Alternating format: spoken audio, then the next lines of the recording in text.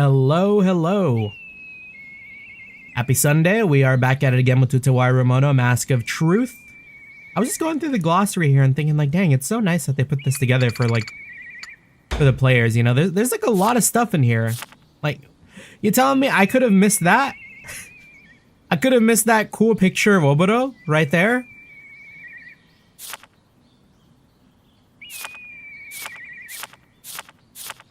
Like we haven't really been looking at the glossary all too often the past two games.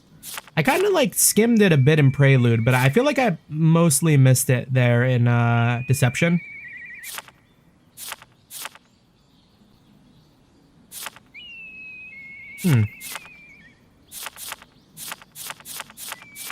Neat stuff, neat stuff. So this is the real Kokopo bird. Bumida, let's go, yeah. And there's like the elements. Carlisle. Kimau Maus.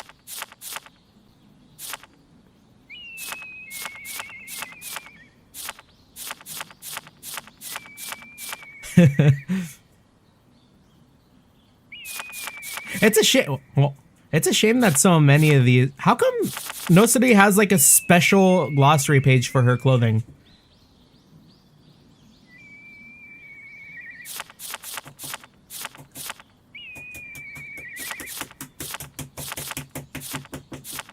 Yeah, the similarity really is uncanny. Yeah, she made that bird different, for real, for real. This is gonna be so helpful. I didn't know they had these like cooking pages.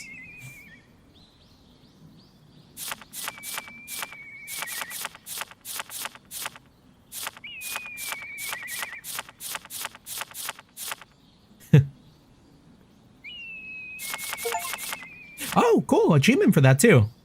Viewed 100 or more entries in the glossary. Look at us, being knowledgeable. Anyways, that's enough of that. About time we start progressing the story. Oh, hold on.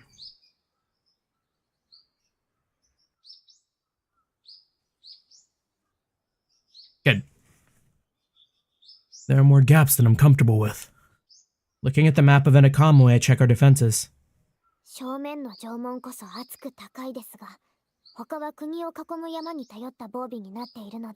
The front castle wall is tall and thick, but the rest of the country relies only on the surrounding mountains for defenses. A defense both poorly maintained and full of holes.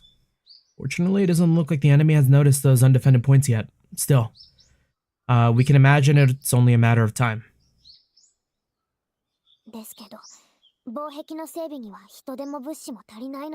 Oh, I did start playing that Fall of Avalon game, by the way. It's actually really good. There's like a little bit of jank, but it's very, very much like a Scrolls-like, as it were. Feels like I'm playing like a mixture of like Oblivion and Skyrim put together. But we don't have enough workers or funds available to fix the wall.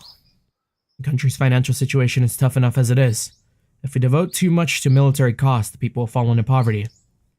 Even if we try to start a new industry, there's no citizen here rich enough to fund it. Can we outsource?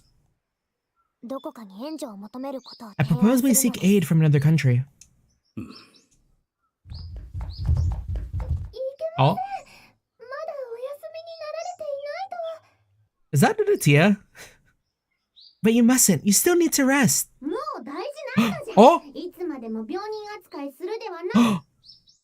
Anju, is that Anju? Is she talking now? I feel fine now. You needn't treat me like some invalid. But I can hear Araka's conversation nearby along with footsteps drawing closer. That voice. It's her.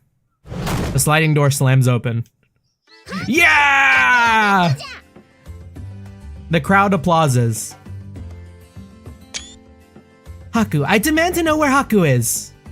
She stomps in, Nosiri and Udatia trailing behind her. Aw, damn. We were happy for 1 second, and here we are about to break the news. He never visited me, not even once. Call him out here. I will punish him myself. Your Highness.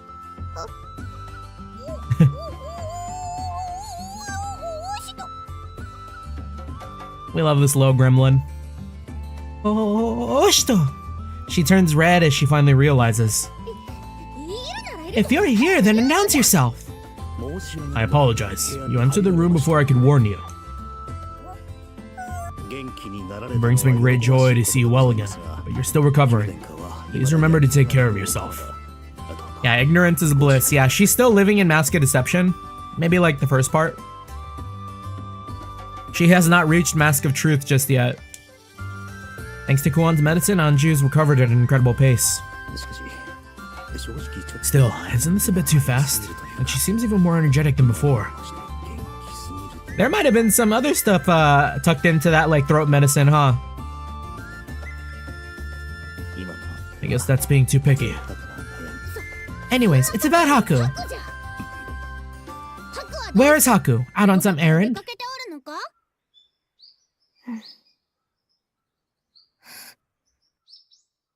Yeah, everyone hit that like ... type shit. Not one person dares reply.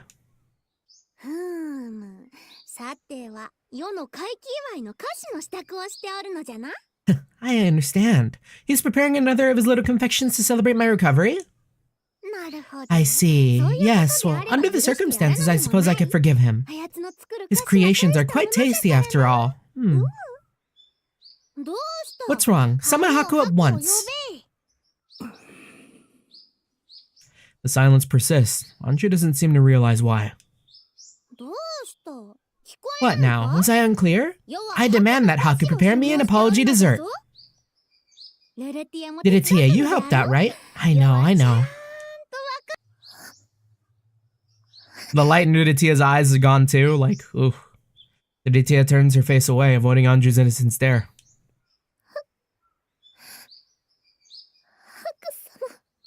Sir Haku is... Diditia breaks down, tears streaming down her face. Is Anju gonna get it, or is she very dense?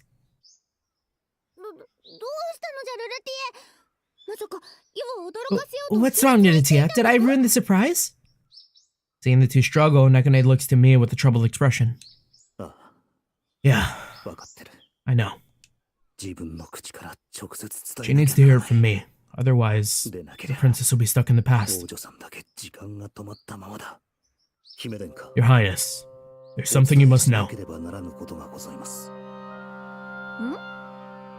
I straighten my posture back rigid, but Anju draws closer, giving me an expectant look.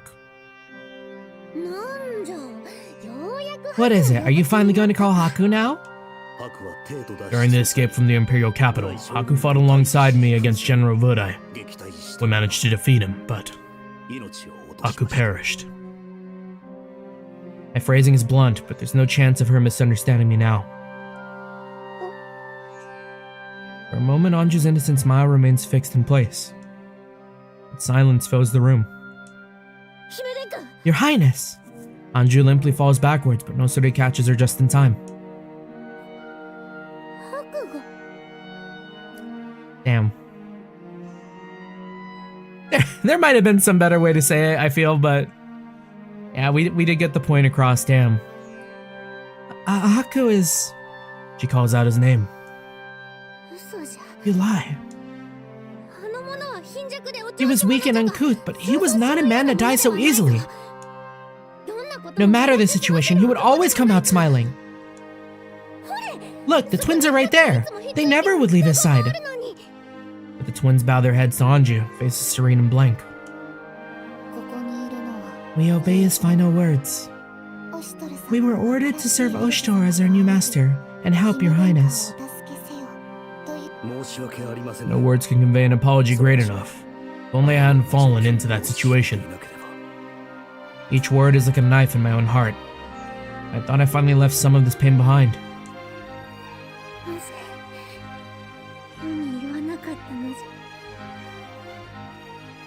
Yeah, like if I was sick like that... Yeah, I don't know how to approach that, you know? Like, Of course, like, me, myself would want to know, but, like, damn, to be, like, already down in the dumps and be told, like, damn, hey, your bro's dead? Like, I get it. Choose your pain, I guess. Why did no one tell me? That makes me a fool, who does not even mourn the loss of her vassals. Your Highness, you were ill. We could not imagine what effect the news would have on your health. You have a kind and sensitive heart. I know you would have lamented Haku's death, and your condition would have grown worse. But Haku died protecting me. I accept the blame. It's rightfully mine. However, I know that Haku's dearest wish was that your Highness would one day be able to smile again. Yeah, I guess she also didn't know that it was her uncle, huh? I don't remember if I said this. However, I know that Haku's dearest wish was that your Highness would one day be able to smile again. If he were here to see you now, if you were here to see your Highness safe and well, I'm sure he'd be overjoyed. If you would bid him farewell, do not do so with tears, but with a smile. Please, for Haku's sake. Isn't that right, Oshitor? For Haku's sake. Yes. You're right. She repeats my words to herself, wiping her tears on her sleeve. Haku saved me. Without him, I wouldn't be here. If I only sat here weeping, he would surely think I was not worth saving. Damn, 15 minutes in, we're already like starting off like swinging. I must rejoice for the life that Haku saved. Yes, you speak truth. I have caused you all such worry, but I'm fine now. She speaks with a newfound firmness, but we can tell she's keeping her emotions in. For the sake of assuming her role as princess, she's hiding it all as best she can. Now then, the time has come for our declaration of right. Declaration? Is it not obvious? We must proclaim that I am the true successor to the Mikado. That's... What's wrong? What problem is there? Yeah. As Kyoto reported, an imposter princess has already declared herself the true successor to the throne. Remember too that order has been restored in the imperial capital. With the disparity of our military power, even if the declaration comes from your highness, it will be laughed off and dismissed. You say I'll be a laughingstock? The mastermind behind this conspiracy was able to prepare a double to replace your highness. For now, the truth bends to their whim. It would be easy for the mastermind to have me killed, and spread news that I was a traitor seeking to seize power with an imposter princess. Without power to defend it, even the truth can be crushed. She bites her lip, confronted with the reality of the situation. Then what can I do? Do you mean for me to simply stay here for the rest of my life? That is indeed one option. Oh, Oshitor. That clearly catches her off guard. She urges me onward, not sure of my meaning. If you remain silent and choose to live in hiding, you could do so. The court could hardly hunt down a single individual, large as Yamato is. Considering the graveness of your illness up until now, it would be a pretty easy thing to feign your death. Your safety would be assured. Of course, I would never do anything so disloyal as to abandon you. Even should you choose to cast off the burdens of your bloodline and live in hiding, I shall continue to serve you. However, if you do decide to proclaim yourself the rightful princess, know that from this point on, you will walk a path of carnage. Those who dared steal the throne of the Mikado will surely not let such bold statements pass. Thus the road you walk from this point on will be stained by the blood of traitors. Oh, dog. Hold on.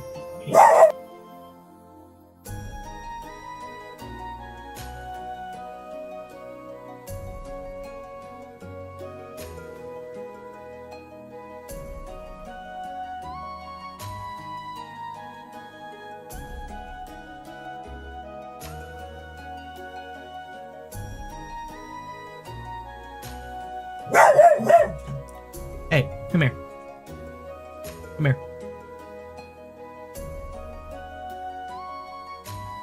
You good?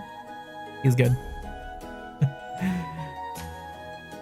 Yeah, thus the road you walk from this point on will be stained by the blood of traitors, the blood of those we must strike down. They count some of the 8 Pillar Generals among their numbers. They'll be powerful foes indeed. All we have are the survivors of my elite, and frail soldiers whose only experience of war is in stories.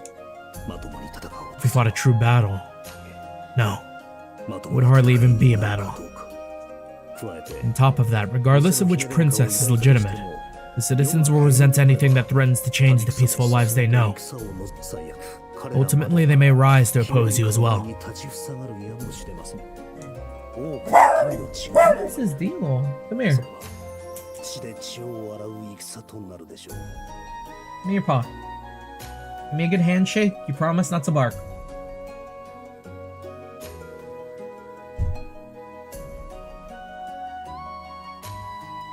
I'm just shaking his hand.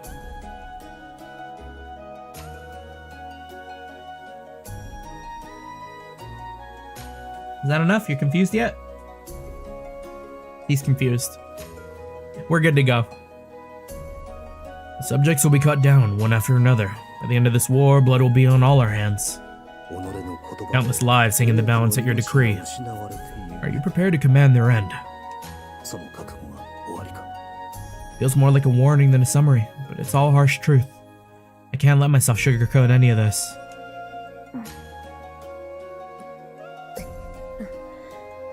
Everyone remains silent. We can't help her make this decision. That's so hard to say for me for some reason. We can't help her make this decision.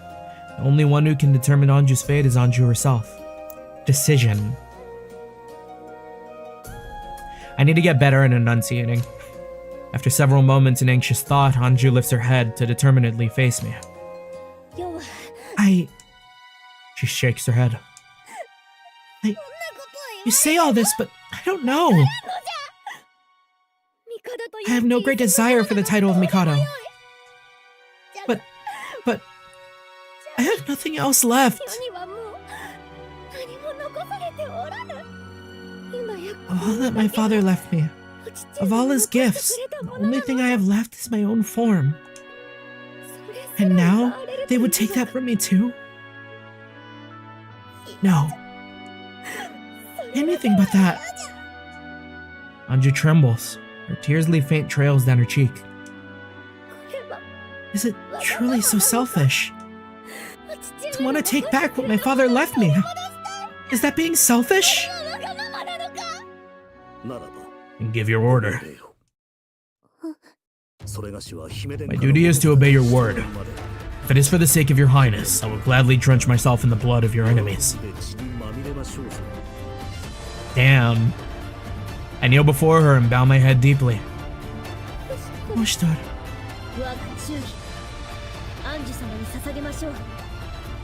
Yo, if this scene's in the anime, I could totally see it going off.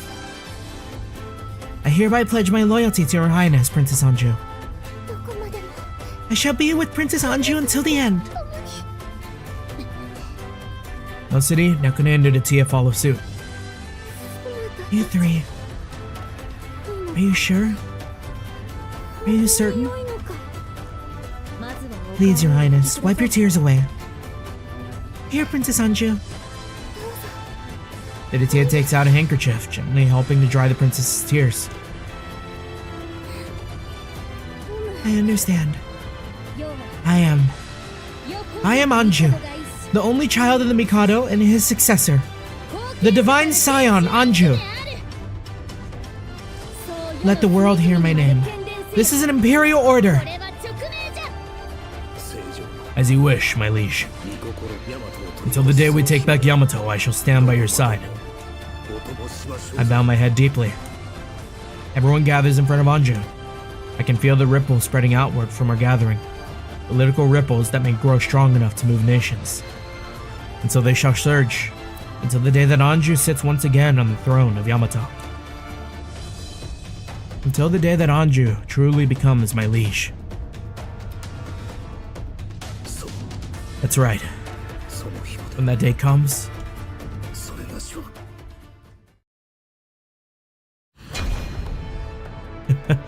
Mikazuchi jump scare. What? Mikazuchi's eyes widen at the news whispered into his ear. Raiko not so jump scare. So you choose to stand. If you had chosen obscurity, you could have lived the rest of your life in peace. But I can only thank you. So it begins.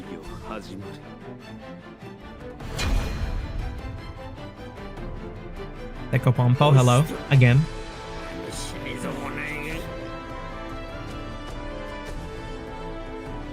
That base-born Oshtor couldn't just lay down and die, could you?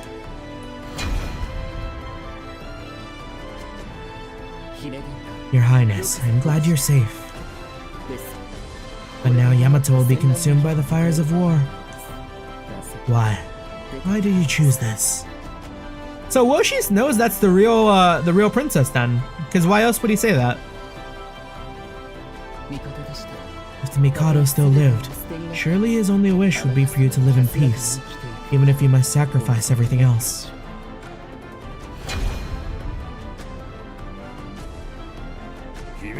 Her Highness? But Her Highness is... What is the meaning of this?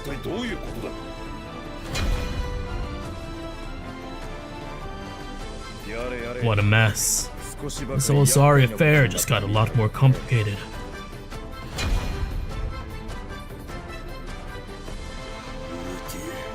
Oh right, he's Rutia's dad. I kind of forgot. So you've raised your flag, Oshtor. You fulfilled your vow to the Mikado. Then I too have my own vow to keep. But if this plays out right, it could be the perfect chance. Times of chaos call for heroes to set it right, and so a new era will begin. We must watch carefully. Let me do that again. We must watch carefully. The two princesses. No. Lord Oshtor and Lord Raiko. So long as both their lieges claim to be the true princess, there will be no stopping it. Yamato will be torn in two. Those who yet observe from afar will be forced to choose a side. And when that happens, Yamato will be...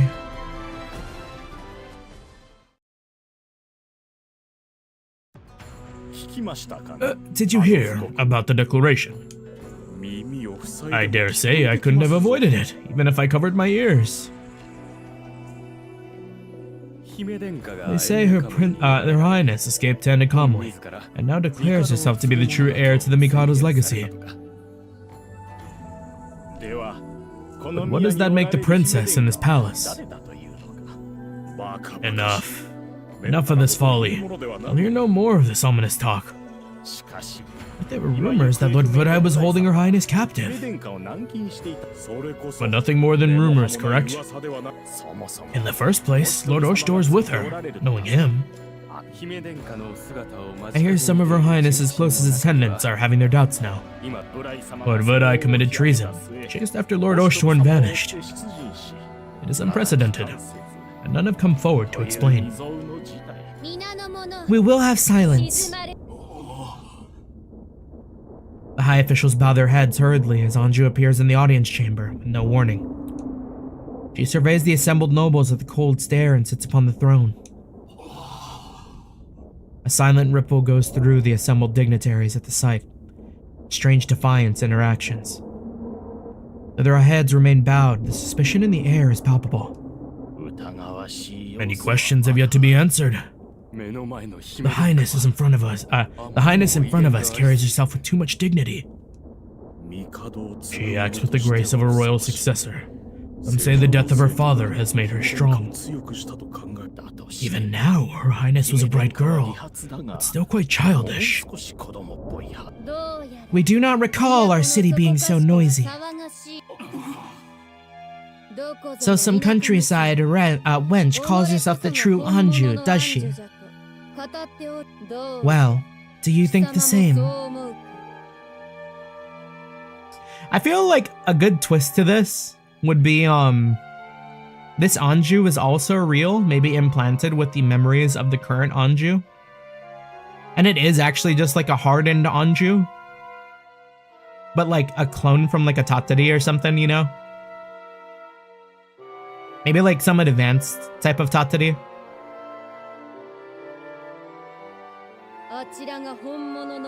You suspect the Anju in foreign lands is the real one, that we are a mere charlatan. Maybe I'm too clone pilled because I just got off of 1000 resist. I would never consider it. Indeed, it is true that our father passed away. It is true that our land is in a state of chaos.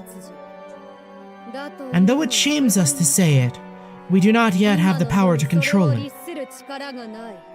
So then, you, bring us that sword hanging at your waist. My liege. The soldier hastily offers his sword to her. Anju unsheathes the sword gracefully, leveling its point at the court officials. And she tosses it through the air. It clatters to the ground at their feet. If you think we are not your true princess, then here's your chance. Strike us down. You say we are an imposter, then strike us down. Cut down the traitor who calls herself Anju, and fulfill your duty as a vassal of Yamato. Your Highness! What is wrong? Why do you hesitate? We will neither run nor hide. If you believe us to be false, then give us a traitor's end. Now, do it! Your Highness, you couldn't possibly be an imposter. We hereby renew our pledge of loyalty to your Highness once more. Please excuse our insolence. Please forgive us. Anju's cold gaze passes over the penitent nobles and officials. Seeing that all of them have fallen to their knees, a satisfied smirk flickers across her face. We forgive you. We shall forgive all offenses. Your Highness! I am Anju, the true successor of the Mikado, the divine scion, Anju.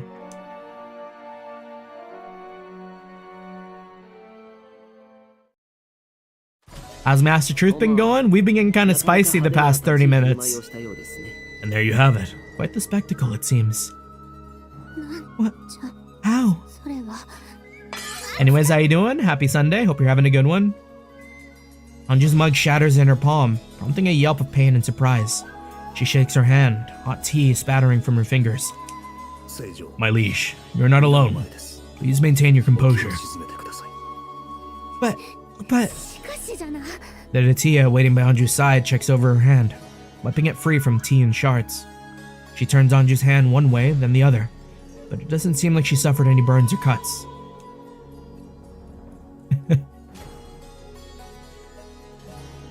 I need to hop back on Majora's Mask. Yeah, there's a voicemail for you from Link. He needs the Mask of Truth back before the mask merchant kicks down his door. He needs that money back so he can get his rupees back. That hand is tougher than it looks, after all. She just crushed a mug handle with it. Still, the Princess Anju is... Wow, another princess, huh?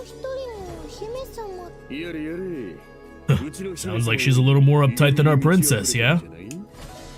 An effective approach. All who hesitate to join her would be seen as rebellious, and very few would be brave enough to speak out against her. My liege, I urge you, do not act on this provocation. I know. I am Anju, the divine scion. I would never fall for such a taunt. But even after saying all that, we haven't seen any movement from the court. A touch Unsettling, wouldn't you say? Yes. It's only natural. Justice is on our side. She can posture and bluster all she wants, but she's still just a fake.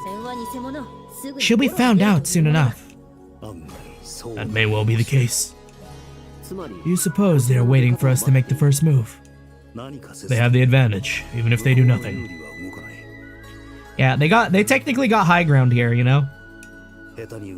Perhaps they're trying to avoid giving themselves away. Or perhaps they aim for their inaction to demonstrate the legitimacy of the Mikado. I could see it. Them not acting on it kind of seems like they're not in a rush because they believe fully that their Anju is the real one. And us acting too quickly might also be suspicious, you know? It's like, it's a tough thing. It's a tough scenario. Whoever starts this fight off after everything that's gone, I think is going to be taking the L. Or perhaps they're simply appraising those who have not yet taken sides. So my guess was right. Fine work, Cell. So what are we gonna do, Oshtor? Think it's worth giving him the satisfaction? Gonna give it to him? No, now's not the time to move. We must build up our own power. As long as they refuse to act, we have to use that time to strengthen our forces. More like we can't move. Or more like we can't move. Is game battle function similar to the way Deception was? Yeah. Yeah, they've kept it very, very similar from like Prelude on. Our stockrooms are bare, and our soldiers are still weak. We're stronger than we used to be, but it's not enough for decisive action. Therefore, in order to increase our strength, we must first secure the loyalty of those clans and nations who still remain neutral. Nekune. Yes, with regards to the larger countries, Kyujiri and Shiaro, the respective homelands of Lady Didatia and Atui. First, Shiaro declared neutrality almost immediately. Kyujiri has not issued a formal statement of neutrality, but neither have they declared their loyalty to the false princess. Chances are high that they will support us. There's like a little bit of a Nekune smile there. Thank goodness. Sounds like Papa. And though we do not have the means to communicate with them, Nakoku has raised their flag in support of Enekamui. Oh. So when we finally get to Monochrome Mobius, that's going to be a whole new ballpark for you, yeah. I wonder about Izura. That was your homeland, no sorry, was it not? What do you mean, you wonder? The Pillar General Tokifusa, Izura's leader, declared in public that he cannot turn weapons on the Mikado. However, he has yet to clarify which Mikado that refers to. Oh, that's a fancy way to say that, okay. What does that mean? He's taking a neutral position, most likely so that he can wait until his peers make the decision first. But this shows that even across the land there are those who doubt the false princess. They will have to make a decision. Makes me wonder if the next Utawarerumono game is gonna be like Monochrome Mobius, or if it's going back to this model. Because there was that announcement of the new one. Do not be scared. We're with you, my liege. We shall all fight to fulfill your wish. That's right. I may not be reliable, but you have my brother and everyone else behind you. That ain't true, Kyudo. You're a good guy to be around. You gotta keep your chin up. Okay. Thank you, Shinadon. The best pairing. Shinadon is far too precious. And Kirudo's kind of got that precious energy too. They can be precious together. You're welcome. It's really not funny. You're right. You seem to be mistaken. I'm not worried. I was just... Yes. I was only wondering about our what our next meal is. Or when our next meal is. Princess Anju. I suppose it's a little early, but I can start on some tea time snacks. I'll start preparing it, so just be patient.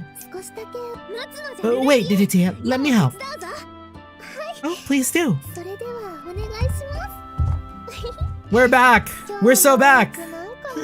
What's today's snack? It's been a while since I've had a doo-doo. But she said we don't have enough, or have the ingredients. Oh, I know. No, City, let's go get some sap sometime. That gooey stuff? Sure, I don't mind. Maybe I'll get some hunting in while we're at it. Of course you can come too, Kuradin.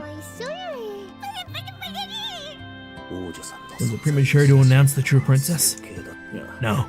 If we hadn't, then those who are still staying neutral now would have been taken in. The longer we wait, the harder it would be to reverse the damage. We couldn't afford to waste another moment. Dear brother. You need not worry. This is all within my expectations. I pat Nekone's head. Yeah, I expected it. I've come up with some contingency plans for this, but there are still some details I need to flesh out. Nekone, will you help me? Yes. I'll stand with you, no matter what. We're making Oshito's dreams a reality. She sees things moving along. She's all there for it. We are here for the Nekone reconstruction arc.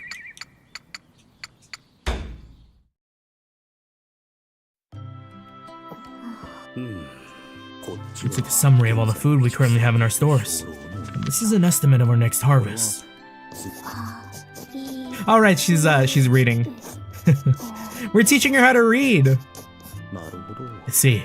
This could be a fine guide on how large an army we can sustain, and how far they can move in one campaign. Who submitted this? Oh, they're actually throwing like hiragana in here. And oh, it looks so similar, even though the pronunciation is completely different. That's cool that they did that, though. Am I going to finish the main story, or will be aiming for 100% completion, close to it with side quests? I mean, they don't really have side quests and stuff in this game, to my knowledge, but I know there's the training stuff, which we are going to do. Unless you're talking about Monochrome Mobius, in which case we'll try to do as much of everything as we can. We're a little bit of a completionist in that regard, unfortunately. That's how we end up with, like, fucking Daybreak 2 type streams where we have, like, 26, 27 streams of just, like, fucking around. Yeah, I recognize the hiragana on, oh, yeah. Ah, there's a signature. Huh. Doo-doo, huh? He really did it. He really outdid himself on this report. Why are Nu and Mei almost identical? Sure, they could have just used another shape. Or surely they could have just used another shape. Nekone. Nekone, what's wrong? Ah, yes, I'm sorry. I was concentrating. That's fine. I was only remarking that Kyoto's report was quite well written. Would you like to take a look? Huh? What's wrong? Nothing. You're right. We are working right now. It was my fault for being distracted during work. Do not worry about me. Nekone, what are you looking at? This is the Eldscript chart I made before. That's right. Today you were actually doing your job without making any mistakes, so... Well, sorry for usually making mistakes. Thanks to that, I had some free time on my hands. Just a little. Ah, so you're using that time to study the Eldscript. Yes. And this is perfect timing. What is? You just finished looking through everything. Let me teach you another Eldscript. Huh? Another?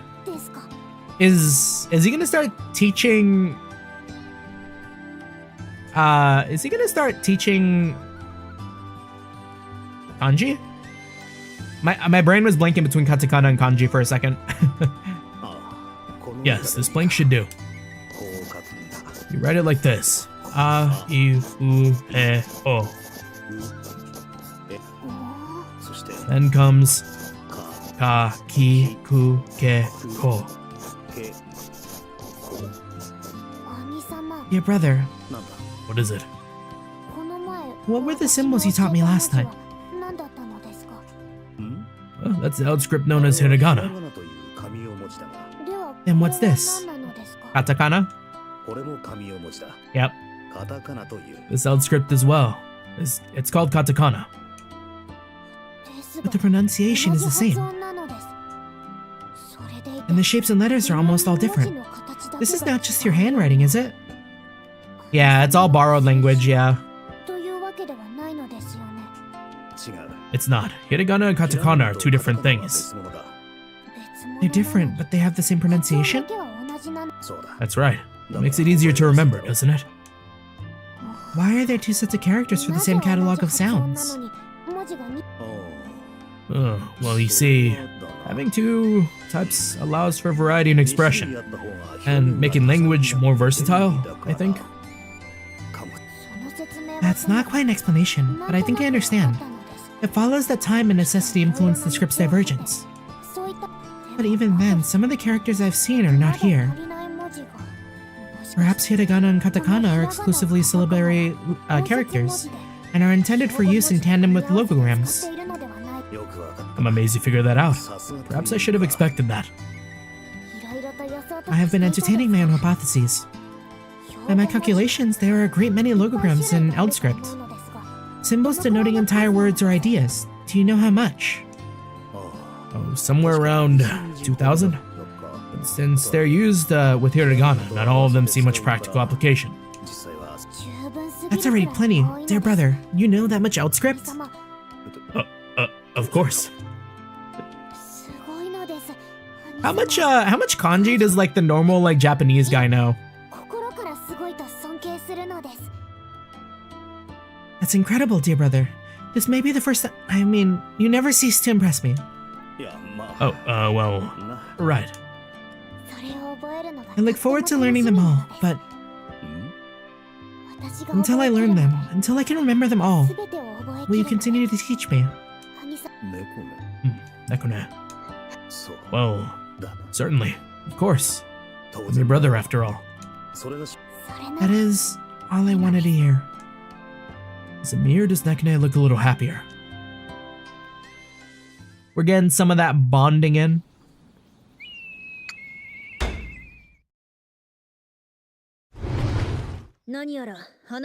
You wanted to talk to us. And us alone, it seems. Whatever could be the matter, Oshito. I called you here for one reason. Nosuri, I have a favor to ask you. The siblings arrived at my office as requested. I gesture for them to sit down before we begin. A favor? It'll depend. What did you have in mind? Nosuri tilts her head, seemingly intrigued. As Ogi watches with his usual wry smile. As you both know, we stand in something of a delicate strategic situation. As it follows, I'm working on multiple plans of action. I'm quite aware, yes. Man, you could have just said I know. I can never tell how in the loop you already are when we have these talks. Yeah, kanji starts to get taught as early as first grade, true. Charter kanji characters 40 to 50 students are expected to work and learn through the year, rinse and repeat for grades 2 through 12. Enough to communicate with other speakers, yeah.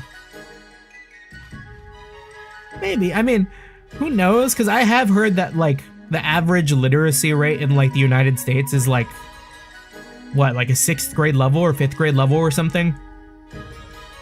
And it's like, oh, that's rough, but sure. Despite sensing a headache coming on at Ogi's impenetrable manner of speech, I push forward.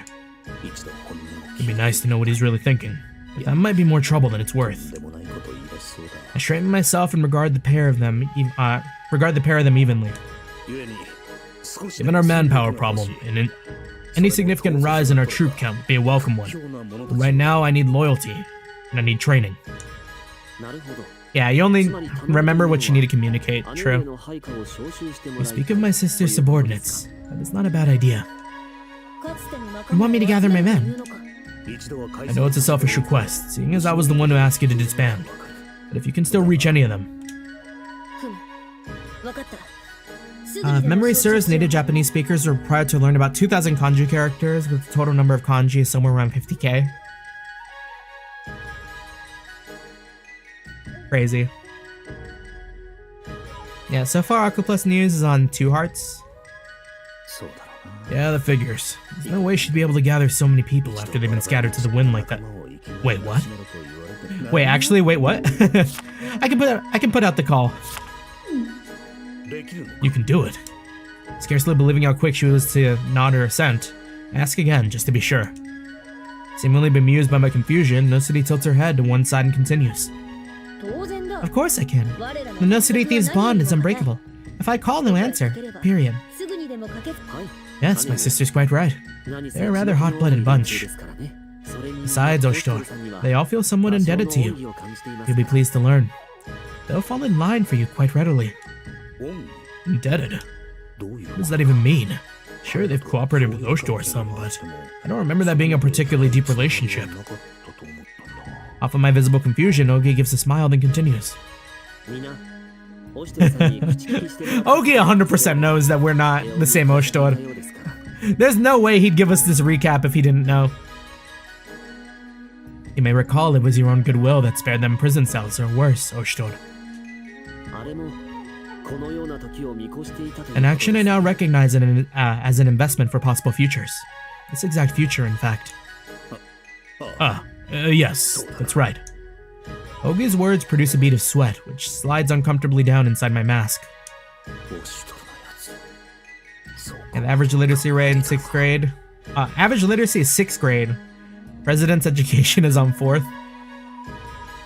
I believe it, so that bounces out to like a solid 5th grade. Also a no city Gaiden? That's pretty cool. Chivalrous Thief Detective No City?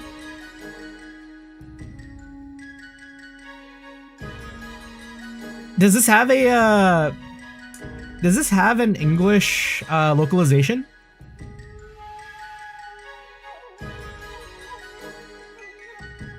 Japanese only? Damn, okay. That seems like a fun one. That seems a little silly. You don't still really think this far ahead? All too aware of the legacy I'm supposed to be all too aware of the legacy I'm supposed to be living up to. I straighten my posture again, though it twists my stomach in knots. Still saddling me with the crap jobs, even from beyond the grave. And all I ask is for you to hurry. The sooner we bolster our forces, the better. Admittedly, I'm worried about what kind of men I'm letting in. They call themselves thieves, but I need them. Maybe we could like spreadsheet game that one. After Monochrome Mobius. Sister, is something the matter? Just thinking I could probably gather more. Planning to rally the clan. Yeah, exactly what I was going to suggest. Questioning, I turn to Ogi for answers. No City's words leave me in the dark. The No City thieves are all people of our home, Izuruha. While our clan has recently suffered an undue fall from grace, it retains some sway, yet. Their clan, yeah. I remember something about that. This. No City and Ogi's clans used to rule over a handful of other influential ones. It is, of course, possible to rally our clansmen to our banner. Ogi pauses, reflecting, and seems to nod. But I'm afraid that will be something of an undertaking. To receive the clan's unilateral support, we need a valid cause for them to give it. Unless offered stakes with merit, they will not rally in full. That's not true. If we explain that Yamato itself hangs in the balance, I'm sure everyone would come flocking to our side. No, Ogi's right. Their clan might have fallen from grace, but they still have holdings to protect. They're smart they won't involve themselves in a conflict that doesn't pay out for them. There is, of course, another way. A cause compelling enough for the entire clan. Ogi gives only a vague smile in reply, at which Nosuri huffs audibly, turning away. Huh. What's this? Upon a time, the head of our family was counted among the 8 pillars. If the clan elder ordered it, Izuruha would honor its pacts, send its armies. But that would only come to pass if my sisters declared heir apparent. You understand? Yellow, how you doing? Happy Sunday. How's it going? That means... No City hasn't been named your elder successor. At a quizzical look from me, the noble thief puffs up her cheeks indignantly. I should have already succeeded by now. No City scowls with a deep-seated dissatisfaction, mumbling to herself. Ogi does his best to smile reassuringly. Huh. Papa's not passing it down, or like did she go on a quest and just not come back? I'm certain father has something in mind for the passing of the torch. But then why did he... It's alright, dear sister. Here, a sweet to help your mood. Thought she was already in charge. Just going by how many men she has loyal to her. It looks like this is a family matter. It wouldn't be right for me to butt in unprompted. Comfortable with that assessment, I decide to redirect the conversation to a more fruitful end. Soldiers, right now. I need soldiers. I have little right to stir up your own private troubles. Forget I asked, please. Putting out a call to our old companions will suffice for now then. It will be great help. The focus of the meeting turns towards the thieves and their place within the army. Their possible compensation, with no further mention of the clan. However, Nocity remains reticent for most of the proceedings, sulking thoughtfully as she munches on the snack Ogate offered. Speak of like 6th grade literacy, I don't know what reticent means. It feels like that would mean like kind of dejected. Reticent. Define. Not dejected, not revealing one's thoughts or feelings readily. So she's holding back.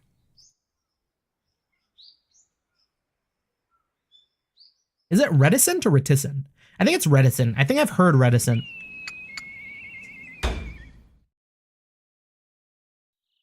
Just as I'd worried. The volunteers enlistments aren't just giving us the numbers we need.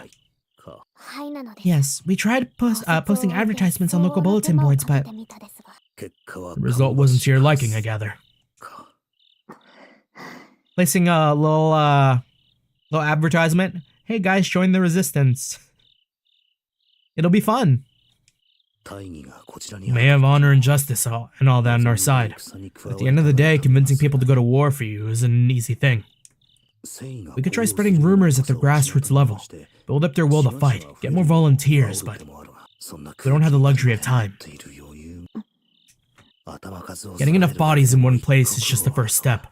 We can't afford to waste time on this. What would he do if he were here? What would Oshitor do? We have no choice but to instantiate a draft. No, it's not what he would do. It's me. It's what I would do. Are you suggesting we force people to enlist? I am. Only fit adult males who aren't their household's firstborn will be made to fight. Voluntary enlistment will remain open for women, and children and other non-combatants will have plenty of work, maintenance, cooking. You plan to use your name, your authority granted by your highness and his grace, for that. I mean, what else could we do?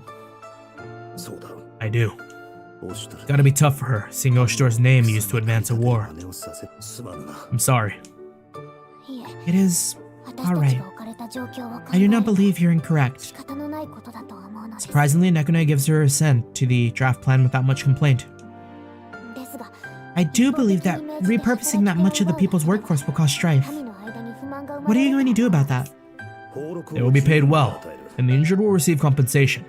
Those killed in battle will have compensation forwarded to their families. And the resources to support your plan. The money is there and generosity is all fine and good, but we won't last forever. Eventually we'll hit a wall, and the war will be the least of our problems. I accept that. We need only make allies of our neighbors before that comes to pass. Therefore, I intend to send an envoy to Lady Dudetia's homeland of Kujiri. Kujiri? At the familiar name, Nekune's eyes widen. I've heard that Alo dotes on his daughter endlessly. If we use Lady Dudetia as the envoy to her own father's halls, those negotiations will undoubtedly go smoother. Making an ally of a pillar would let us lean on Kujiri for funds. From there, maybe even troops and resources. An alliance, ideally. But not right away. No, we need to win a decisive battle in this war first. Only when the world has seen that justice is on our side, we treat our people well, and above all, stand a real chance at winning the war. Only then will we be able to bring others into the fold, and form our great alliance. Nekune offers none of her usual refutations, as I outline my vision, only sitting and listening in silence until I'm finished. Moreover, having Kujiri on our side splits our enemy's attention. A breakwater. You plan on using all of Kujiri as, what, a shield? A decoy? Lady Dudetia's home would become a battlefield. That's correct. And there's no guarantee Kyujiri will even agree. They could just as easily see Lady Dudatia as a prisoner of war and side against us. Quite possible. Even then, you... Yes, even then. I must try. So long as I wear the mantle of Oshidor, I have to at least try. Reviewing the cards in our hand, I'm choosing the best way forward for the whole country. Such is my duty, and it's the same for an Aulo. I'll make my best efforts at communicating our situation, but in the end, we must place our faith in Kyujiri's best path forward, aligning with ours. We're gonna win the 50-50, surely. When I look down to her again, Nekone levels a flat stare right back at me. You're refreshingly cowardly, dear brother. Despite her caustic words, her tone of voice holds no reproach. Her expression is quiet, but free of its usual distance judgment. If that's your decision, then I'll support it. I'm at a loss for words for a moment, shocked to see her agree with me without a fuss. Nekone tilts her head in confusion. Did I say something wrong? No, just I thought you'd be more opposed to this plan. You understand it's a dangerous gamble, that should we fail, it'll surely lead to our own demise. And so be it. As I speak her name, she looks up and locks eyes with me. They radiate cool confidence and resolve. She's ride or die! Have you forgotten, dear brother? No matter what, I'm with you. Whatever happens, should we rise or fall, I'm your sister to the end.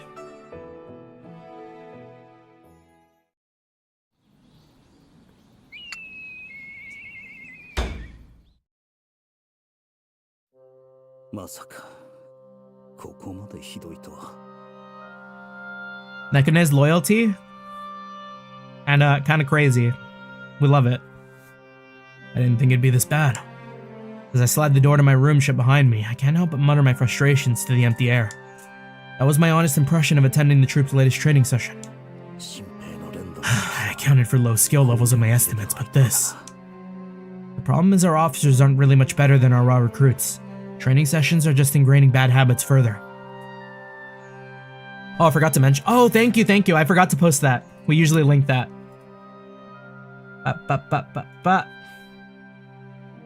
Thank you for the reminder.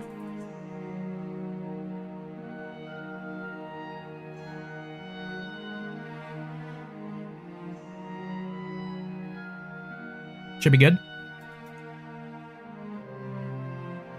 Nekone warned me that people here are pretty peacefully inclined, but with the enormity of the task in front of me all too clear, I feel the hope drain from me like water from a pop balloon.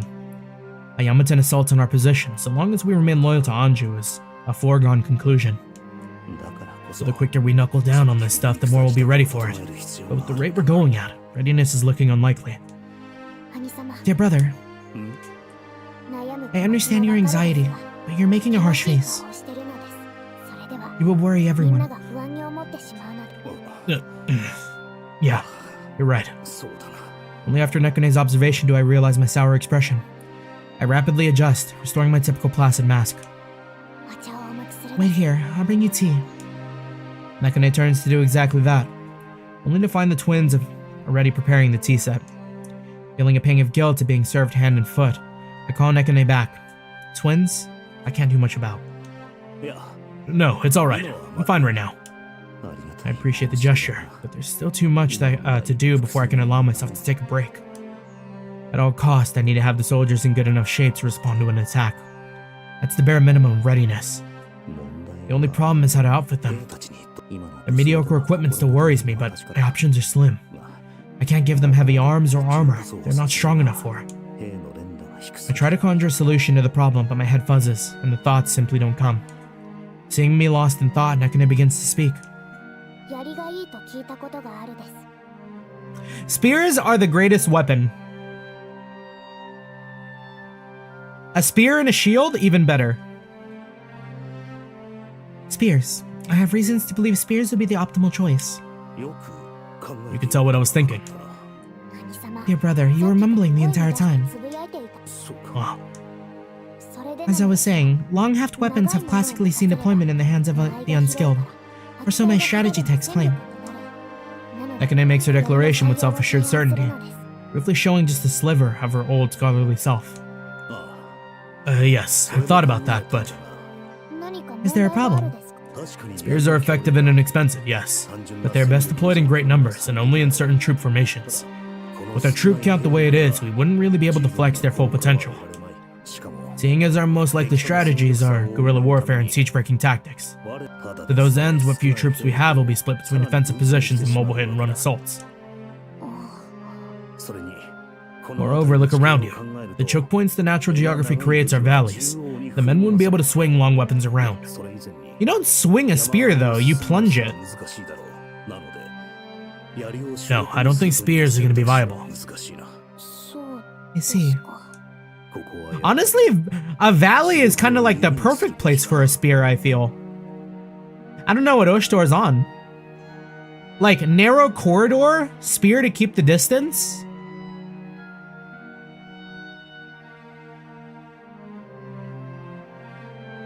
Bows and arrows, however, may work. Bows? I should think they take more skill to be used properly than spears. More than a few of the troops are hunters and mountain men. It's better than nothing, and the rest can fill the skies with suppressing fire. So that's your plan? Nekane nods her understanding, eyes glazed with a hint of respect. You know, I was about to say, can you imagine if they made like an Utawarerumono Warriors game? And then I remembered Zon exists, and now I really want to play that. When is that? That's not out yet, right? For English localization? Checking. Utawarerumono Zon. Yeah, because hearing all this like troop talk, I'm like, oh damn, I kind of want to play like a Dynasty Warriors.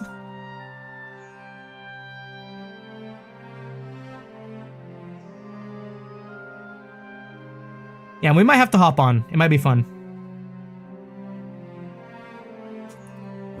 Oh crap, I totally just made all that up off the top of my head, and now I've got to commit or else I have to tell her that much. You realize that bringing its own logistical problems, though.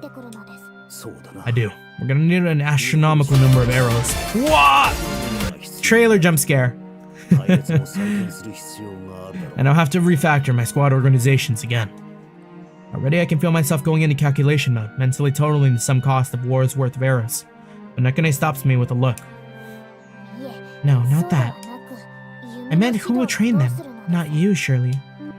Oh, don't worry. I already have an idea for that. The thieves? I find who I'm looking for in a short order. Nosudi, I've been looking for you. Oshtor, there's something wrong. You look even more stone-faced than usual. I have a favor to ask. Done. What do you need? I didn't even get a chance to. If it's for the sake of Her Highness, I'm your woman. So, what do you need? I see. Thank you. Her immediate willingness is honestly just what I needed to hear. That readiness to dive right in. A refreshing smile. It occurs to me that she's definitely the mom friend type. She's the wine mom that gambles a lot. We love it. A giving personality would handily explain why her men keep so loyal, even after her more questionable actions. Thanking Nosudi for her generosity, I nod deeply and recite my request. You have experience coordinating armed groups as well as personal weapons expertise, Nosudi. And I count on you to train the men in the bow. Train them? I can do that, but are you sure you want me on it? I mean, I'm aware of your archery abilities. I just can't help but think it would be better for morale if you were the instructor, not me. Skill level aside. I know my way around a bow, but I also know who the troops are really looking at when there's respect in their eyes. She noticed it too then. Not that it makes much difference. I need their skills boosted, not their morale. I meet Nosudi's gaze with the most serious face I can muster. No, Nosudi. This is something I need you on, and you alone. Me alone? Nosudi looks back at me, confusion writ large on her face. As our strategy stands, the bow will be our army's mainstay weapon. Were it anything else, certainly I could train the troops. But where bows are concerned, that's where I'm fortunate to have Yamato's greatest archer under contract. I see. We also need to consider the local geography, as it pertains to our numbers. Enekamwe is replete with valleys, terraces, and steep paths, which in our situation gives archers plenty of sightlines for ambushes. You're right. You see why I came to you. You have direct hands-on experience managing a comparatively small armed force in a wilderness setting. For that reason, I also would like you to run through the basics of guerrilla warfare with the men, if you could. I see. It makes sense you want to put me on this job. Notsuri has yet to stop nodding and fails to suppress a smile. She's really eager for this. Still, I never knew you thought so highly of me. She can't help but let a grin shine through the admission, her smile threatening to split her face. She probably thinks she's playing it cool. Oh, one last thing. You said that morale would rise if I were the instructor. I disagree. A good woman is just as capable of commanding respect as me.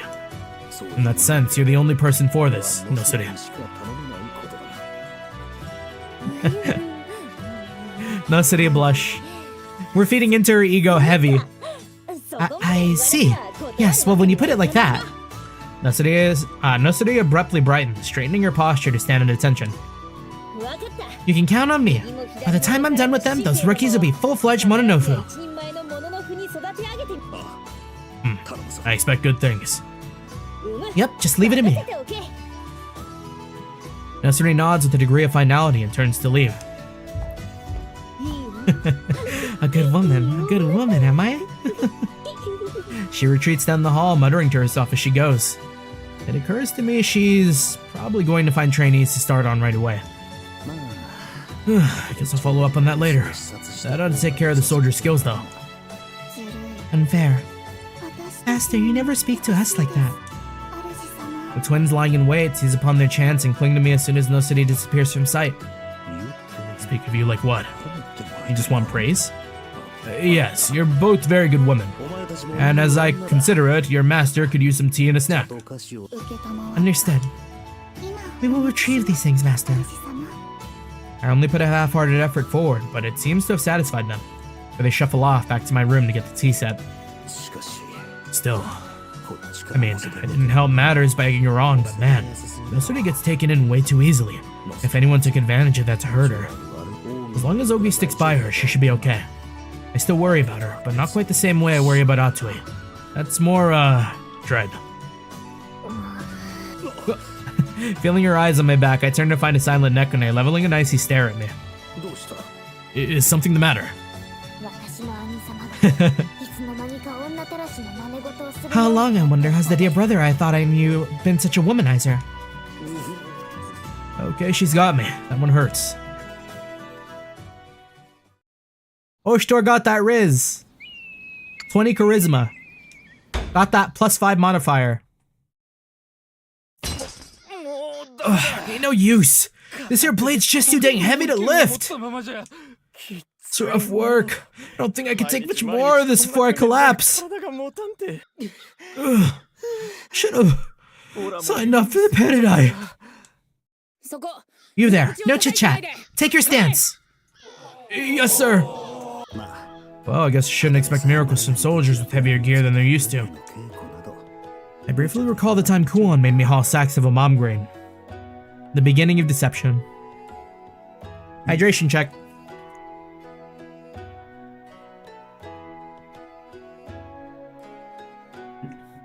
Also a blow my nose check.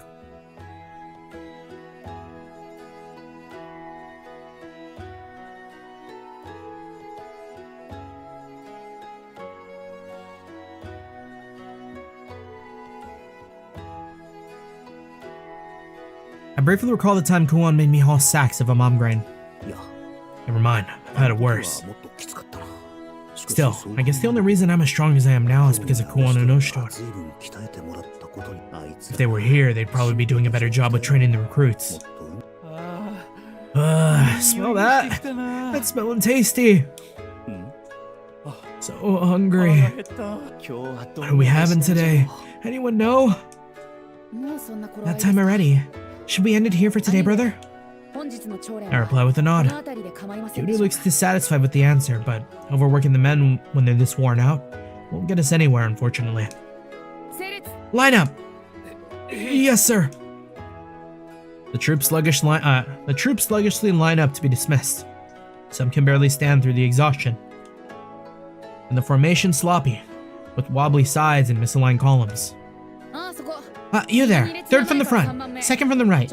Make sure you keep in line with the person in front of you. And the rest, third row. You have to fall in with someone if they are to adjust formation. Yes, sir. I'll leave the rest to you, Kyoto. Alright. I feel sorry dumping the tedious cleanup stuff on him, but it'll be a good experience. Leaving Kyoto and the soldiers behind, I moved to inspect the battlefield of another kind altogether. The cafeteria?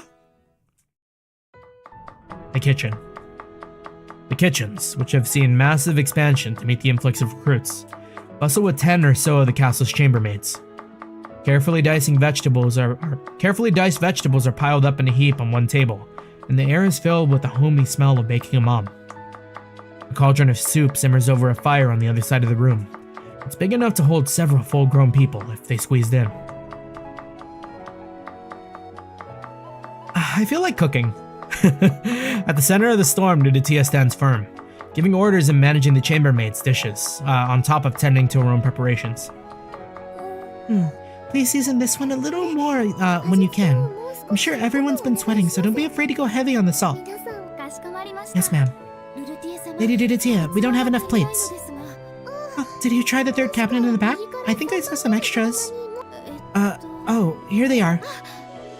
Thank goodness. Oh, I'm done chopping these greens. Could someone take them, please? Yes, ma'am. I'll get them in a stew right away. Yo, they need to get me out of the kitchen before I start to freak. As the flurry of explosive activities moves away from Nuditia, she finally takes a moment to step back and rest, wiping her sweat-laden brow. She enjoys her break only for a moment, spying me at the door and crossing to greet me. Soroshitor, can I help you? I'm not actually here on business. Just dropped by to see if you needed anything. Oh, I think we're fine here. I'm doing much better since we expanded and got more help. That's good. Recruitment numbers are rising finally, so I'm counting on you and your staff to feed everyone. We did see an increase in volunteers since we announced that soldiers would be guaranteed meals, but man, these guys have an appetite. I guess it's a luxury out here to be able to eat until you're full every day. Gotta remember that. No matter how much we make, there's never really any leftovers, so I don't mind. Even so, I'm sorry to make a princess like you do all this work. Oh no, I don't think of it as work. Besides... Nuditia smiles brightly, her eyes clearer and sharper than I've ever seen them in a long time. When people eat my cooking day after day and tell me it's delicious every time, it makes me feel happy. I see. I'm glad to hear it. Yes. Just a short time ago, she was so distant and strained. But lately, she's looking healthier and healthier. She can smile so warmly. The chambermaid approaches with a small bowl, steam wafting from it. Excuse me, Lady Nuditia. I tried to adjust the amount of seasoning. Oh? Nuditia accepts the offered bowl and spoon, then tastes her helper's handiwork. She nods in approval. Yes, this is good. Then she turns from the chambermaid to me.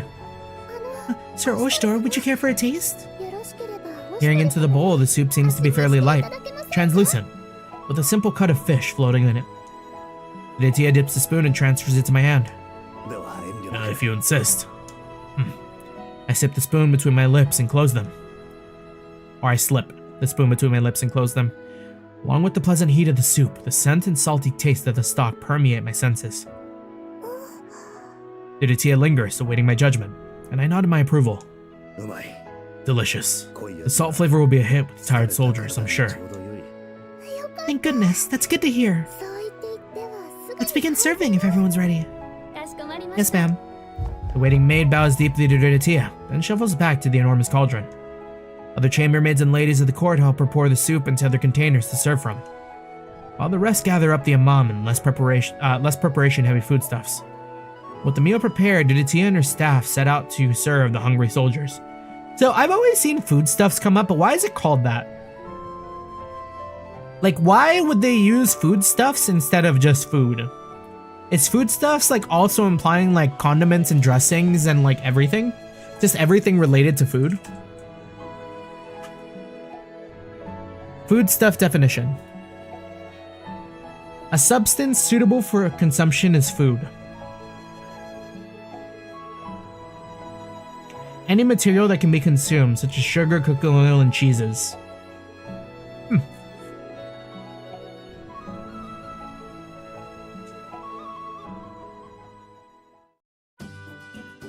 The men gobble down the food ravenously.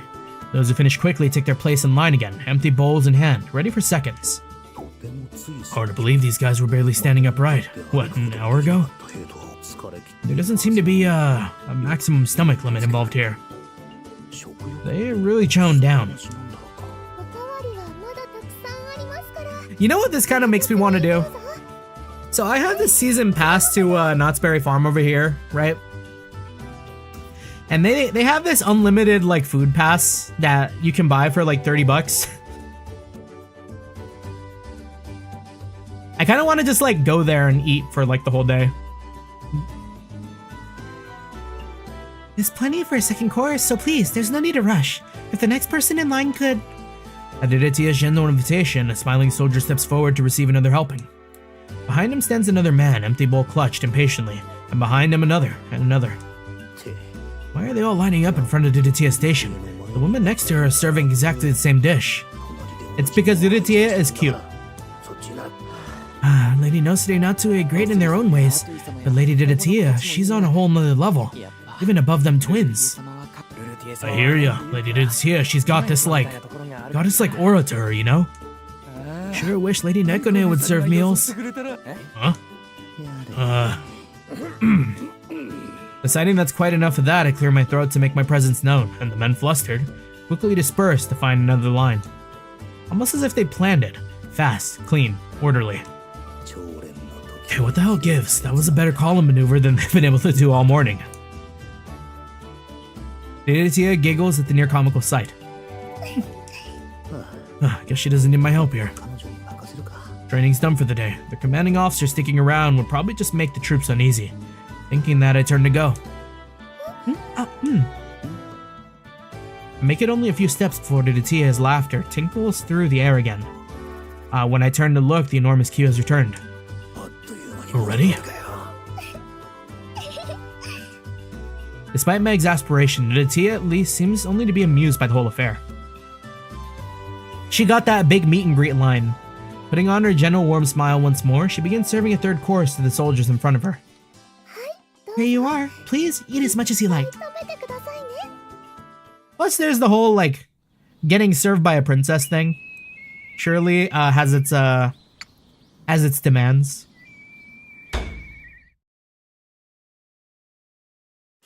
I can hear the sound of swords clashing from the courtyard. Sounds like someone's sparring. Still sounds like a fierce battle. Interest peaked, I make my way onto the grounds, keeping an eye out for the fighters in question. Seems there's already a spectator there, and she's on the edge of her seat.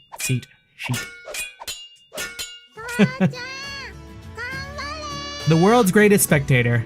Dad, you got this! Shinanon yells in excitement, trying to be heard over the rhythmic clang of metal. Which means... Brother, you came to watch too? Kiru's watching too? With Shinanon, no less? The perfect couple. Indeed, caught my attention. I can understand that, just look at them. Kiru looks back to the arena, eyes on the pair locked in combat. Jackwalt and Ogi. Well, this is a rare combination. Jackwalt I can understand, but Ogi... How did this match come about? Jackwalt was looking for an opponent, saying that his skills were getting rusty. But the only opponents who could match Jackwalt would be either Atsui or you. Wait, don't drag me into this. But you two were both busy. Ogi happened to be walking by, so Jackwalt asked him for a match. I see. So Jackwalt's the instigator here, huh? Ogi is definitely skilled, but is he the right choice for a training partner? I watch the two duel, their blades carved through the air with each slash. Upon first glance, you think Jackwalt had the advantage. He's the one doing all the attacking. But Ogi deserves praise as well. He's deflecting every slash. Can afford to underestimate Ogi. He fights as though he's dancing. Neither side can afford to let up even for a moment, and even through the blurs of steel and rapid movement, I can see them smiling. But the end comes quickly. Locked in a struggle, blades squealing against the other, they knock each other back with a sudden force. The Jackdaw slices out almost instantly. In an instant, Ogi's blades are knocked from his hand. The razor's edge of Jackwalt's blade rests at Ogi's throat. That's it. Dad wins. Well fought, Jackwalt. I admit defeat. Ogi calmly gathers up his swords, sliding them back into their sheaths. Ogi, you're super strong. He certainly was. It's no small feat to match Jackwalt in combat. He's incredible, isn't he, brother? Something was missing. Brother? Neither fighter gave the other a moment's rest. It was relentless, but something was missing. Sure enough, Jackwalt speaks up, sounding a little irked. You didn't have to lose on purpose just because Shinnon was watching, you know. Every one of those attacks was so intense, and they still weren't taking it seriously. I should have known you'd sensed it. However, I must correct you. I did not lose on purpose. What do you mean? The situation was becoming dangerous. Dangerous? Yes, if I had forced Jackwalt to treat the duel any more seriously, it would have escalated beyond a training match. Had I pushed him further, I would have lost my bicep. I'm rather attached to it, and it to me. You understand, of course. Jackwalt heaves a sigh. I might get your arm, but you get my guts. Not my idea of a good trade, yeah? Give me too much credit. I wouldn't stab that deep. A stab's a stab, yeah? The two stare at each other silently, and the tension hangs in the air. But the two suddenly break out in grins, chuckling as they share a fist bump.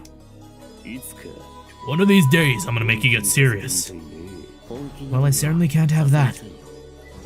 I sigh in relief, seeing them back to peaceful conversation. They were both holding back? I still have so much to learn. Somehow you saw that, brother. Well, of course. It may have been practice, but they were still lacking that intent to kill. Still, it's an incredible thing that you could sense the difference, brother. Only because I've been watching them on the battlefield. It might not have been serious, but trying to stop them would have meant certain death. Incidentally, there's a question I've been meaning to ask. Ogi examines Jackwalt thoughtfully. Something the matter, Ogi? Not especially, just a matter of Jackwalt's swordsmanship. Swordsmanship? Yes, it's been on my mind for some time, but after our duel today, I'm certain of it. Of what? It seems a blend of multiple styles, certainly, but are you a student of the Evan Kurega style? Are you a student of the 8 Leaves, 1 Blade? Jackwalt? Evan Kurega? Kyoto, do you know this? Nothing in detail, but I've heard a little about them. They aren't that well known in Yamato, but in foreign lands, they're a clan famous for their incredible sword fighters. Old stories say that the finest rulers and outlaws in history always had an Evan Kuregen by their side. There's even a saying, righteousness lies within Evan Kurega. I see. And if I remember, Ogi and Nosedi were... Indeed, so. However, to my knowledge, our people separated from the main clan quite a long time ago. Yeah, Toka's clan, I see. So Jackwalt had some quality of the original Evan Kurigens. You're a super cool sword guy? Shinnon stares up at her father, eyes radiant with admiration. But Jackwalt laughs heartily, scooping up his daughter in his arms. Nah, ain't a big deal. More like the opposite, yeah? Most of my stuff is self-taught. Wouldn't even call it a style. Well, I learned from that guy who raised me, but that was basic backwoods stuff. You don't say. But I felt a curious dignity from your assault. Quite reminiscent of the Evan Kuregen ways. Dignity, huh? Jackwalt mutters with a nod of nostalgia, giving his sword another look. And your katana is a fine blade indeed. What, this? Well, hey, I think it's great too. But if I'm being honest, I don't know what it's worth. Don't even know who forged the damn thing. You have no idea, even though it's your own sword? This was a gift. Well, I mean, I tried to steal it first, a long time ago, yeah? Huh, you tried to steal it. Jackwalt. Dad, good guys don't steal. Shinnon yanks on Jack Walt's hair, apparently in protest. Random Yunka Phi taught him the 8 leaves. Bro's wandering. Bro is just casually Shizuna. He continues casually, extricating from his ponytail. Relax, I didn't steal it. I only tried, yeah? If your theft was foiled, then why do you have it now? You said it was freely given. How'd that happen? Well, I said steal, but it wasn't serious. I mean, I guess I was serious, but I didn't actually want the thing. How do I put it? Well, thinking about it now, this katana might have been that old geezer's way of recognizing me as a real swordsman. So if you feel some dignity from my swordplay, that's probably just a shadow. A shadow? Yep. A reflection of the sword's original owner. Jack Walt's past, huh? Since he's got Shinnon and all, he must have been through a lot. Well then, is there more to that? And Preston gets a wry smile out of him. Well, my own fault for getting you all perked up about this. Don't really have a good reason to keep quiet, yeah? Might be a long story though, that okay? Intrigued, everyone nods silently.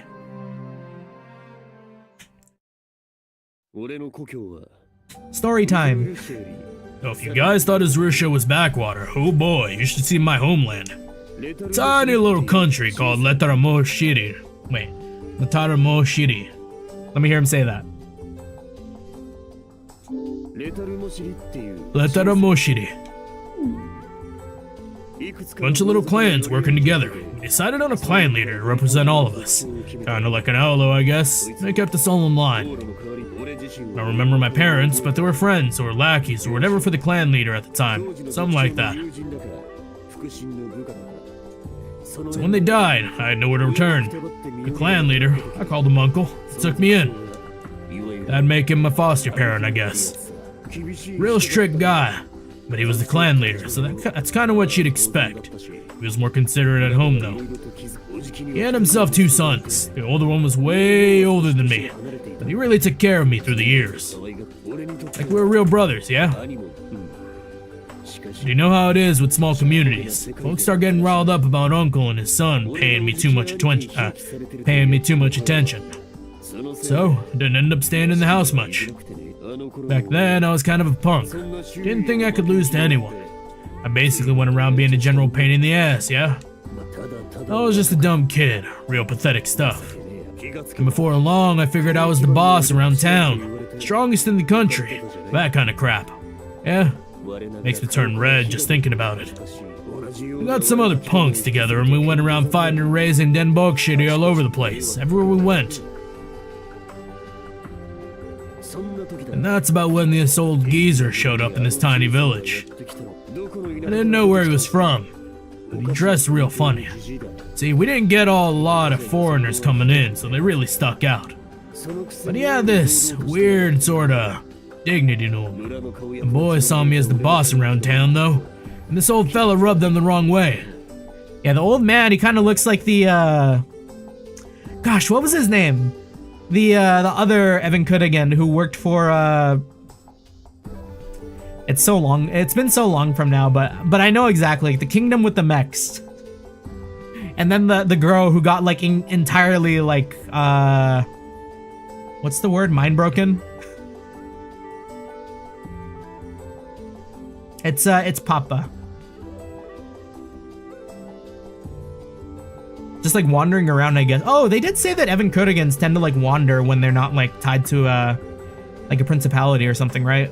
Like I don't know how that went. It was like part of the. No, that was for the women though. The women were supposed to wander around and look for like a suitable partner or something like that, right? I heard they surrounded him when he was taking it easy at the local tea house. And before they realized that, they were all on the ground, covered in tea. And this is the craziest part. They say the old man never even got out of his seat. When I first heard that, I thought they were making this crap up. They tried to beat him over and over again, and every time he just brushed him aside. It got to where we were the laughingstock of the village. Or they were. So I decided I wasn't going to put up with that crap. I went out there myself, to the tea house the old man went to every day. It was plain to see he was a geezer, of course. But he had a damn nice sword for some old fella in the boonies. Caught my eye. Genjimaru, thank you. I heard he'd been traveling and training all across the land. So I figured, hey, the sword's gotta be important to him. Wasn't gonna sell it off or anything, just figured I could swipe it off him and have fun seeing him beg and scrape a little to get it back. But he didn't have a single opening in his defense, even one of his eyes missing. Gotta say, that was the only one and only time that the sight of an old man sipping tea made me break out in a cold sweat. You can tell now, he wasn't just relying on sight to guide him. So you gave him a try? Yeah, I just charged in as fast as I could.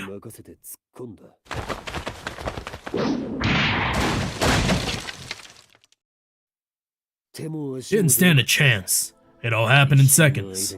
He got my finger in his chopsticks and then just gave a little sweep at my legs. Before I knew it, I was flat on the floor, watching the old man sitting there, just like my boys before. Also, Kuya, who never mentally broke, never appeared in the game. Who got mentally broke, never appeared in games anymore? Damn. That's so sad. The old man just sipped his tea, like nothing ever happened, yeah?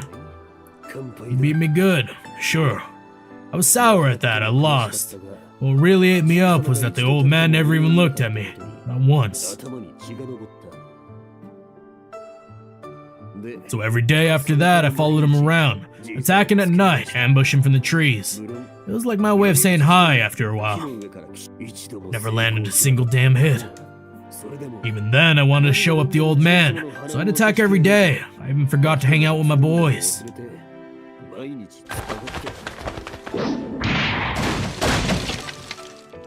I watched the old geezer and learned his movements, practice, so I could counter him. Thought up all kinds of strategies. At first, all he did was dodge. After a while, though, I'd get him to lash out or push me back. Fella even threw me once.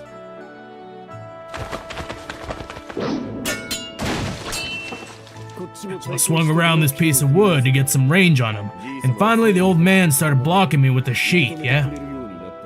Now that I think about it, it was kinda like he was training me. And at times it seemed like he just dropped by the village to deal with me.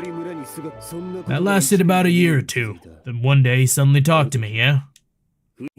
Now that scared the shit out of me. I flipped out and raised my guard like he was gonna hit me.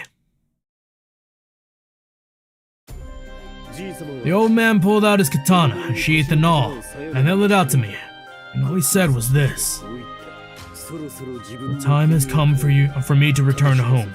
You have kept me entertained. This is my thanks." And that was the only time we ever talked.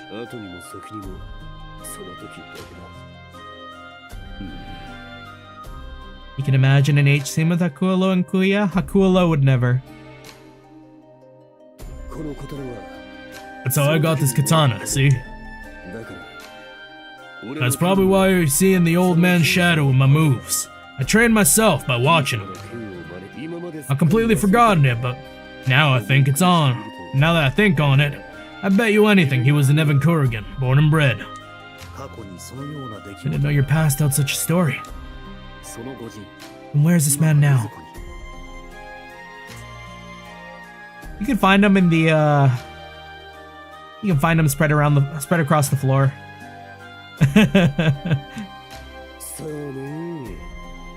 R.I.P. No clue, never saw him again. Don't know what he's doing and where. Let's see, I feel like he would have been a reliable ally. Did you ask him his name? Yeah, once. I told him to tell me his name, so one day I could come and steal his sword properly when I got good enough. Something like Gejimazu. No. Oh yeah, Genjimaru, I think. Genjimaru, huh? You know of him, Ogi? No, it's just... I do feel like I've heard a similar story back in my own village, but I'm sure they're unrelated. One day I wouldn't mind meeting him again and giving him the sword just so I could try stealing it back. Like I promised, but... honestly, pretty sure he'd still beat me, even now. You still wouldn't be able to do it. What kind of beast is this guy?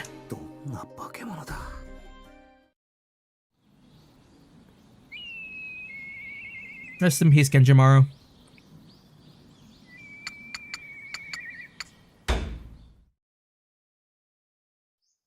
The repair efforts on the main gates is going as planned. Perhaps the construction crews are feeling the pressure of war looming. The project is coming along quite a bit faster than expected. I want to make brownies. If that's the case, then... Climb.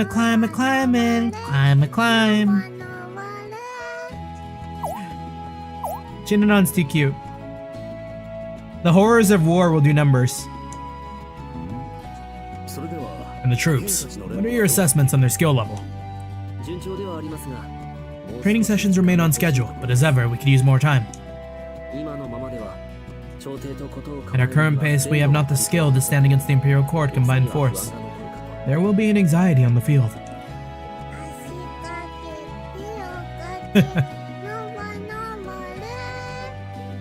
Is she like climbing someone in here? Leg up, arm up, it's a climbing song. In the capital, any movements? Well, about that. Get to the top? Get to the top mention, we miss Majima. Also, Archeolus, the image you sent me the like earlier in the day, hella cursed, I forgot to say. Shinano. Oh, what's up, Bush? Shinano ceases her strange singing. May I ask what you're doing? This? I'm Osh climbing. Osh climbing. Ah, it's a new game. You gotta get to the top of Mount Osh. I see. Another game of hers, huh? What's wrong, Osh? Nothing. Just take care not to slip. Yeah. Hey, you probably shouldn't, Shinanon. Huh? What's up, Kiryu? No, not what's up. You're going to hurt yourself if you aren't careful. Kiryu cares. Kiryu cares about his wife. What? But Kiryu, I haven't gotten to the summit yet. I gotta go uppies. It's just, you really shouldn't be distracting brother when he's... I don't mind. There aren't many other children her age around. I imagine she's bored. But... She's only a child, Kyoto. Let her do as she pleases. If you say so. I cannot fathom how you concentrate like that. You should be forbidding her. Not especially. Pouting, Nekone points a sidelong glance in my direction, making her disagreement known. As you said, she's a child. We should be teaching her right from wrong. Well... I suppose that's true enough. Kyodo, do I need to get off? Yes? It would be nice if you did. I mean... Kyodo speaks weakly, unable to quite confront Shinanon face to face. Please don't make that face at me. Jackwald, who by rights should be the one stopping her, remains in the corner, laughing his ass off. Shinanon, you shouldn't get in the way when the grown-ups are working, that's all. I see. That makes sense. I guess whatever you say. Taking Udatia's preferred hand, Shinanon descends from Mount Osh and totters off to rejoin Atsue on the other side of the room. Sis, I'm back. Welcome back. How was your expedition? Osh is a hard climb, different from Dad and Kyoto, but not bad. Different. I always knew that was a mountain worth climbing. Well done, you. Yo, what did Atsue mean by that? What did Atsue mean by climbing Oshtor? So Atsue is the culprit. Is she the one who taught her this game, or...? Please continue. Quite. Regarding the internal state of the Yamaton capital, I have word from my network. Okay, could you perhaps try not to hold in a laugh while you give your report? Forgive me. I've just seen something rather amusing and I'm struggling to contain my hysterics. Asswipe. Sighing as deeply and as pointedly as I can manage, I wave for him to continue. But the chaos in the streets quelled and the puppet princess on the throne. The semblance of peace is returning. They'll be coming soon. Pardon? Oh, nothing. Go on, please. The neighboring territories have also remained quiet, and with little in the way of military movement, they're waiting and watching. A stalemate. Each part of the Empire is waiting for the other to blink first. But hey, that works in our favor, yeah? They keep holding each other in check, and that's a whole mess of soldiers that won't even be showing up. Yes, it certainly bought us some time, but we're not going to survive by just digging in and hoping for the best.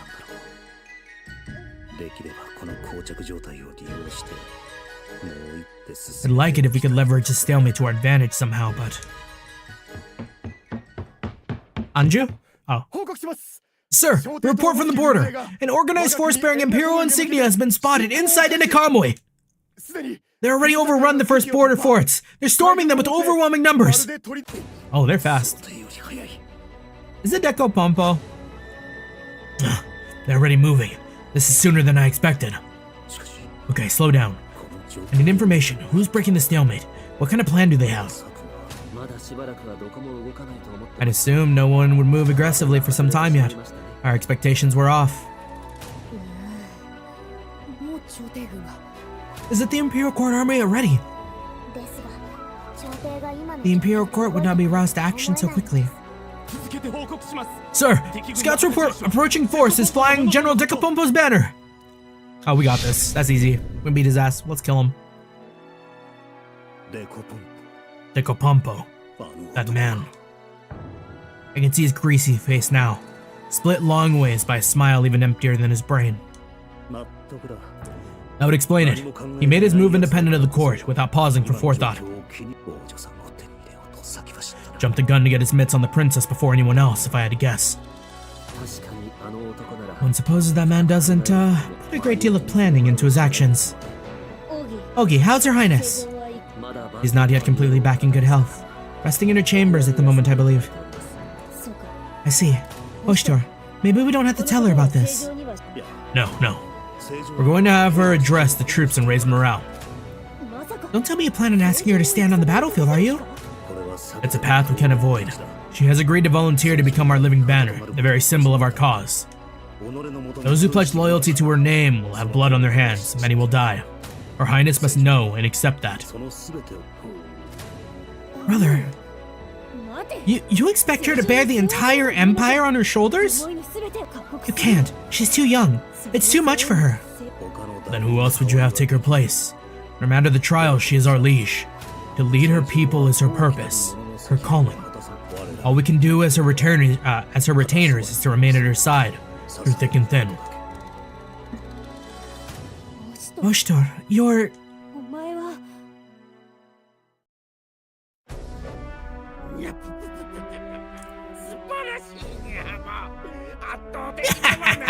This is perfect!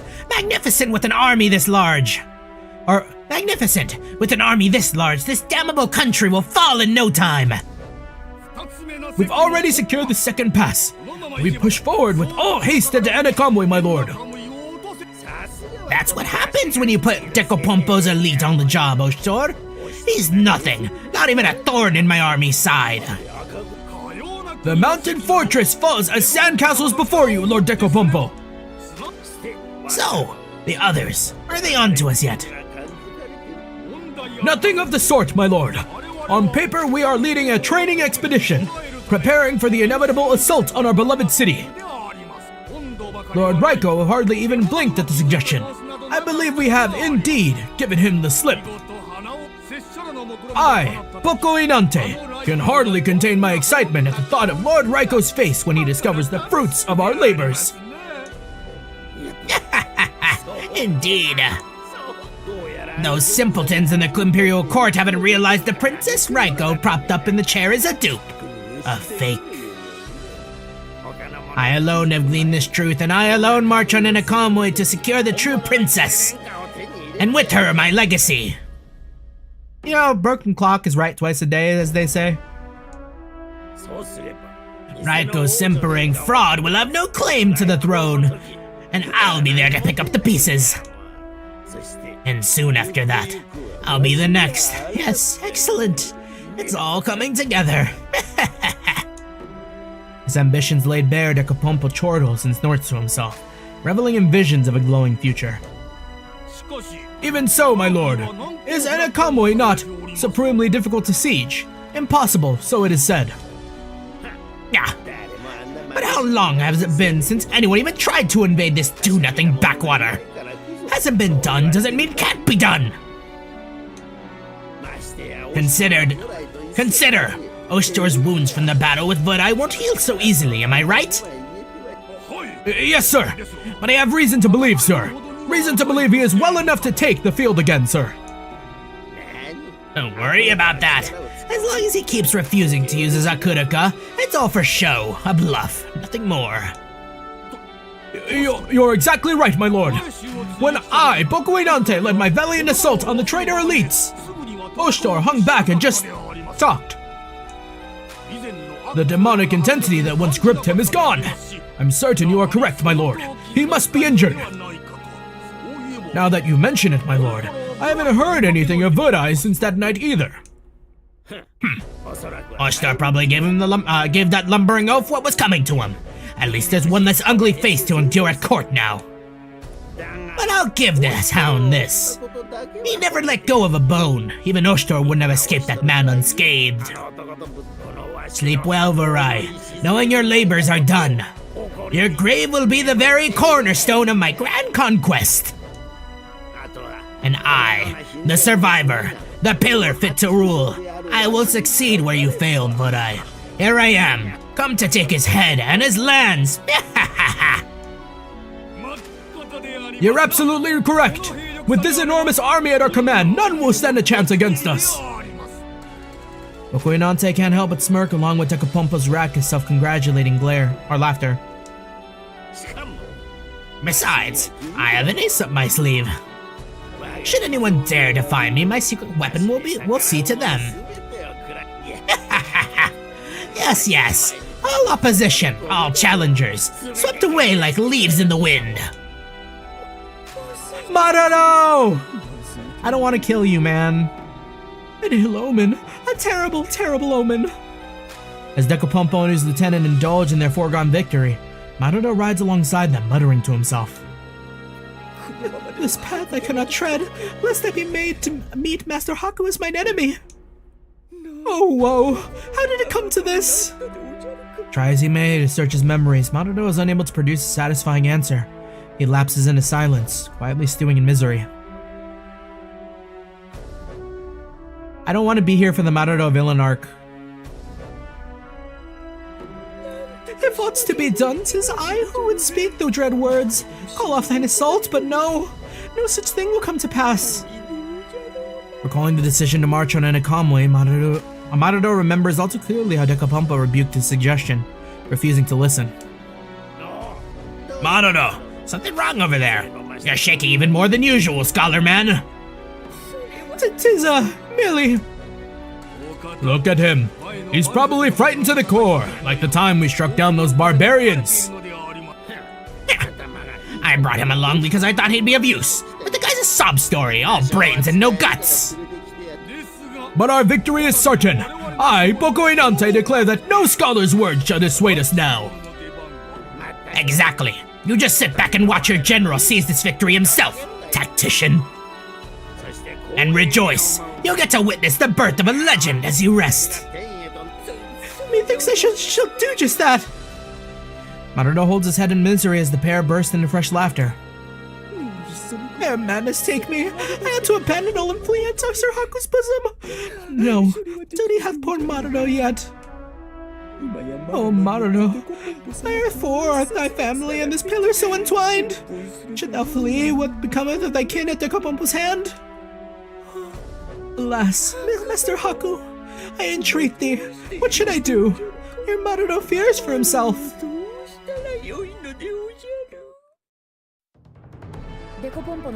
It's gonna be so sad when we tell him Haku's dead. News report. Decapompo isn't stopping. It looks like he means hard march his men straight to our door. Yoda relays the message, indicating on the war map where the scouts spotted the approaching army. 進路は変わらず、ただまっすぐと。何か考えがあるとは思えないのです。 Hydration check after the Decapompo talk.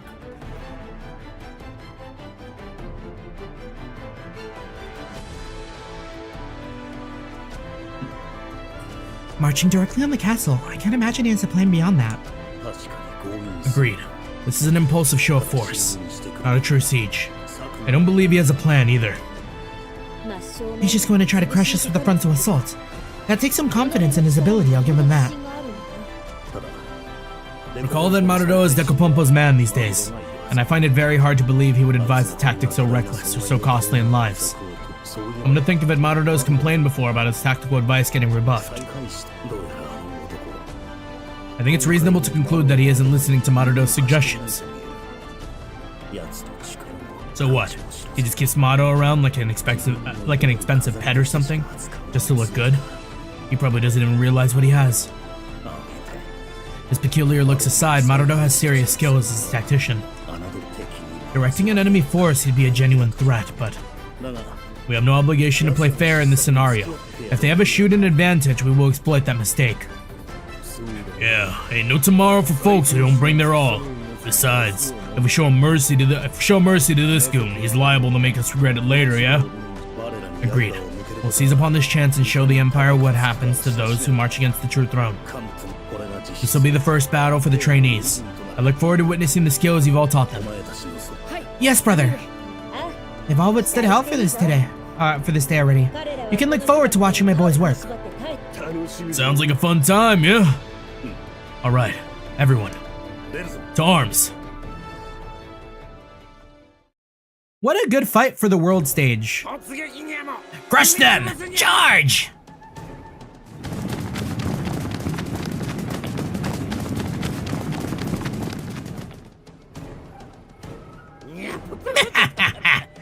My elite scared them stiff. Not even a single arrow's been shot yet. This is our ultimate tactic. Just keep charging. And they're damn good at it. They aren't my elites for nothing. Prithee, wait. Yon gate is not said to be indestructible. 'Tis but a natural recourse to lean upon one's defense, so... Mr. Decapompo and our force near the gate would be best to hold back. Shouldst thou charge forward with no regard for... What's that, you blubbering Marudo? Let the true Mononofu warriors handle this bookworm. That's right. What are you babbling about? If you're scared, you can go cower in the back and watch what true strength looks like. Alack. All forces! Forward! Forward! Don't give them any mercy just because they're weaklings! Show these country bumpkins our true might! By your command! You heard Lord Decapompo! Don't you? Go! Carve a path to the gate! Keep pushing forward, you understand? Leave the fallen behind! Trample them if you must! Alas, a storm over these fields darkly breweth. The attack commenced, and Marudo can do naught but stop it. In solid sturdiness standeth the gate of a convoy, a truer truth as never was. But if no reinforcements doth appear, in a battle prolonged upon an convoy's shoulders, the disadvantage doth lie. Their forces cannot lay in hiding forever. And a convoy should the hours take this battle, and a convoy standeth no chance at all. Is all poor Marudo can do to advise the war's swift end when the battle's done. Surely Master Decapompo would shed no blood in vain then, with his victory secure. My faith, whatever happens, under my protection these people must be. It must be so.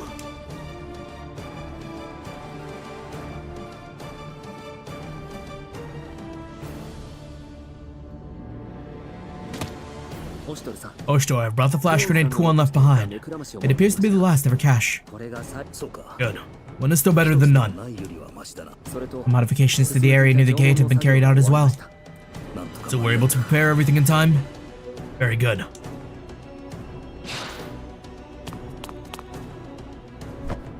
Sir, report! Decapompo's forces are on the move again! Their route remains unchanged! They're headed right for us! And they've come. On hearing the expected news, I stand and turn to regard the gathered soldiers. The war's finally started. I can't stop shaking. I heard the enemy's a pillar general with an enormous army behind him. No way. We're going up against that? I don't want to die. Excuse me? Anxiety spreading through the ranks. I guess it was too much to hope for them to stay calm for their first battle. We can't just sit here and wait for death. We have no choice but to defend ourselves. Vegapompo's hairstyle reminds you of Bonsly from Pokemon? I see it. The little like circular like brush. The sound of Manui, war drums, echo across the open landscape. As one, the gathered troops lapse into silence and turn their attention towards me expectantly.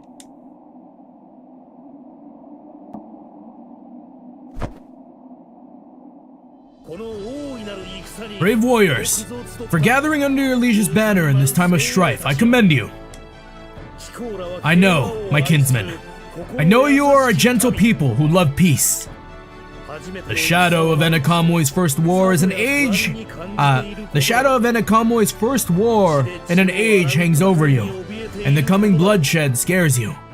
You fear for your families, your people. But I am here to tell you, my soldiers, I know better than anyone the hardships you've endured.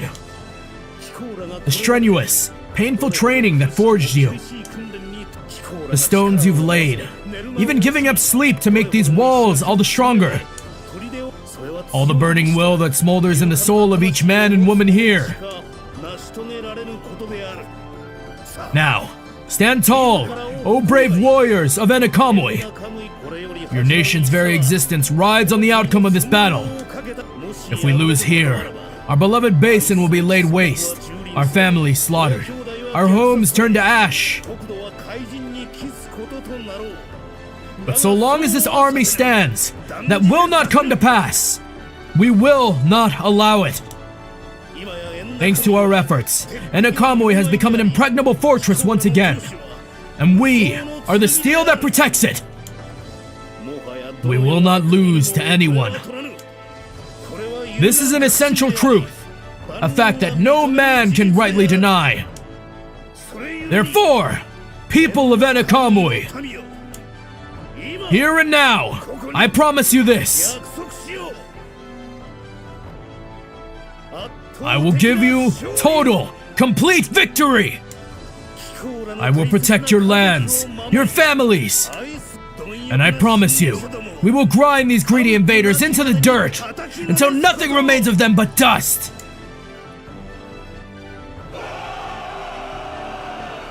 Big cheers. Do not forget, you walk always in the heart of Her Highness. We are the true Imperial Army, for justice and truth are on our side. And now, on the eve of battle, Her Highness has come to address her army herself.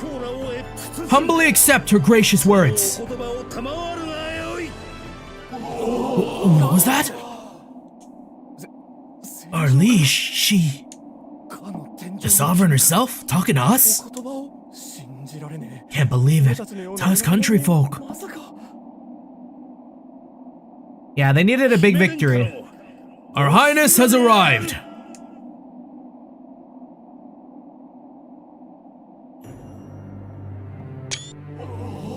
She kind of walking in with some aura, I gotta say. Anjou arrives before the shocked crowd. The Datia at her side is a lady in waiting. With all eyes on her, she slowly, carefully begins to step forward, but stops midway through. Princess Anjou. There's something the matter. You've gone pale. I'm fine. There's no cause for worry. Despite her resolve, Anjou does in fact look pale, and her shoulders hitch as she approaches. Oshidor, you never said it would be like this. Anjou mutters to herself in half silence, recalling what she'd been told just minutes before.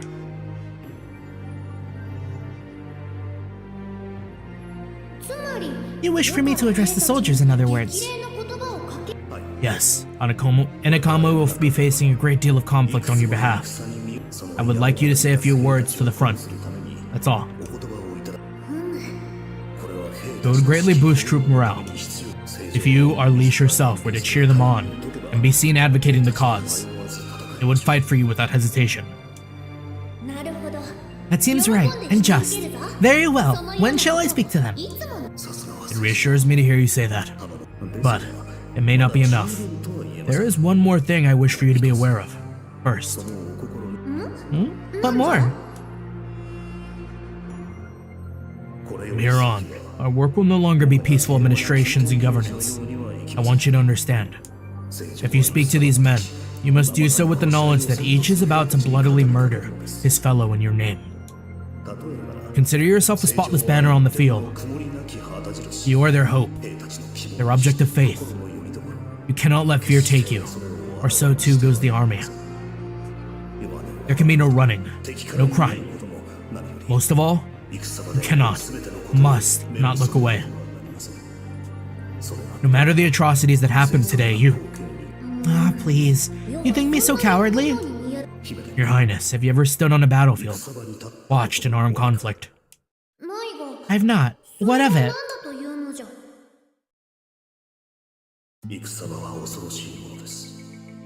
It's a frightening thing. Records and paintings are nothing like witnessing battle firsthand.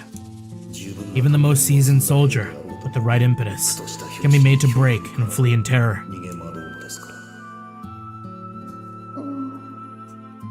The troops need something to believe in, something to hold fast in those moments. A banner that weathers all adversity. That would be you. If you flinch, you hesitate in the face of this foe, it'll resonate through the ranks. You can betray no ill emotion, Your Highness. I understand.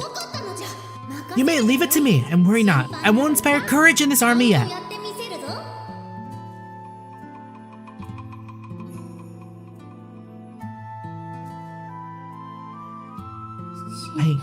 This is a new experience. Princess Anju? At the ranks upon ranks of soldiers' eyes on her, Anju takes an uncertain, unconscious step back. She cheered on fighters at her home in the capital, but never before has she done so for men and women so intense, nor so desperate.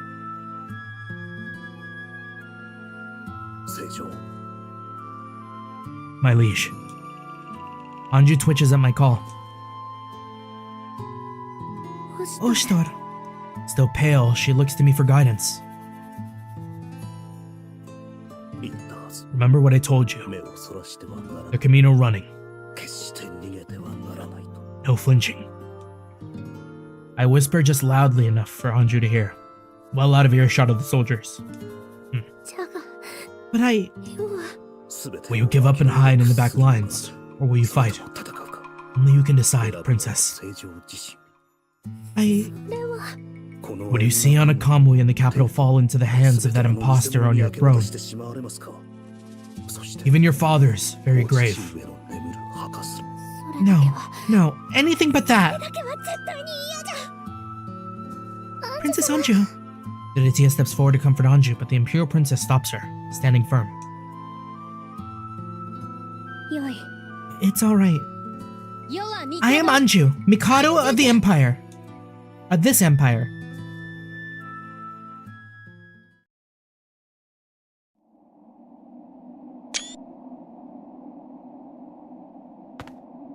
Anju exhales and steps forward resolutely. Whoa, that's... The princess showing herself to the likes of us? Amazing. She's so pretty.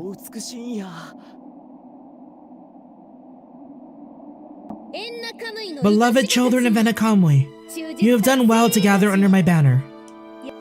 This empire has suffered indecencies of late. My name is besmirched, usurped by an impostor, and the imperial capital crawls with traitors.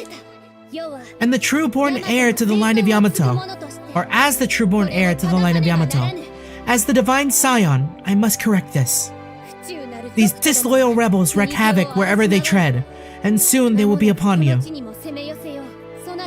To you, this must seem a bolt from the blue, an unwanted danger inflicted on you by a child's ignorant selfishness. But even then, I entreat you to follow me.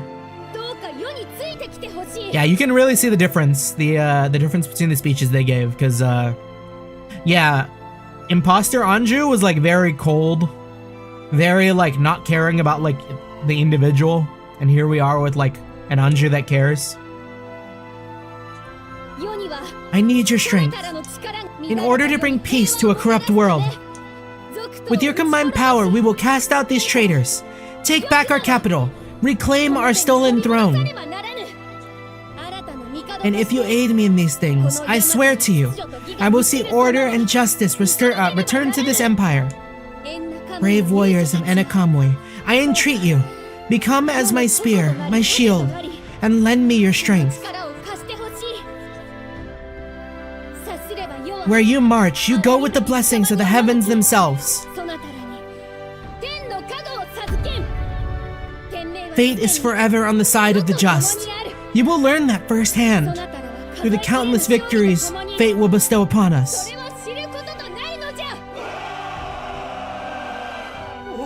What beautiful words! I will be your spear, my liege. We'll protect our liege like shields.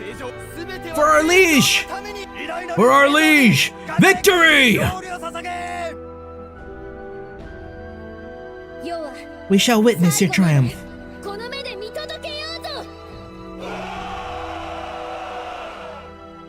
Another more passionate cheer goes up at Anju's encouragement. And so the order is given. No more words. Providence will see to the rest. Prince of Enakamwe, your Mikado calls on you. What is your answer? I aim a look at Kyoto, who stands waiting for his cue. He steps forward and speaks.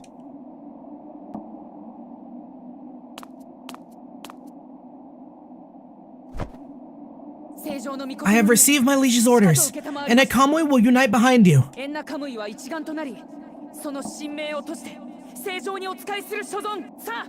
Now, soldiers, countrymen, it is time we showed our loyalty.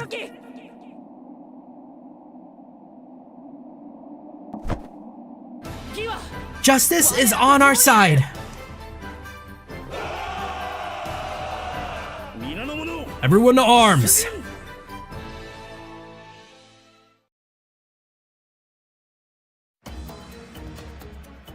Imagine if they added some sort of like army style fighting system like Suikoden has for Mask of Truth. That'd be wild. Yeah, all that separates us from Enakamwe's main settlement is that wall. Soon after that, the princess, and after that, my glorious rise to power. Lord Dekapumpo, how shall we attack?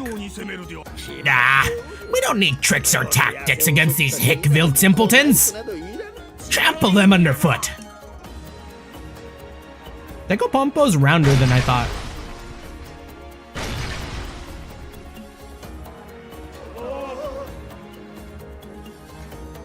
Stand firm. No man, no force can penetrate our gates. Right. Yeah, I forgot. Still, I must admit, this is somewhat intense. Steady. Let them wear themselves down in vain. Hey, Oster, can I go yet? Hey, I think I should go soon. Not yet. Let them come a little closer. I figure they're close enough. Close enough just to win. But to inspire the troops and discourage other attackers, we need a complete crushing victory. Dear brother, are you really going to do that? I can make no change to the plan at this stage. No matter the disparity in numbers, ours is the superior position. We have terrain advantage, and besides, they're underestimating us. It's a gap in their armor. Once we slip into and force as wide open as we can. Or one will slip into and force as wide open as we can. But will Dekapumpo take the bait? He will. The man is too eager for glory and cares little for patience. The more time passes, the more likely he is to do something we can exploit. Moreover, he's a prideful creature. Hitting him in just the right way should enrage him to the point of tunnel vision.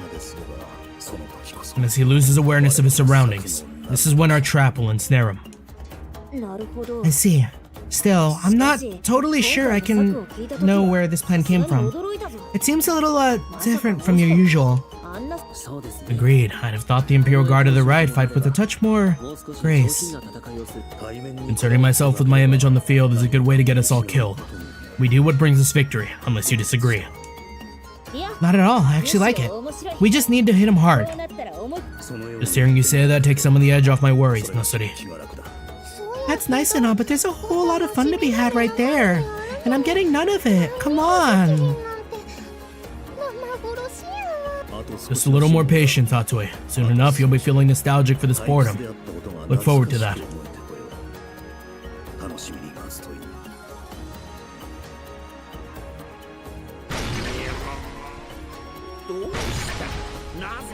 Imagine they just like Looney Tunes walled them. Yeah, it's still not broken. What's wrong? It appears the outer fortifications are tougher than we expected. We can't break through. Can't break through my ass! More men! Swarm the gates with bodies and push through! Understood. Shock troopers, forward!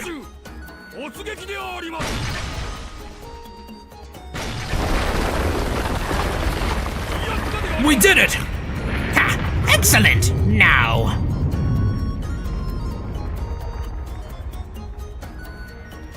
What the fuck?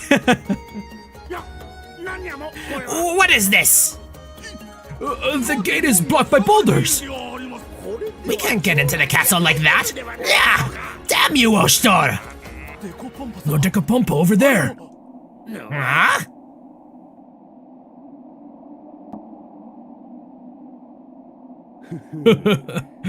Mighty fun view, this. All right, everybody, let's do what we came here to do. Hop 2.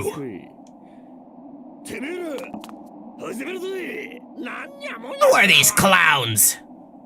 They don't look like they're attacking.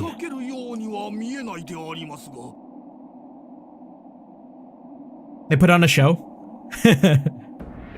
Yo, deck of cards! What's the pity excuse for a siege, huh? Are you even trying? I'm actually fighting Alvayan up here. Can't you muster up something stronger than that? Hey, which one's Dekapumpo again? I can't find anyone who fits the mighty general look.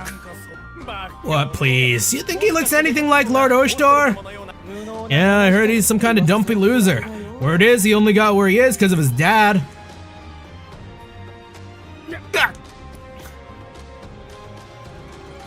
Huh? What do you mean by that? It's like this. His pa was a great general, yeah? But the son's an arrogant moron. There was no way he was gonna inherit the pillar title, but Daddy Dearest went and pleaded with the Mikado on bended knee. It was such a pathetic display, the Mikado permitted it just to get him back on his feet again. And the worst part is that the son doesn't even know. He thinks he got where he is because of his special innate abilities or whatever. So the guy himself thinks he's the only one who doesn't know. So the guy himself is the only one who doesn't know. Poor son of a bitch. Yeah, they say it was his father's only failure setting that shit show up.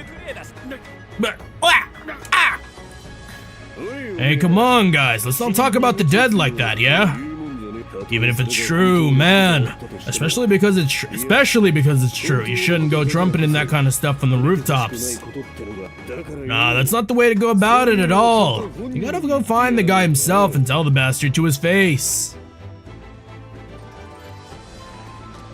You heard me, you sack of rancid shit. You 2-bit leech. How's it feel knowing you got your job out of pity, huh, Decafatso? Too scared to face me like a man?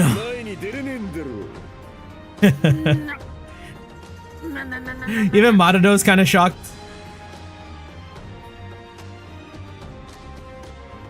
Pissed enough yet? Here, you can kiss my ass while you're at it.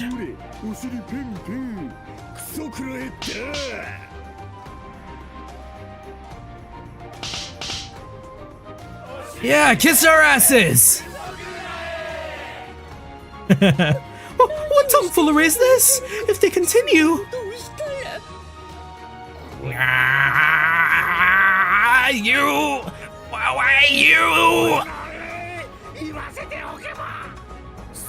Here's a little extra for you. Eat this!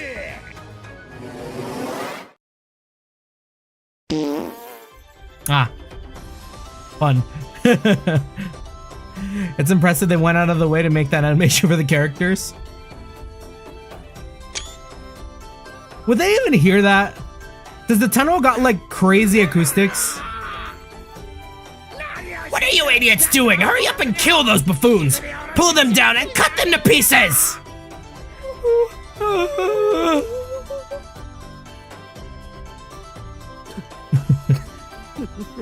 I shouldn't, but I'm very vulgar. I imagined it would be effective, but witnessing it firsthand, it's a bit vulgar indeed. The simpler, more vulgar a taunt, the more effective it is, broadly speaking. All the better if it's nudging Decapompo in a sore spot. Ringing a bell in his face and reading him a list of his own insecurities works for us. Even so, I can't help but feel a bit sorry. Hey buddy, kiss my ass too!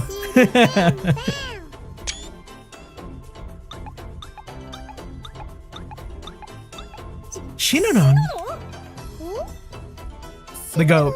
Shinonon, a lady behaves herself. You shouldn't copy them. Yeah, you shouldn't have to do all that. Oh, yeah? That's wife. That's Kiryu's wife. I'm just glad it didn't have to be me. You have your station to maintain, Kiryu. We would ask no such thing of you. Yeah, right? It'd be embarrassing. True. But it falls upon a general to get his hands dirty when circumstances require it. Brother! I would have been willing to perform that taunt myself if Decapompo hadn't taken it so easily.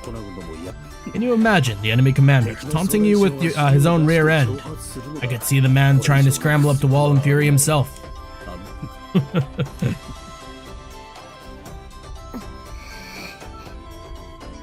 Is something wrong? Dear brother, a word if I may. What is it, Nekone? Just follow me for a moment. We're gonna get our shins kicked in. Make it quick, the battle's about to begin. Oh, it'll be quick. It shows like old times. What was that noise?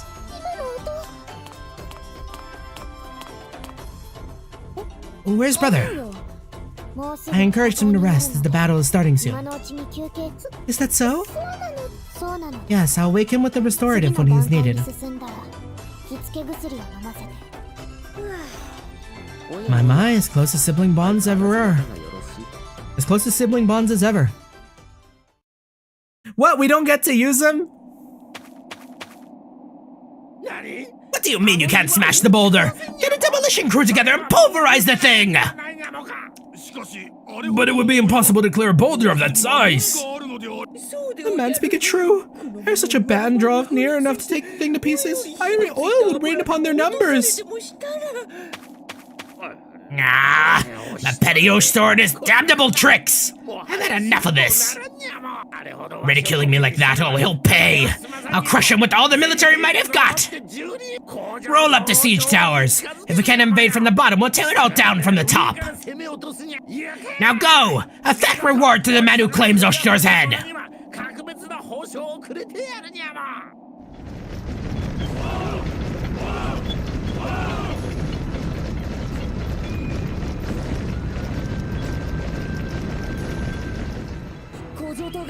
They're bringing in siege towers, brother. All according to plan. On the next phase, Nosuri, if you'd be so kind. This is a gift from Lady Kuon. She left me some personal effects behind. She may not approve of using it like this, but the time for caring about others' opinions of our situation is long past. Should Lady Kuon seek to reprimand someone for this, I will accept her anger.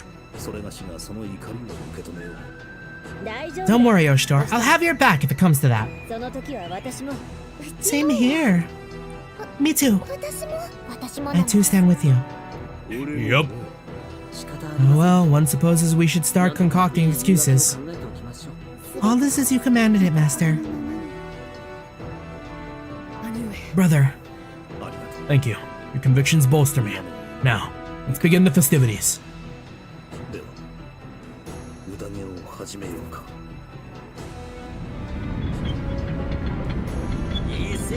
Was that it?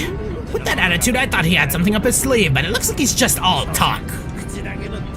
He's likely trembling like a frightened babe holed up in his fortress. Then we strike. We'll show him what it means to make a fool of me. Really hold. Should we not await their counterattack? Measure their strength. He fell for it.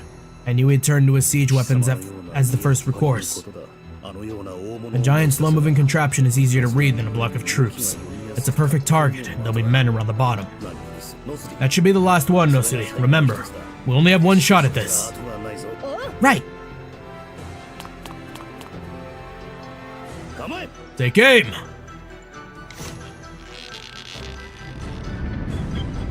What's that? Just one person. What a crock.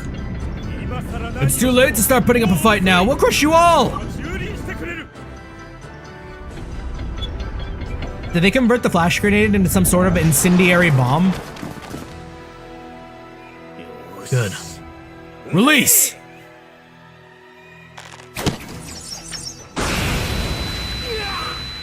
My eyes! My eyes! What's going on? What was that?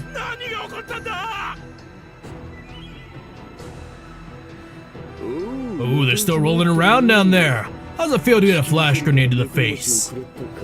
Big sis, that was amazing. All in a day's work for me. I eat shots like that for breakfast. Wow, you get 2 breakfasts? Okay, Shinanon, back again.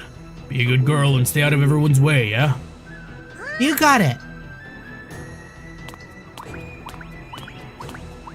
That's it, champ. Don't want you to see this next part.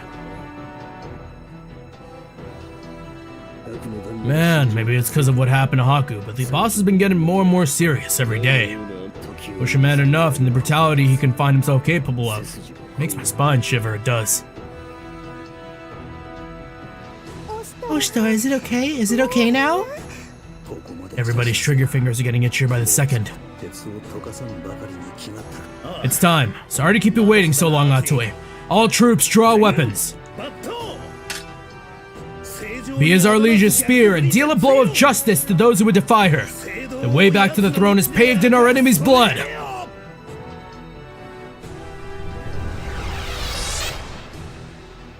So what was the purpose of like flashing the tower like that?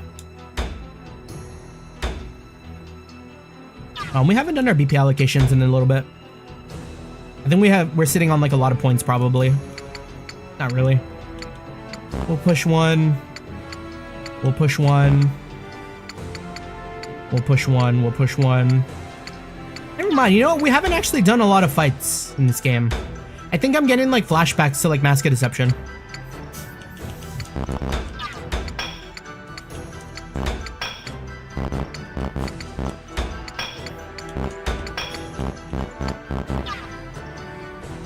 Alright, and equipment.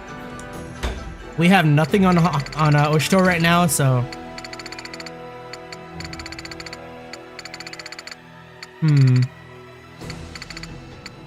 Scrolls are pretty much limitless. Low, but with low activation. Limited amounts.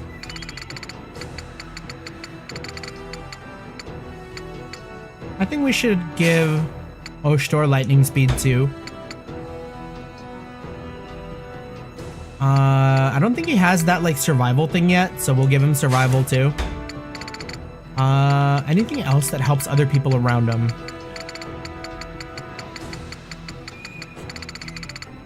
No.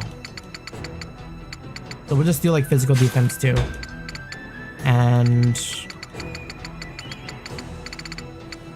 I don't know, maybe movement up by 1 so we can get him around the field.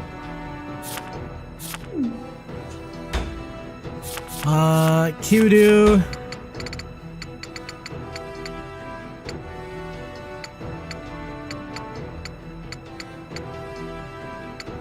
more speed, more attack.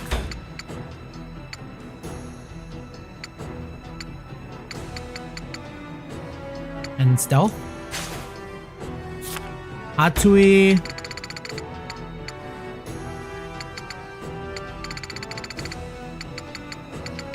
We should also give her maybe dodge.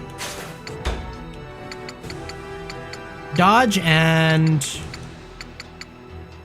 reduce physical damage by 10%. Jacked Waltz, another guard. Maybe more health. And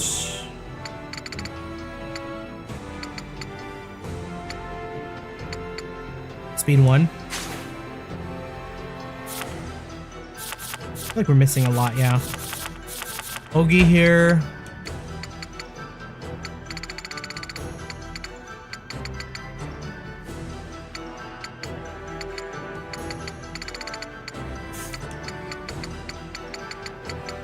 Ogi can get a dodge. Maybe the jump. Yeah, we're finally using items. Yeah. Sitting here and getting every single one of these up.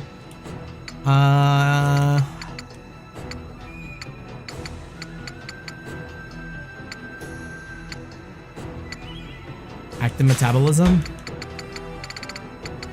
Resistance. Nature's Harmony for elemental. And resist mind. Diditia. Defense 2.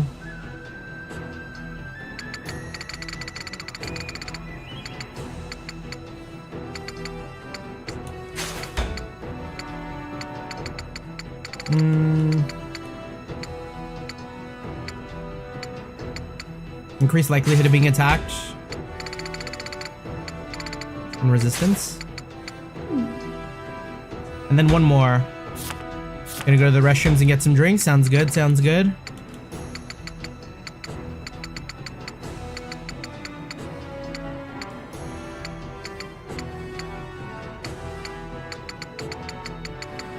And I guess we'll just give her more health. Give him more health.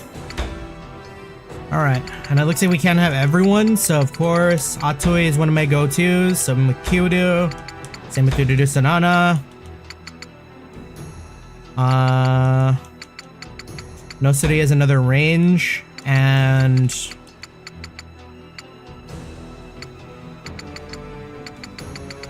maybe Ogi?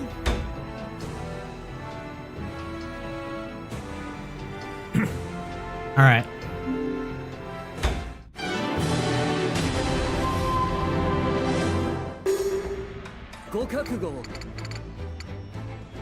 How much movement did they have? 4 movement? 1, 2, 3, 4. We're safe here. We can just wait it out for a second.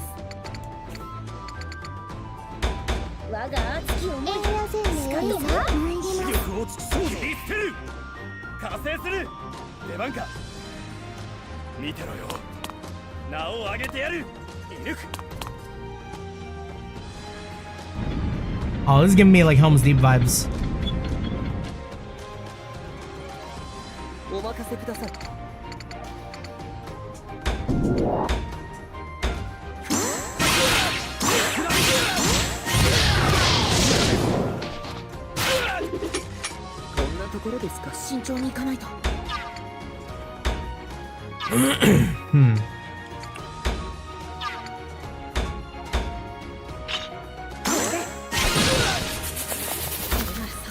And then maybe we'll move Dudu there.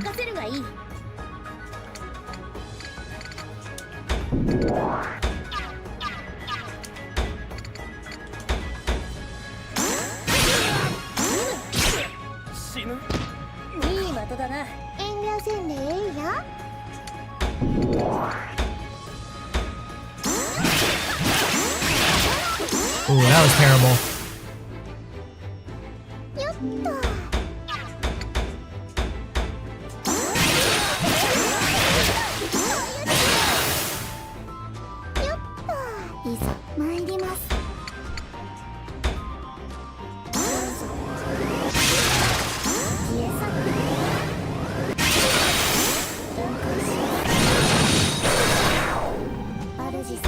Reminds me of the Anime Kingdom. Oh, I've heard of that anime.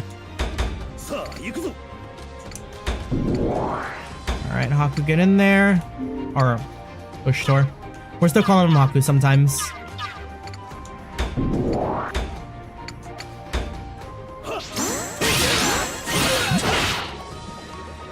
Hakutor.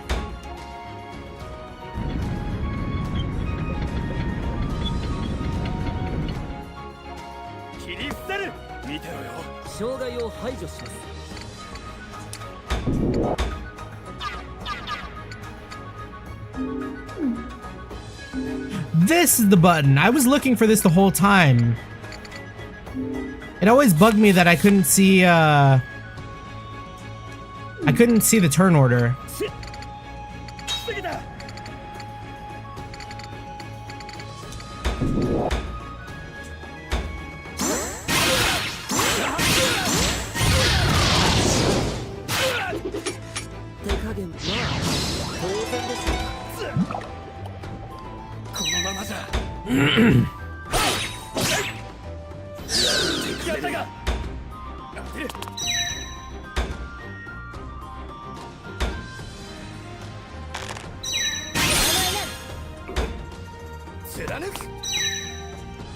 Oh, good that procced. We missed it.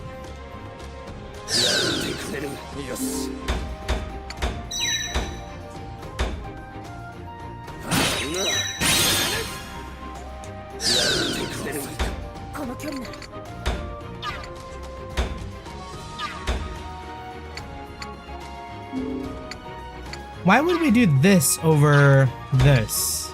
Fixed damage, right?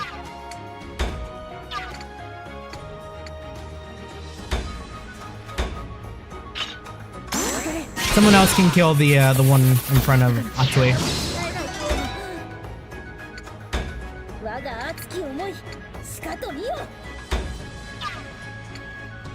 And that someone else is gonna be Nosuri. Aw, shit.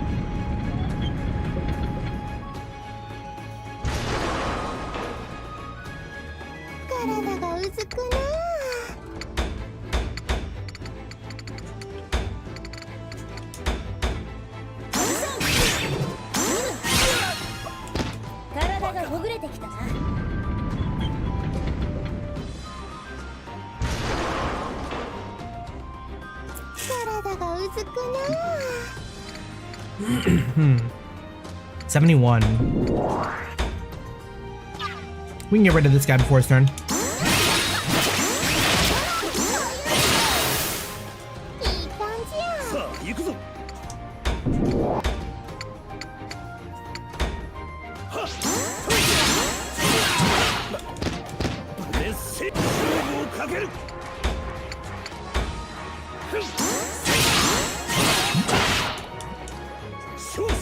And then maybe have Haku step back a bit.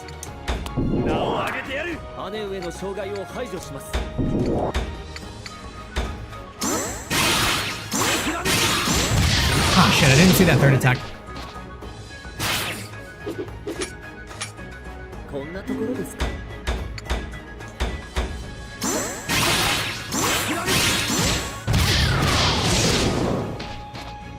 We're still not good at it.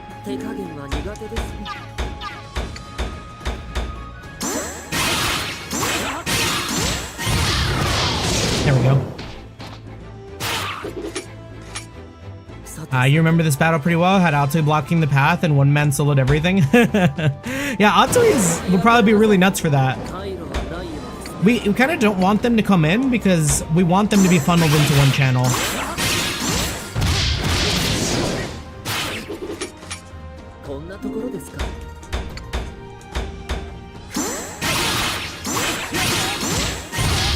Am I winning? It seems like we're doing okay.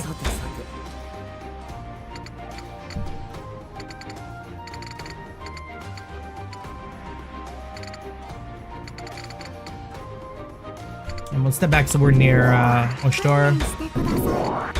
We can get rid of this guy now.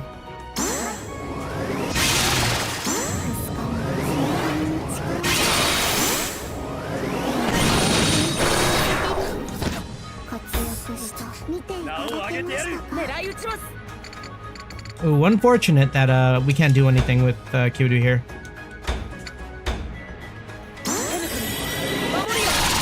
役に立ちましたか。それじゃ行くえ。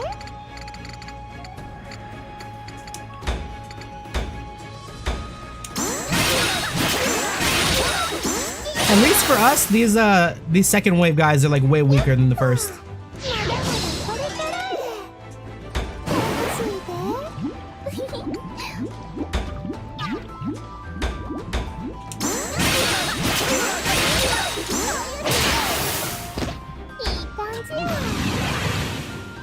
We'll move Atsue over here. I believe in Atsue. She can handle whatever these guys do. Oh, we have another attack. Shit, never mind. We're keeping her here.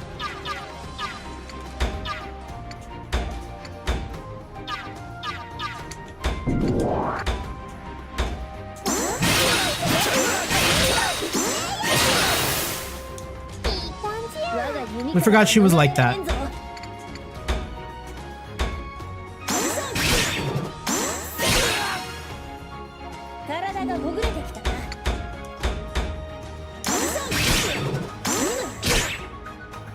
I got another hot dog with the bacon piece and a drink. A hot dog sounds really good right now.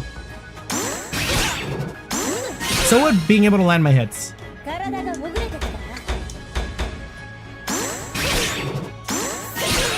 I'm like, I think I'm coming at it like too late.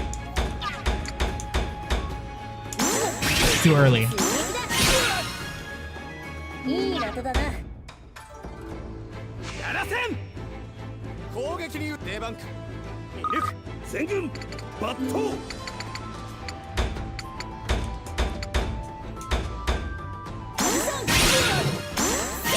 There we go.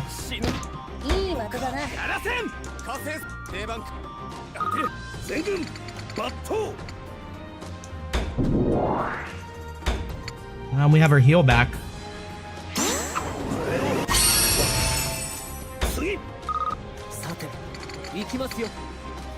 I do well in Clear Obscure after playing this game. Yeah, with the timing shit, huh?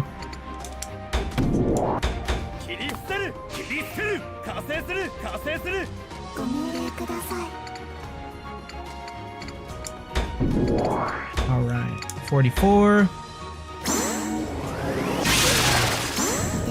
I really need to hop on already. I keep delaying it.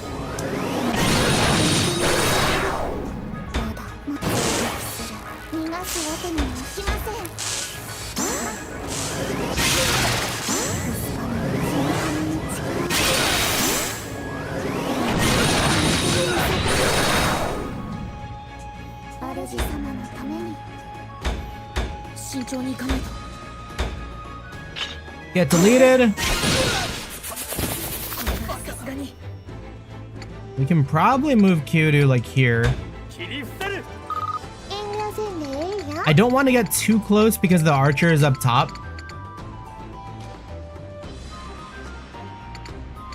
What's our goal right now though? Is it just survive? Defeat enemy elites. Ah. They're probably not going to press forward, aren't they?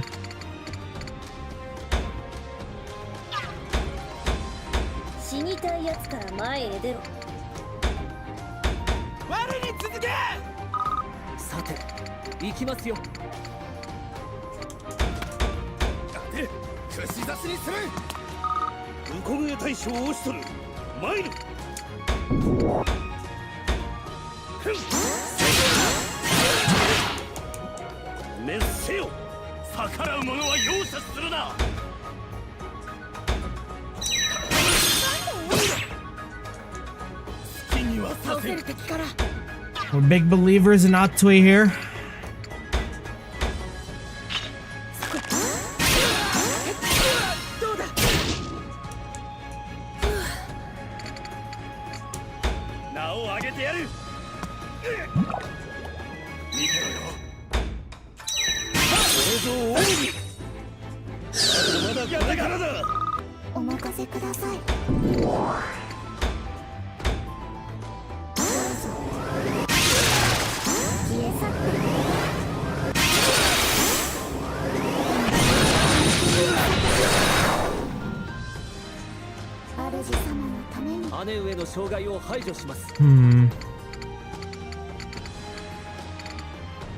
So the next best.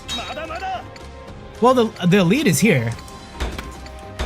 We should be pumping damage into this guy.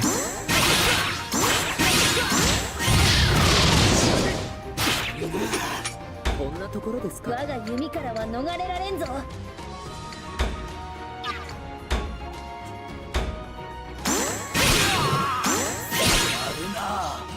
どうだ。我が志に打たれるがいい。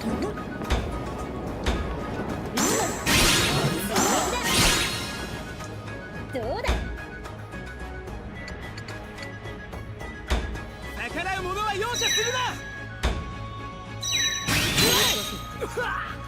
Oh, good on us.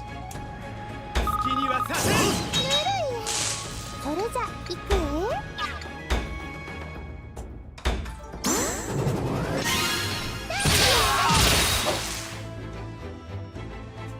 面白かったか？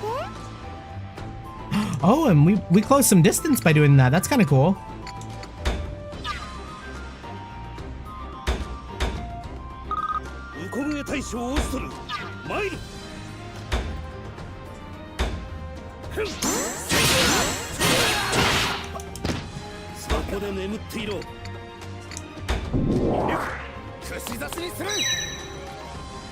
Excuse me.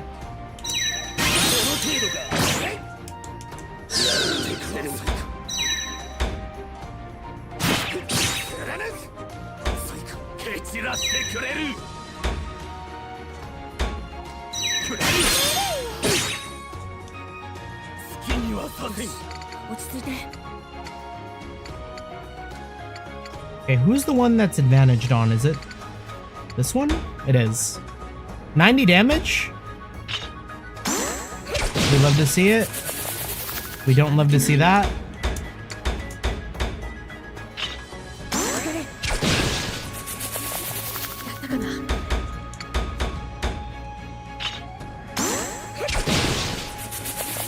We're bad at this. There we go. Extra zeal.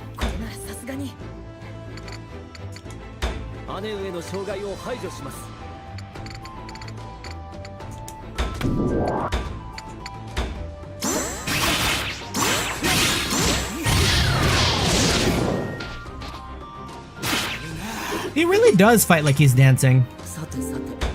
It gives me like a breaker style Yakuza 0 flashbacks.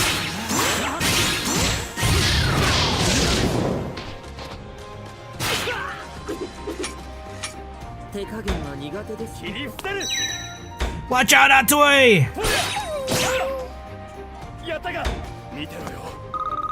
さて、どう攻めるか。体がほぐれてきたな。いい女とはこういうものだ。We're kind of okay here.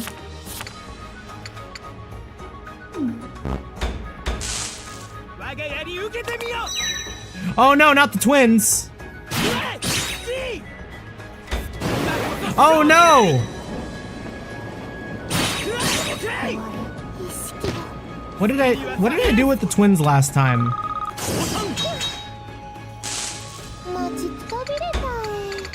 How far back is that? Oh, that's so far back.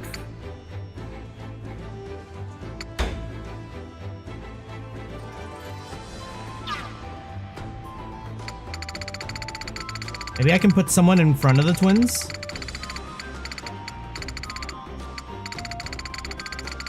Yeah, what was like the last thing Ogi did here? We attacked the elite. Maybe instead, because of range, this makes it awkward for him to try to hit the twins.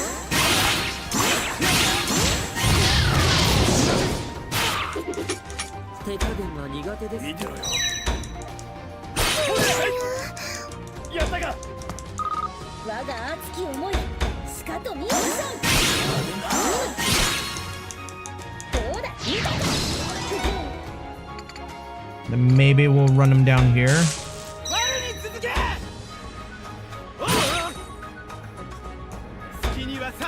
Yeah, good.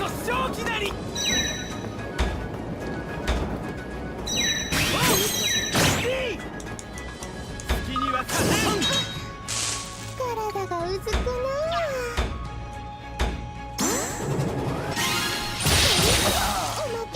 Okay, there's the shift back. Maybe let's get her out of there. 敵を排除します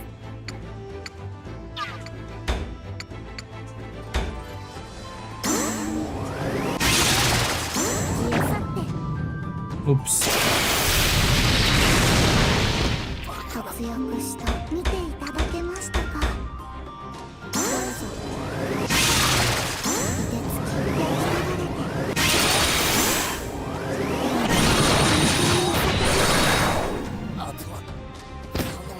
活躍した見ていただけましたか 甘いさあ行くぞ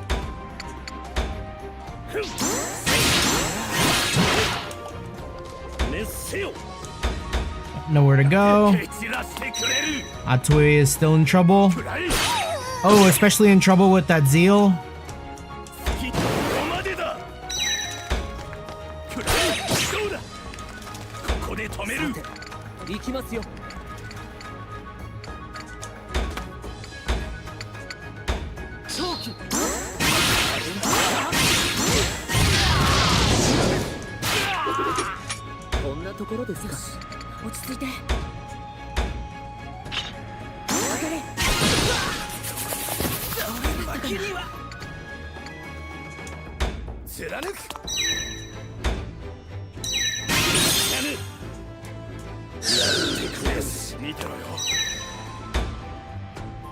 Can we get that Encon?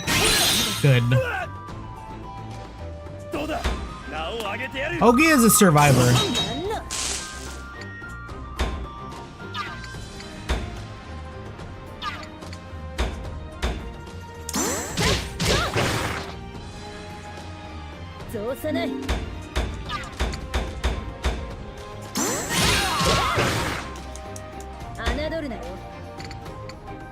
That is such a good move, too.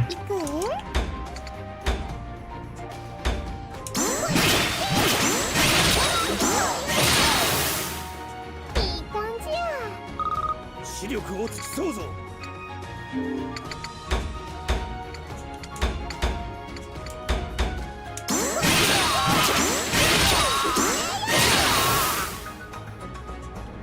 生きとるてこの大将を押しとる参る頼むぞ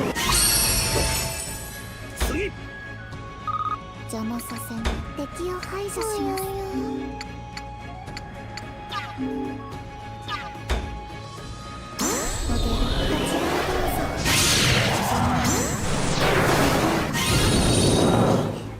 問題ない Almost GG. 姉上の障害を排除します Ogi in for the finisher.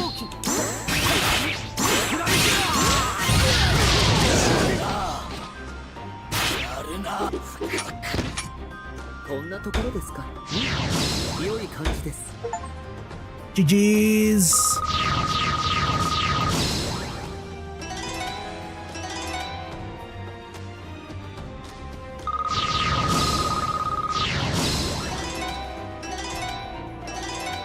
Indomitability. Oh. Fancy 3-star ranked.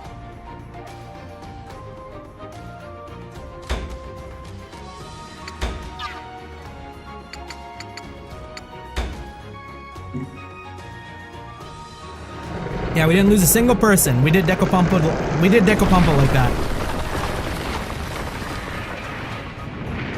Hey brother, it's time. So it is. Sound the war, Manui.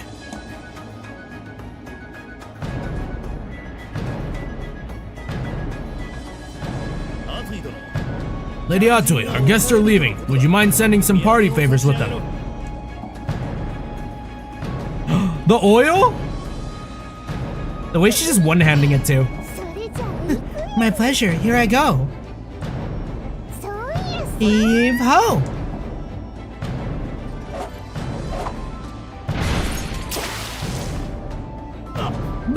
What is this stuff? smell. Don't tell me. It's oil! Oil! Oh, we about to watch some dudes get burned alive, aren't we? Pedirai, forward! Are they gonna do it? Volley. Yo, wait! Yo, that's nasty! Second volley. More oil. Below our position.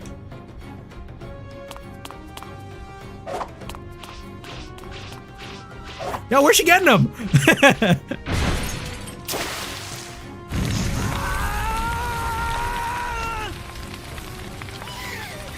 Run away!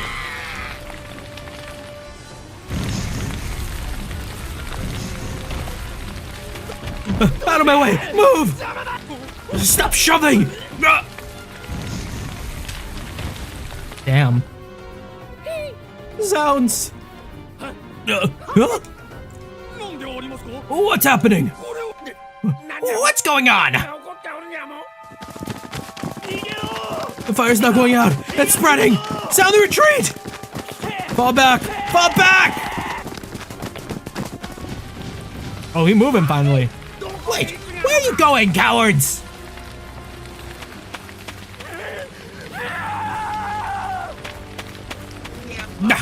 No, you idiots! I pay you to fight, not run!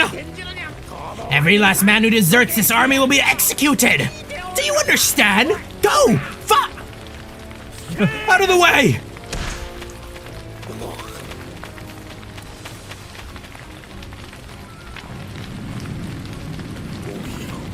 Terror, tremble, fear, give in and flee. Stampede your very comrades if you must, if it preserves your own life. All that awaits you are the depths of Dambokshiri itself. Your fellows will make ready a place for your soul in the flames. This is how it has to happen. An utter and total victory. Our enemy crushed without quarter.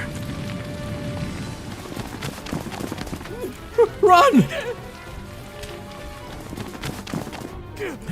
Ambushed!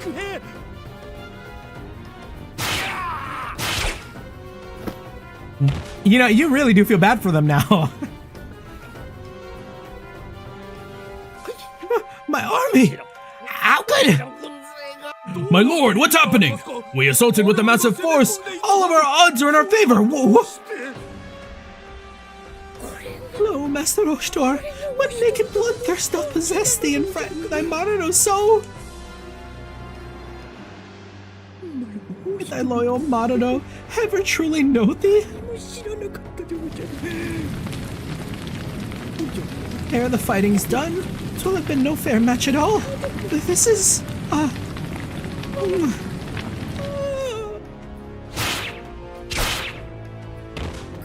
Damn, you telling me we radicalized Marano? It's crazy. This is a font that floweth only red. What name can I give it but slaughter?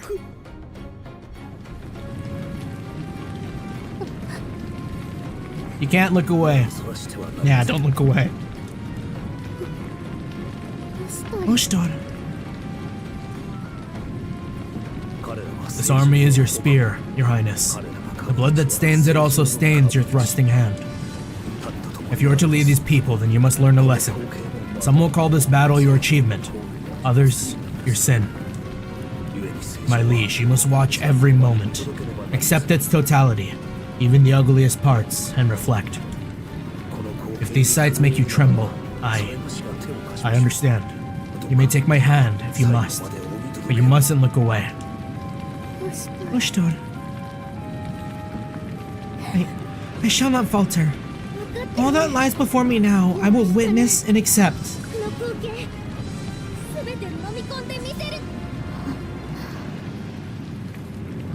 Dear brother, is this what you entrusted everything to him for? This...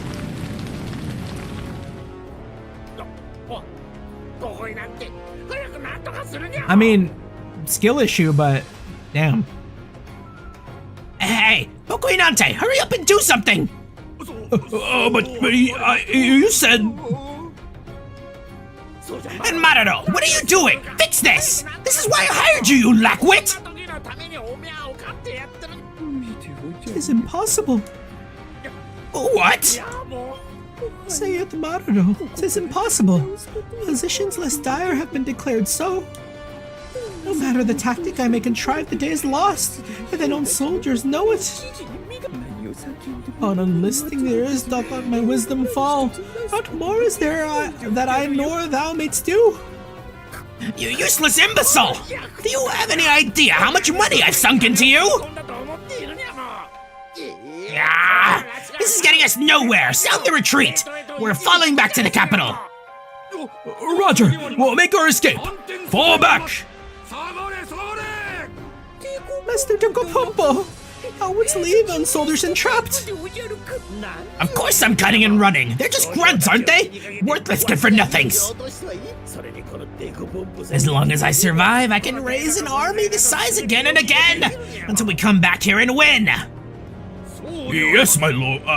Lord Dekopompo's life and mine take absolute priority. Thou would speak such words and yet name thyself a pillar of the empire. Shut up, you blithering fop! If you want to serve them that much, how about you do something?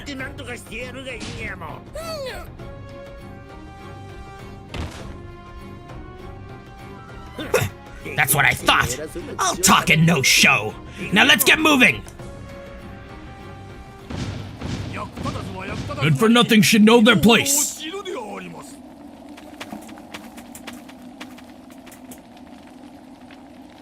Maruno deserved better. Maruno deserves way better.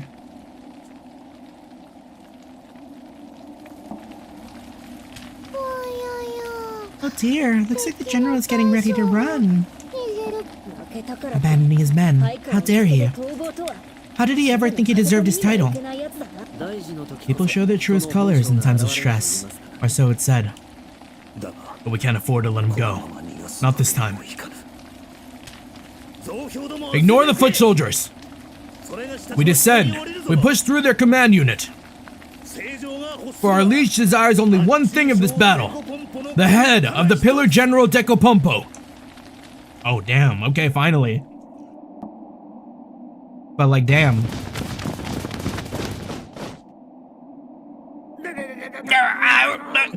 He had soldiers in waiting? Lord Dekopompo, what do we do?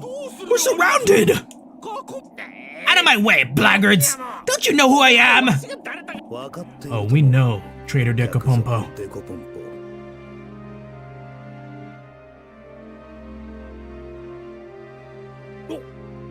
Ostor!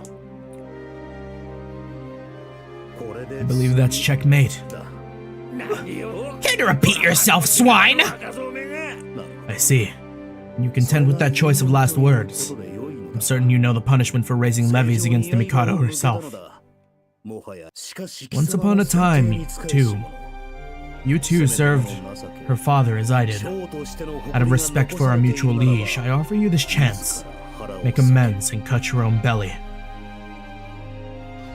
Fuck, Ostor is cold as hell. Wait, Ostor! What about this? You and me, yeah? We could join forces, imagine it! Join forces? That's right! You, me, our combined army standing eternal! Watching over in Ikamui! Oh, splendid idea! Lord Ostor's might and Lord Dekopompo's wits! Such a union would be unstoppable! What nonsense is he spouting now? Think about it. You've got the real princess. I've got an army fit for any conquest. We could end this conflict in one fell swoop. Naiko, he'd be nothing. And you wouldn't have to hide out in this godforsaken backwater. All Yamato, yours for the taking. Not a bad deal, right? Right?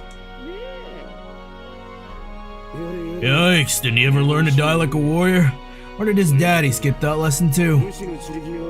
Wow, I've never seen anyone so tactless in my entire life. Come on, Ostor. You're a man of action, aren't you? A fighter? You wouldn't pass up an advantage like this. This thing. This was allowed to call itself a pillar. Are you quite finished? I have little time to waste on words I know are holier than your head, are hollower than your head. Don't make us laugh. What did you say? I, Imperial Guard of the Right, sworn protector of Her Highness the Mikado, join forces with you after what you marched here to do. An amusing jest in any other circumstance, I'm sure. You... I have uses for you, yet I have little intention of allowing you to escape. To take up arms in defiance of the throne is treason in the highest order. You will serve as an example to others who would echo your folly. Men, knock arrows!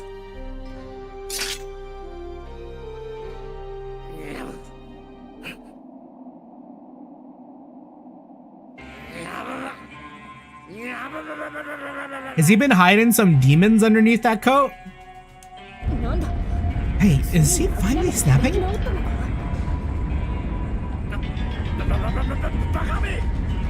Oh shit. You morons! Haven't you heard of a bluff? That was all just to buy time! Yo, they drifted on our guys? For the cage to get here! That's a cage? It's so big. Huh, and here I was, prepared to let you surrender. Well, we've seen your true colors now, haven't we? You just had to be stubborn. Pity. It's too late now. Reflect on your sins in Denbok Shiri. Oshdor, Pokuinante, unleash it! Roger. Is it some sort of strange, large creature? He did have that boat with a bunch of, like, creatures, huh? Unleash. Does he have some kind of last-ditch weapon prepared? Now prepare yourselves. This is my master stroke.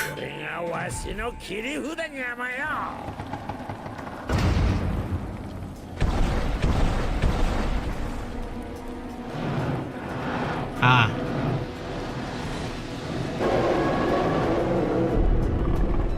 Yo, boy kinda looking like Ifrit Final Fantasy 14. We might be in some trouble.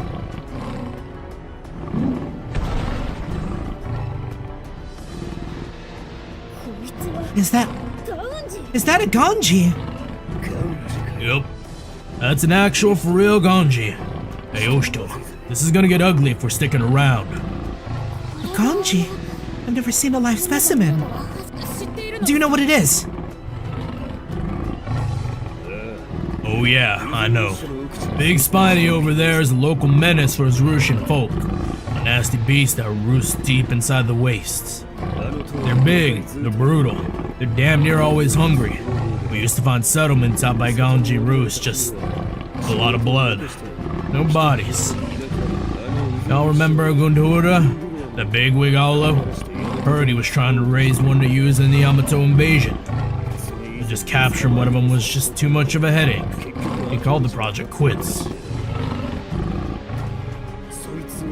Strike me down the day I see a domesticated Ganji stalking the field.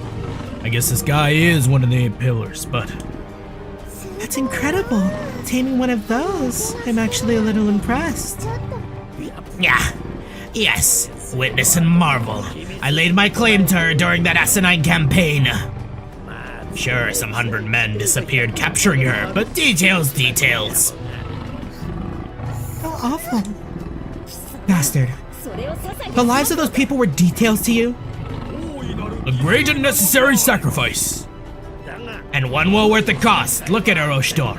Her scything fangs, her impregnable hide. The nature's very own war machine. We know, Oshtor. We know the wounds that I gave you haven't completely healed. That's right.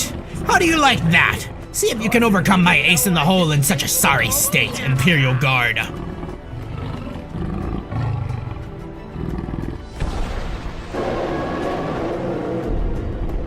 Chat, we're cooked. True, you may have me in a difficult spot, but only difficult. not insurmountable. Of all the impudent! Go, Gonji! Devour all who stand between me and my final dominion! It would be true justice for this thing to turn around and eat Decopompo because he looking like a cream puff.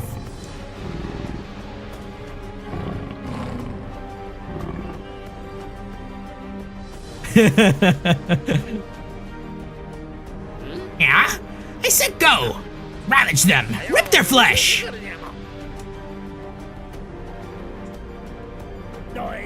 Hey, gone deaf, you dumb animal! Do something!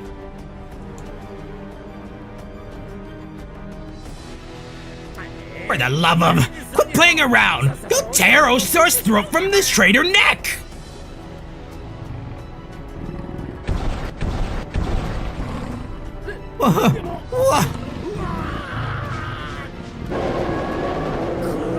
Yo, Boko Inante's kind of got some balls just standing there.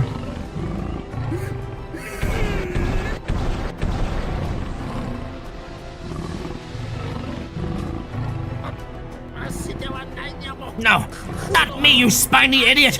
Attack the ones over there!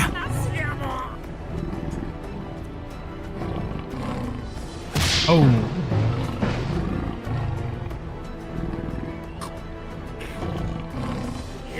No, not me! Not me! Decopompo! Boko Inante, save me!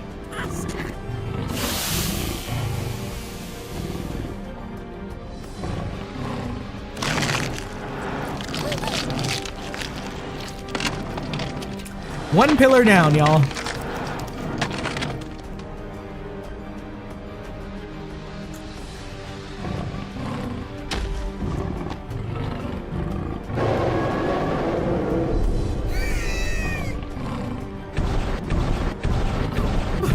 Stay away from me! Stay! Away!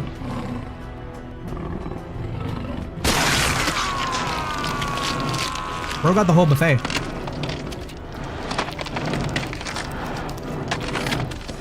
Maybe I'll just step away. Let this creature just hang out. Don't look good, it's here. Eyes on me. You too, little lady. Cover him. Very well. Sir Ostor.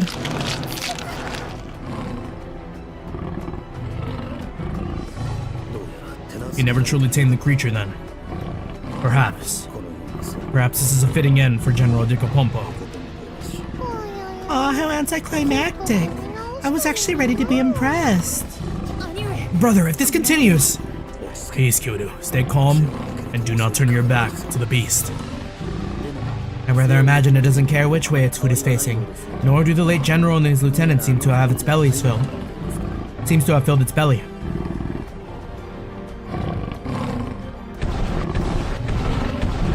Don't run. Then we have no choice but to put it down. Everyone, gird yourselves! Don't mind fighting big nasty like this from time to time. If I was wanted to be safe, I brought down a Gonji. Okay, let's show this thing how we hunt beasts back home. Yes, on your signal then. Let's do it!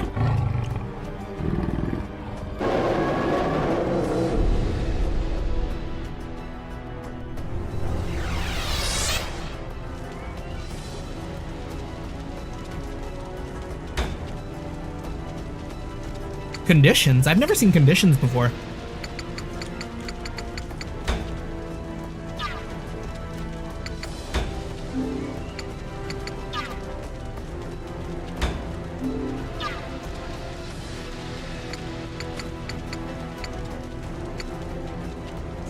Well, we can get everyone in on this fight, I think, right? Ostor taking the front lines. Let's get No City, Kyoto, and Ururu Sanana on the back. Ostor, we'll put you in the middle. Ogi, Jack 12, Ostor, then Atui, Fidetia. Damn, we really can only have one here. One missing, and I think that's gotta be Nekone. I don't know how much good she's gonna do here.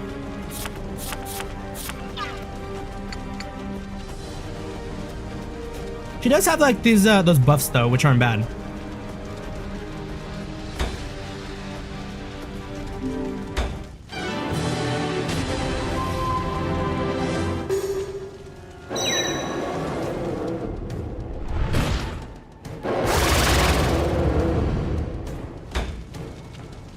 Okay, Oshtor has that one thing that lowers enemy attack. We're definitely doing that.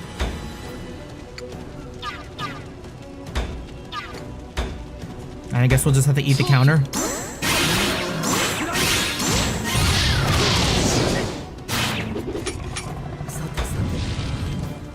Watch out, Ogi! 私に任せるがいい。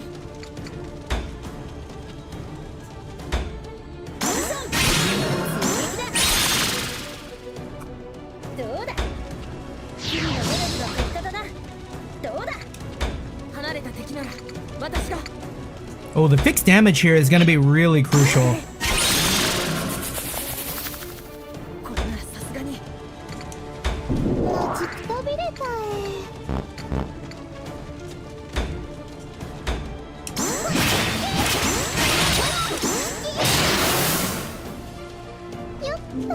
I think Kyoto is going to be my goat this fight.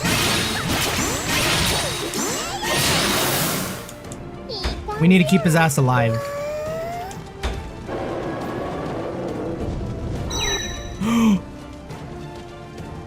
Oh no. I needed to take the thing off of the Tetsuya. She's cooked and it's gonna kill everyone else.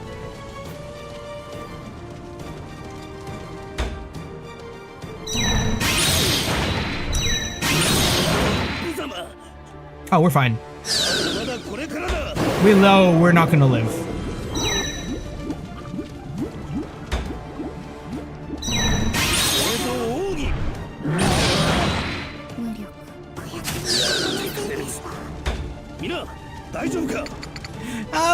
Maybe we'll try this. We're gonna take Nekone instead.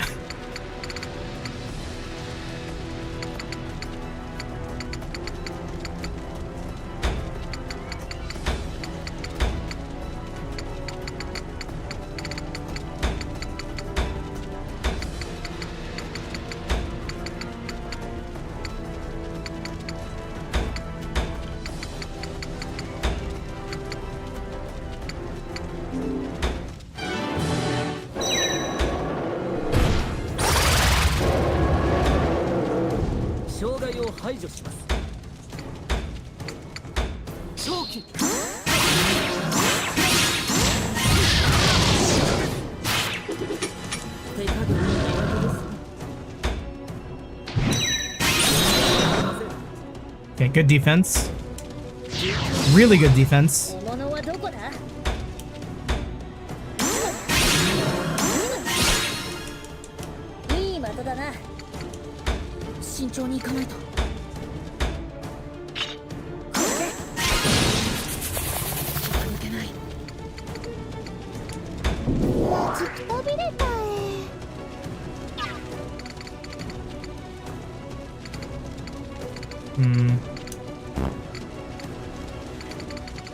Problem here.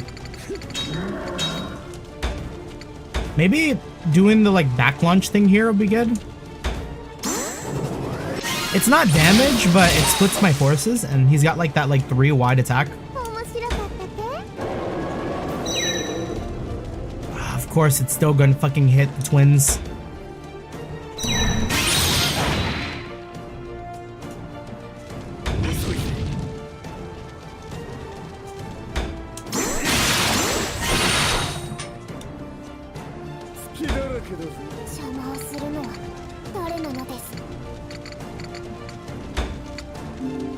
Increase defense, recover status.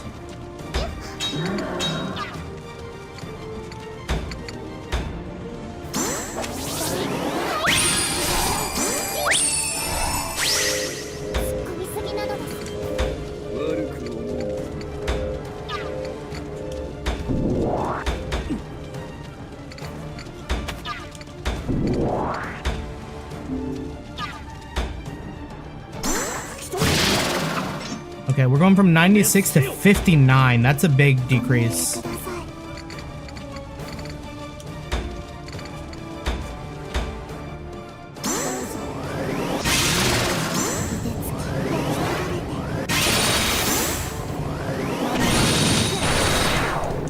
い 主様の障害を排除します。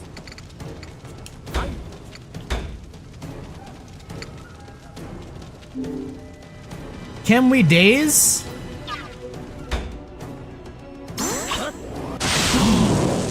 Big.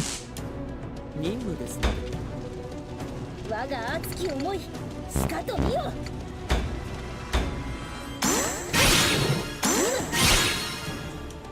いい的だな。 Okay, we're good there. 倒せる敵からさ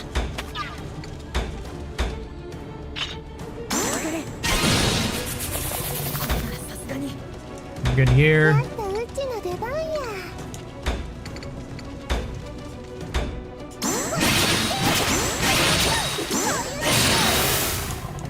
生きとるて全てを背負わせたりしないのです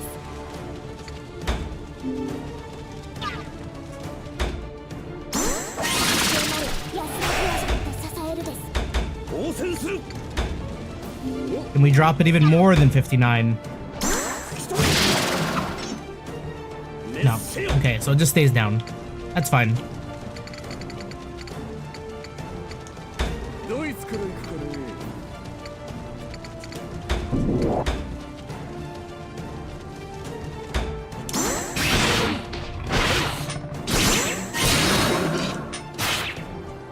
まだ終わってないぞ。 見心のままに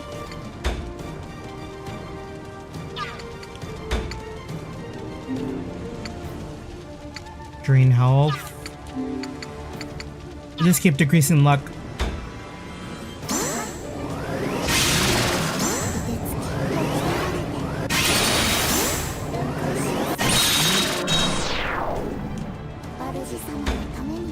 Ah, that defense though is not good.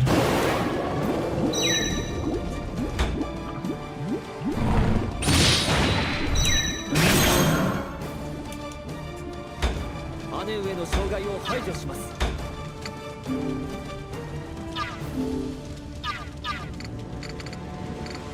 If I get him near Oshtor here, the speed bonus might be kind of nice.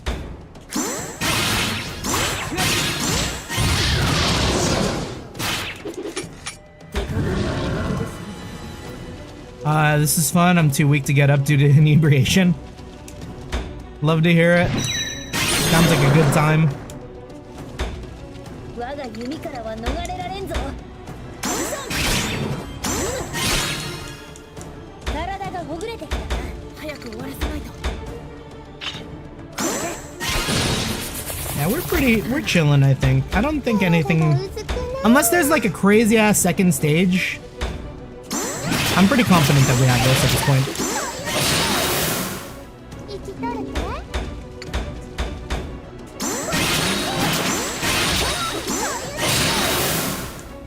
っ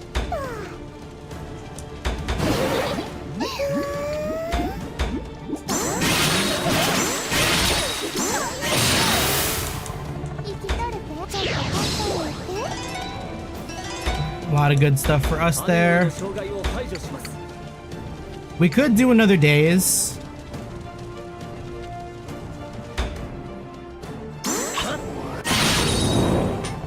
Did they get dazed? They didn't get dazed.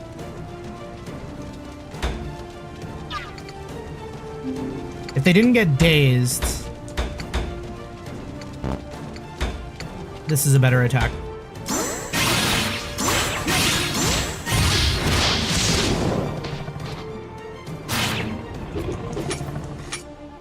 Yeah, lucky. We love this modern age.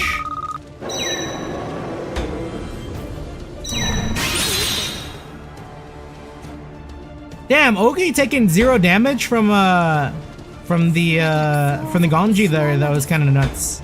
That defense is probably some of the best on the team.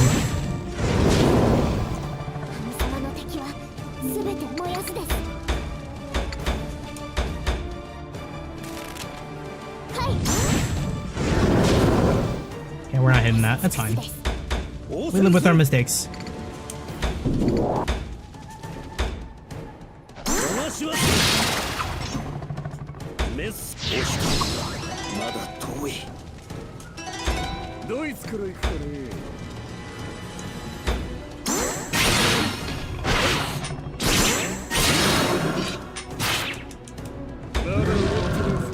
Jack, well, I know you got this. 私に任せるがいい。体がほぐれてきたな。そろそろ本気を出そうか。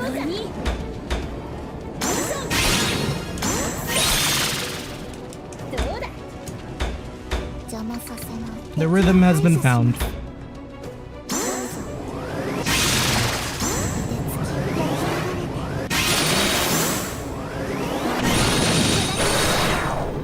まだ問題ありません。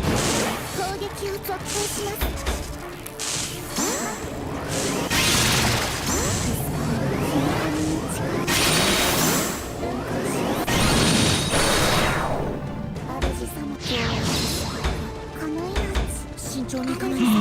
Oh, so close to having Q to do one cool arrow to finish it.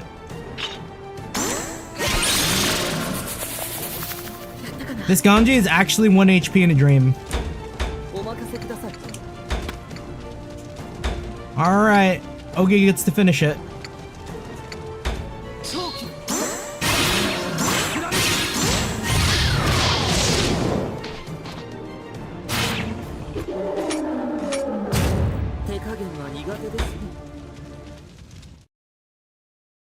Good setup for us. Really good setup.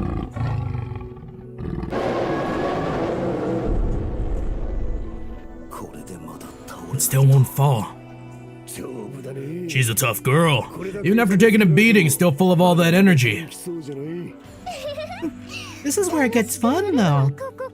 The good part of the hunt is after the beast realizes it's injured. これからが面白くなるんよ。 Atsu would be a beast in Monster Hunter. I really wish she wouldn't say weird stuff like that, but she has a point. If this keeps up, that thing's only gonna get more restless. We're gonna take more casualties.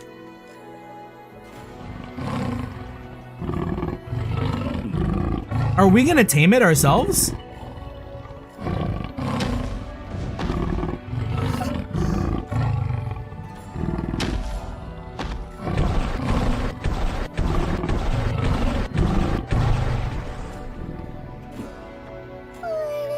Aw, what? It ran away. Seems its survival instinct won out. Aw, nuts to that. That's no fun. どうする？ Should we give いい chase? か。 No, a cornered wound with the beast. It'll be a much more dire fight. Or it'd be a much more dire fight. We have more to lose than gain by pursuing it. そうだな。 Yeah, you're right. 今は撃退できただけ。 I'll take the small victory, fended it off. Plus, there's something still bothering me. What's still bothering him?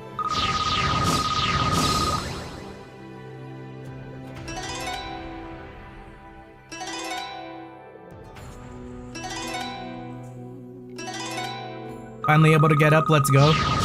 Congrats.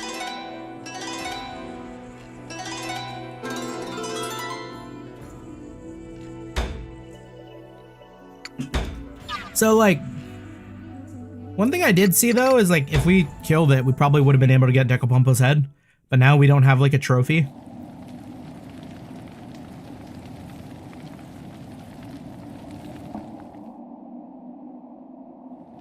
Oh, the thing that's bothering him is he didn't see Maruto. It's ended. All is done, but the cost, the means. Combing the remains of the battlefield, I find a familiar face standing aghast in the middle of it all.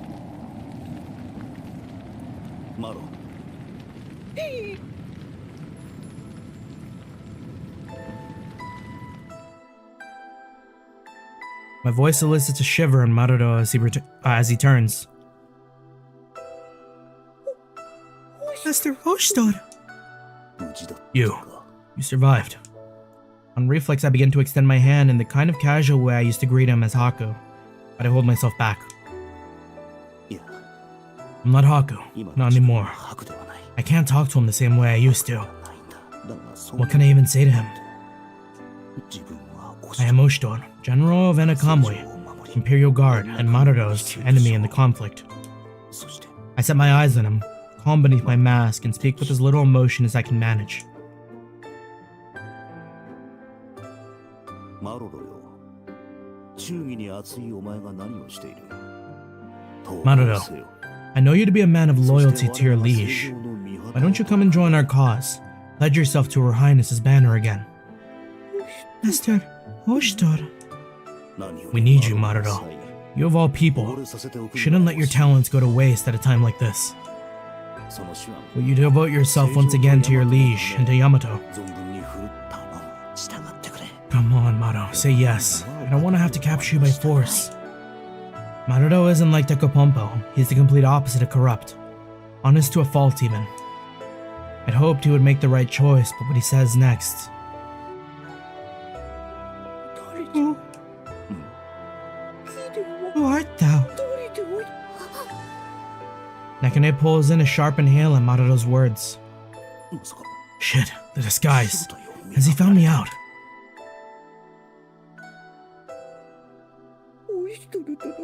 Nor was Master Oshtor a man to let coldness enter his speech, nor his eyes. Nor would he ever take such brutal measures upon the field as thou didst this very day. Marudo edges back, looking at me as though he's seen something mortally terrifying. He hasn't seen through my disguise. Did I push him too hard? Maybe hiding my emotions wasn't the right call. If Maru knew his Master Oshtor, no such thing would have come to pass. What happened? What kind of man now art thou? That's...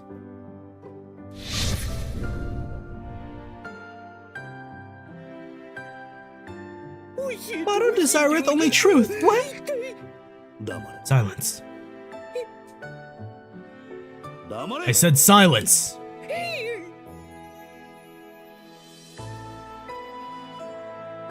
I am Oshtor, Imperial Guard of the Right, protector of Her Highness and of these lands. And I cannot lose. I can give no quarter. One defeat undoes everything I fought for. For the sake of victory, I would gladly crawl on my knees. I would drink muddied water, replete with disease and filth, if that's what it takes. And should anyone stand in my way, I will cut him down. It doesn't matter how many corpses I have to pile up. Hundreds. Thousands, if necessary. That is the duty I accepted when I swore my oath as Imperial Guard. Or do you disagree? Master Oshtor! Your brother. What... truly... what happened to turn thee so? Master... Oh, prithee. Bring Master Haku then! I'll have it from him! Master Haku, show thyself! Where art thou? Surely Master Haku knoweth what grim fate hath befallen thee!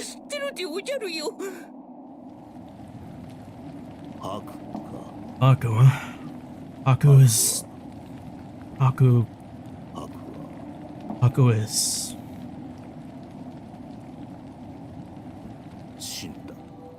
He's dead.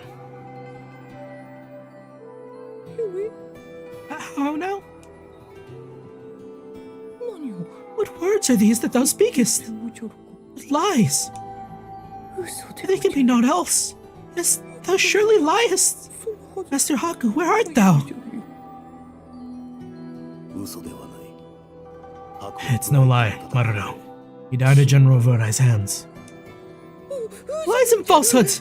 Master Haku would ill-bid to square the non so easily as that! So you believed in me too? I'm sorry. I'm sorry I have to do this to you.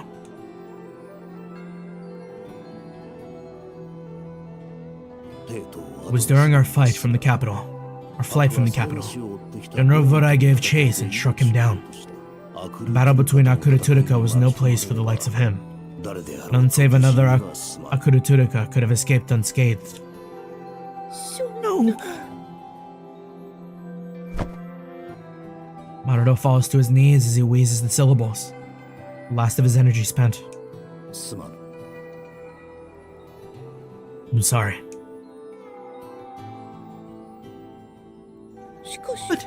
But speak true. If he pursued thee, thou wert there as well. I was. Then thou wert Ushtor Imperial Guard of the Right, unable to save one man's life? No. Haku. He. Ushtor.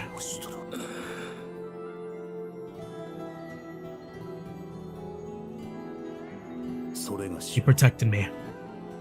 Tried to protect us both. When I was unable to move, he imposed himself between Varai and me, and shielded me. Your brother, when you say it that way. This cannot be.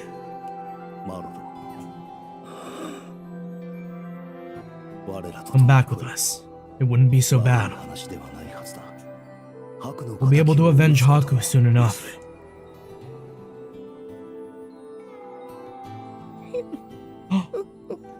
Oh no, he's getting Joker moded!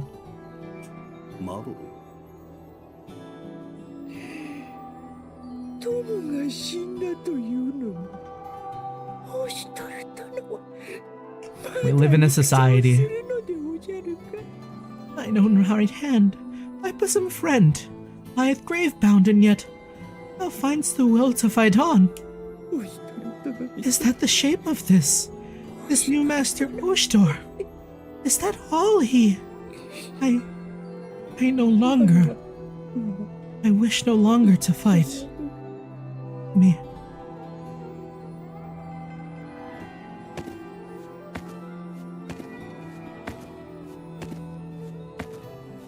With empty eyes and muttering nonsense to himself, Maruto rises and stumbles away, lost.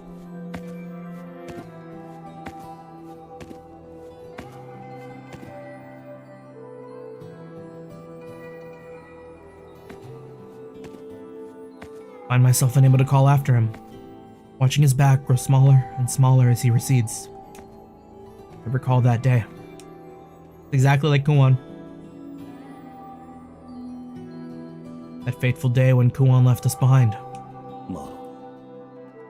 I wasn't able to say anything then, either.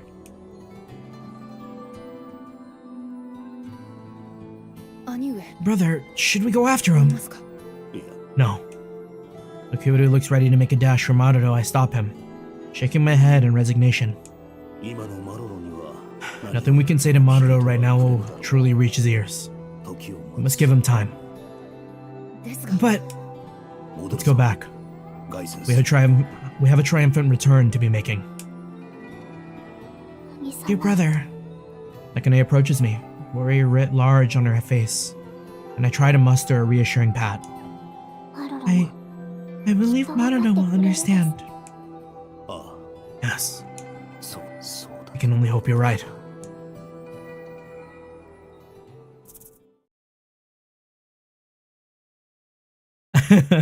Going to say the opening spoiled a bit too much, yeah.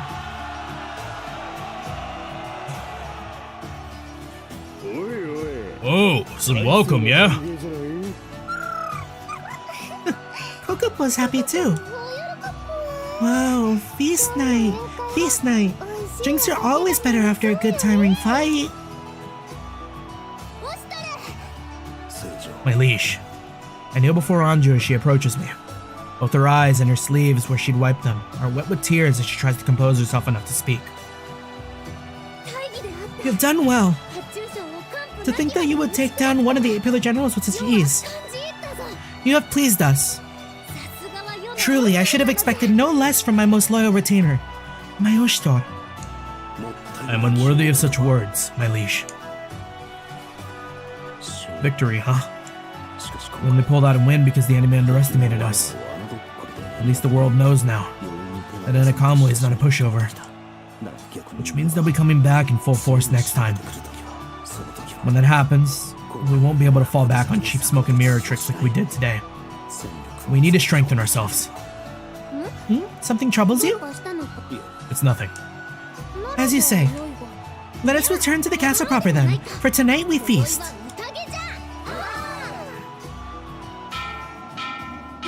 Again? Oh? What is it now? A runner from the castle closes the distance between us quickly and kneels before us. Lord Oshtor!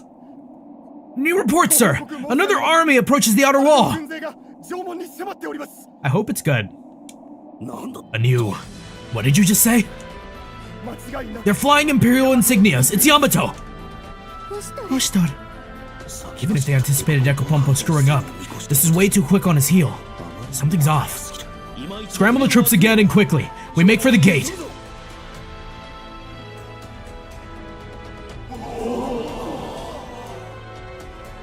I hurry as quickly as my exhausted feet can take me, climbing to the top of the wall once more. So that's it.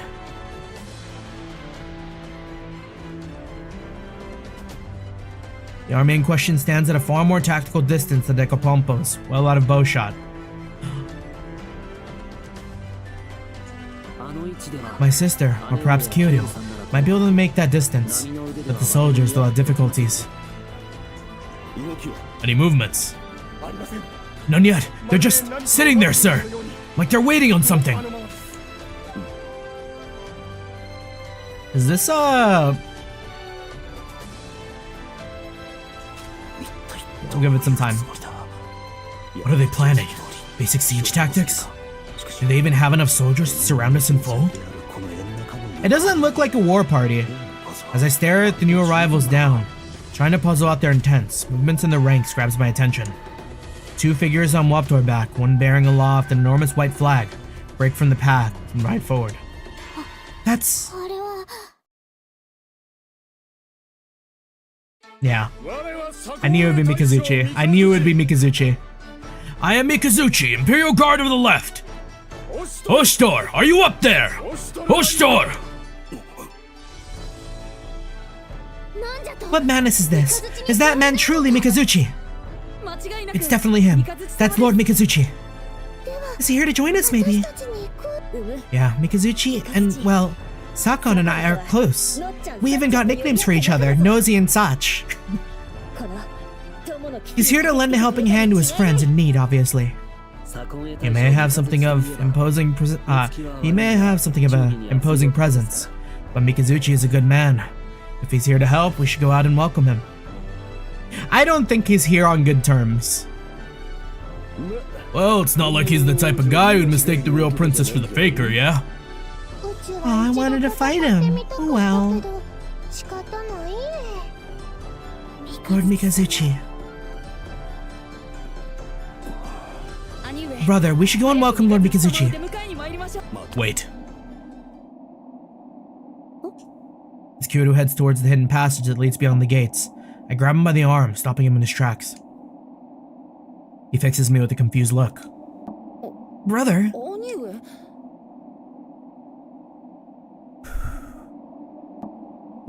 I'll go alone. The rest of you wait here. Ensure that no one passes through the gates until I return. What do you mean?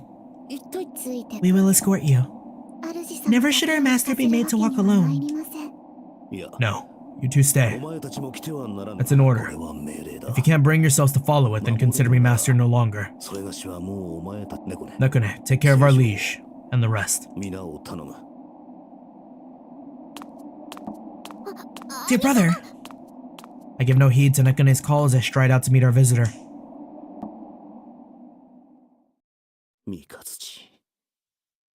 Mikazuchi, I knew this time would come sooner or later.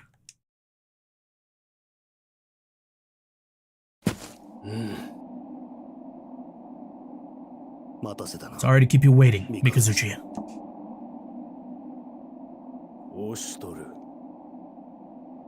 Mikazuchi hands the white flag to the officer accompanying him. Tense silence fills the air. You remember that day, Oshtor, when you and I received the station of Imperial Guard from the Mikado himself? On that day, our liege gave us 2 charges, one to protect his people, and the other to protect his daughter. Those charges, to this day, I bear them in this heart of mine and will carry them to my grave. Mikazuchi clenches a fist, laying it over his chest in a symbolic gesture. Silence reigns afresh, and Mikazuchi is the first to break it, calling out my name.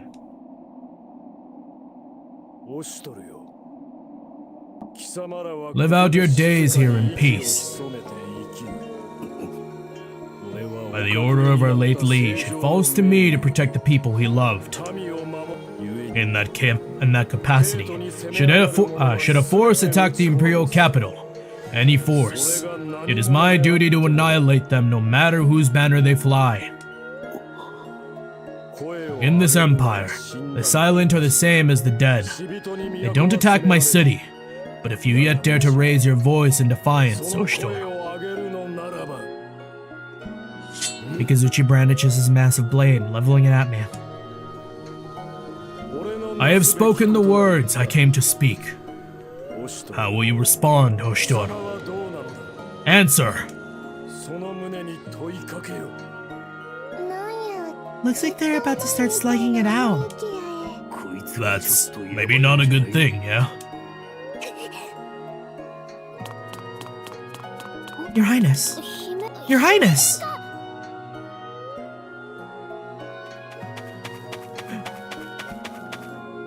Oh wait, Mikazuchi, hold it! Stop! My liege, you mustn't be here. Please go back. I will do no such thing. I have words to speak too. Seeing Anju appear from the false boulder over the tunnel's entrance, Mikazuchi abruptly kneels, murderous aura evaporating instantly. Your Highness, it's been a long time. Dispense with the formalities and listen to me, you. What is the meaning of this, Mikazuchi? You surely don't think the imposter on the throne is me. Speak, Mikazuchi, I command it! Because they wear your Highness's garments, yes. The assumption could be made from afar. But those among us in the capital who saw your face daily, we know better. The imposter bears no resemblance to your Imperial Highness at all. If there truly is a vassal who believes the fraud to be genuine, they'd be better served cutting out their eyes and replacing them with a swine's. Then why do you turn your blade on us? Needs of the people over the needs of the one type shit? It is my charge. My sacred order from your own father, the Mikado. What? As I said, when I was given this office, I also received 2 charges, one of which was to protect my liege's daughter. The other was to protect the people of Yamato from any and all dangers. Those were his direct orders and his exact words. I have devoted my life to my liege. My duty to him continues, even if he no longer walks this realm. I am to protect the people, those in the capital most of all. If Yamato's soil is ever watered with their blood, then I have failed in this. There is nothing worth spilling the blood of innocent men and women.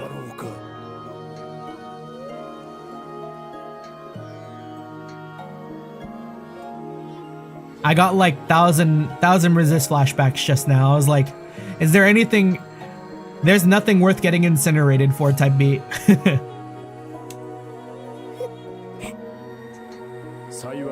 It's good that Oshtor is with you. He'll be able to protect you from harm. At the very least, one of our liege's orders will go fulfilled as long as Oshtor remains at your side. As for the other, all I need to do now is return to my post, to the city. Yeah, nothing to tell him, put her back in charge, yeah. She's safest here. By bringing her back, he's putting her in danger. And that's not what his order is about. Hear me now. If you order your army to march on the Imperial capital, so too will you force the hand of the Imperial Guard of the left. I beg of your Highness not to push me to such cruelty. My sacred charge comes before all else. Mikazuchi, you... そなた Please remain in these lands and know a life of peace. Please, I beg of you. Anju wavers, Mikazuchi's earnest plea catching her off guard. Princess. I turn to Anju awaiting her answer. Her whole head trembles as she tries to conjure the words on the verge of tears. じゃ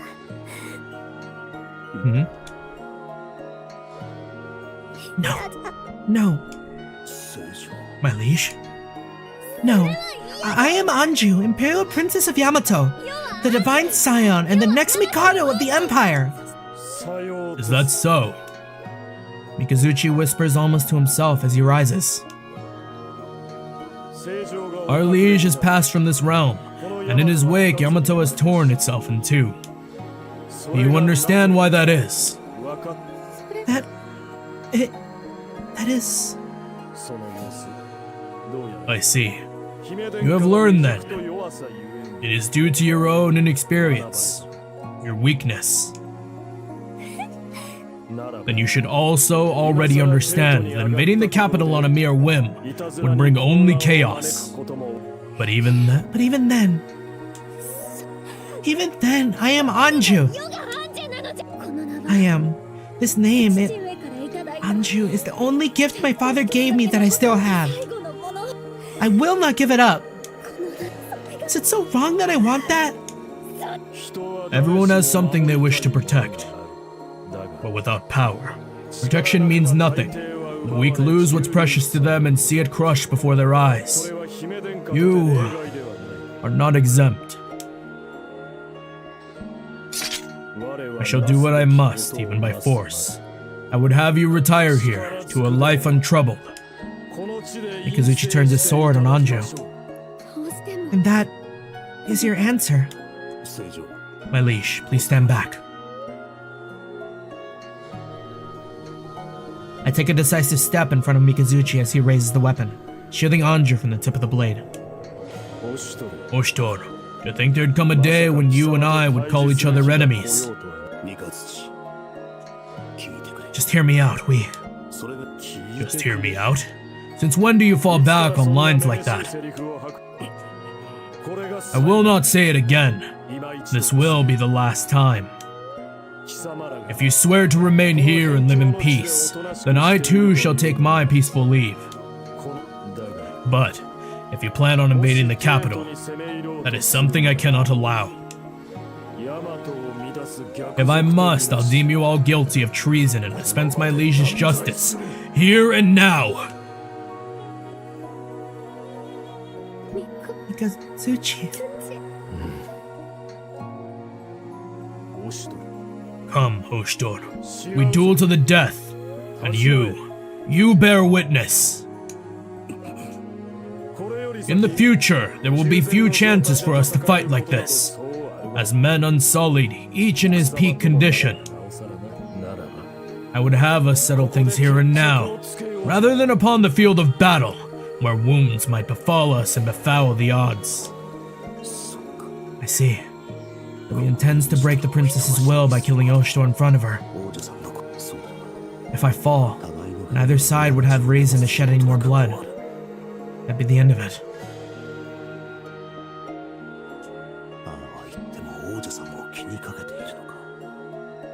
Even now, he's worried about Anju.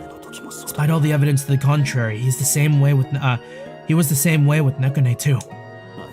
He really is tactless when it comes to that. Now then, I might have had a little more optimism about this if it weren't my life on the line, but now? My liege, You stand back. I do not wish to see your regalia dirtied. Oshito. And a way around it. I've got to fight him. Oshito, I hereby forbid you from dying. as you wish. That's it. You stand back too. Yes, my lord. Well, I talked a big game, but... See? Fighting Mikazuchi? Hell no. There's no way I'm coming out of this on top. Gripes. Even before that, he's gonna realize I'm not who I say I am. All it'll take is the first exchange. Even still.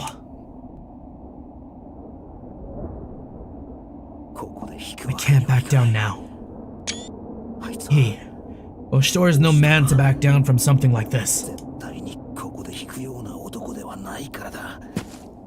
Yeah, that's it. Just like that. As I step closer, Mikazuchi falls into a low crouch, cold like a predator ready to spring. But suddenly... Please wait, Lord Mikazuchi. This is a person she can save.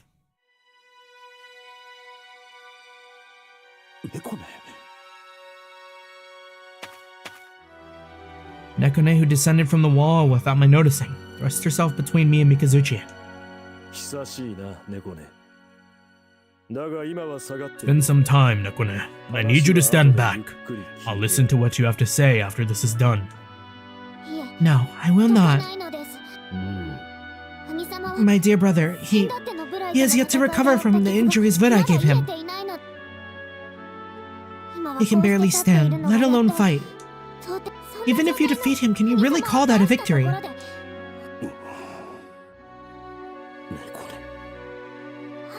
Dear brother?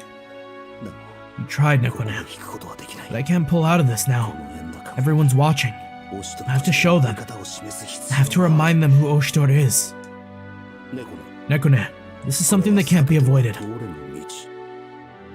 No, if you do, then... You won't be able to defeat Mikazuchi. No matter what kind of trick I pull, it's just not happening. He's supposed to be a one-on-one match for Vodai. How the hell do I stand up against that? If I can land even just one strike. Dear brother! Nekone, do you recall the time you told me to act as I pleased? Yes, but... I'm afraid the time's come for me to do just that. But... Nekone, no matter what happens to me, you must not interfere. Damn, he really out here trying to let Nekone watch her brother die twice. Against Mikazuchi's army, we stand no chance. If things seem ready to boil over into violence, follow his orders. Are you telling me to surrender? We both know Mikazuchi is an honorable man. If that time comes, you know what to do. But... Don't worry, Nekone. I will not lose. Dear brother. Now stand aside.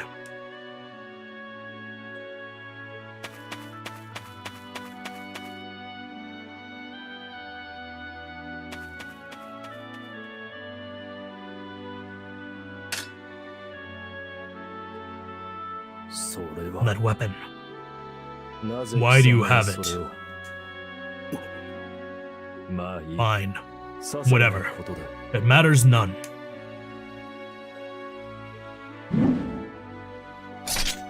Mikazuchi takes his stance again, edging slowly towards me. I adjust to mirror him. Brings back memories. You remember, when you and I were raw recruits, we test our might on each other like this almost every day. How long has it been since then? Since the likes of us bit and clawed our way up the ranks. You remember the oath, Oshtor? The one we took together, witnessed by the Mikado and the court. That together we two would be one whole guard, with twin shields, forever bound in likeness, heaven and earth, light and dark, a Shiral match. And yet, here we stand, enemies at last, each believing himself to be on the path of right. The irony runs thick.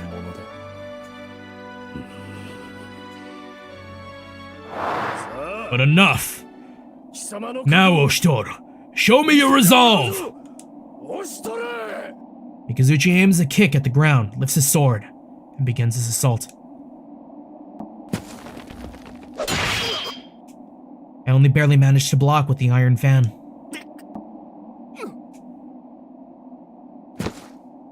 Unable to absorb the entire force of Mikazuchi's blow, I staggered back, feeling my knees shake with each step.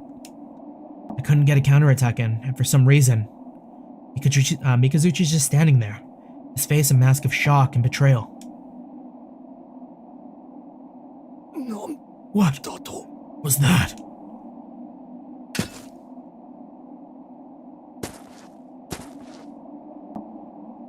Mikazuchi stumbles back a step, then two, then three.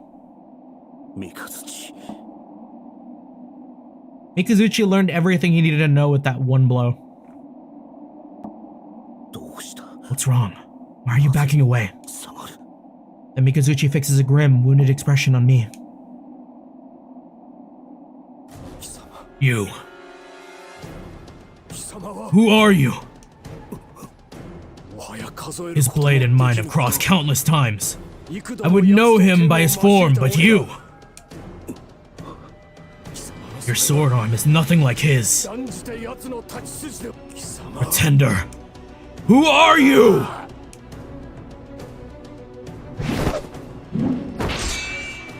Mikazuchi aims a sideways swipe at me, which I manage just barely to block, the metal of my fan and his sword screeching against each other loudly. Mikazuchi's eyes snap to the fan, realization dawning in his eyes.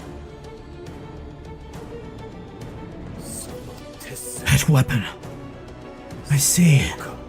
So that's how it is.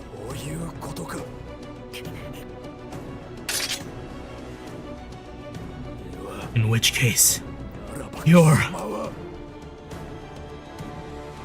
Stop fucking with me, boy! Bellowing his fury, Mikazuchi raises his sword for another strike, flailing destructively. He's getting haphazard with his technique, but it's still Mikazuchi. It's all I can do to avoid being cut to pieces.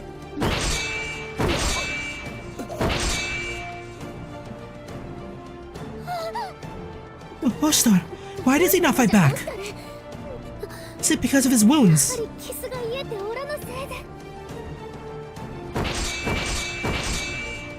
Why? Why are you?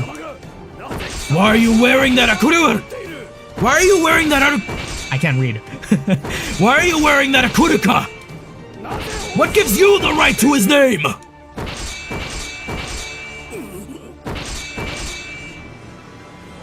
Answer me, Kerr!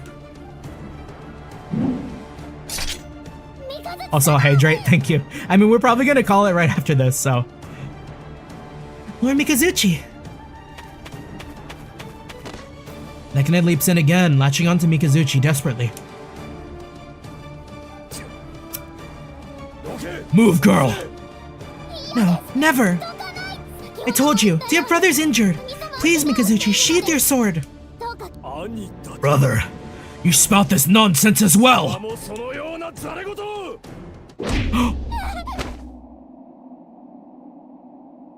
Mikazuchi swings an arm reflexively, knocking Nekone to the ground. Are you... I told you not to interfere!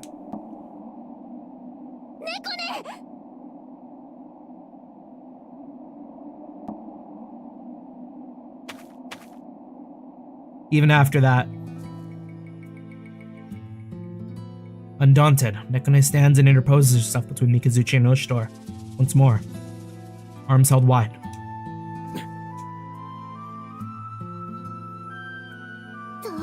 If you want his head so badly, kill me first. What? This nation and Yamato still need him. We can't lose him now.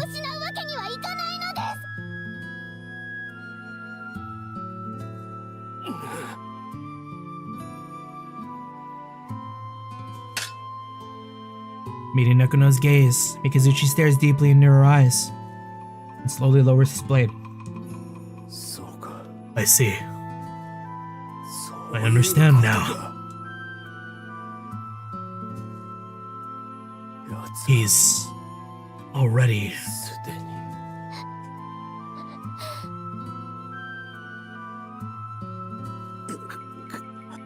What just happened? I can still... hurts. I guess that's good. まだ生きてはいる Means I'm still alive, right? たくなんだって What the hell am I doing? ところで Going through with all this. としているも Isn't this enough? う王女さんは元気 Princess is recovered. この国は Nakamui is stronger now than it's been in generations. この先 Surely I can just 三日月に任 trust せ the て rest to him. To Mikazuchi. 吐く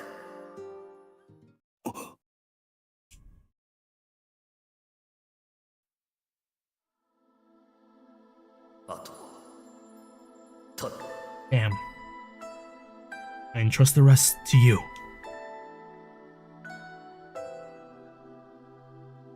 おし Oshdor. そっか Yeah, そうだ yeah, okay. Damn it.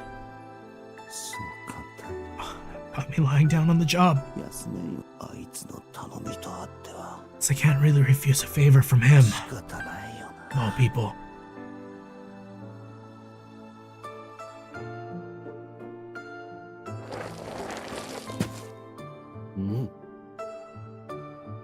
Dear brother.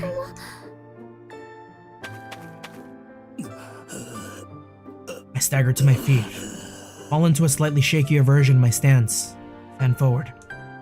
貴様 You, 三日月 Mikazuchi. You said we form a pair, 対なる存 a 在 Chiro match, と言ったないいだろ then let us be that. う You say you'll protect the city like we used to as comrades. Then let me protect the other precious thing our liege has left. 帝の残したお酒 Quit your babbling! If anything! 黙れ Shut it. それが I am Oshdor. No more, それ以外 no less. 何者でもないそうだ That's right. I am Oshdor. I am Oshdor. I am. His power, 意志を his resolve. それがしは I've inherited both.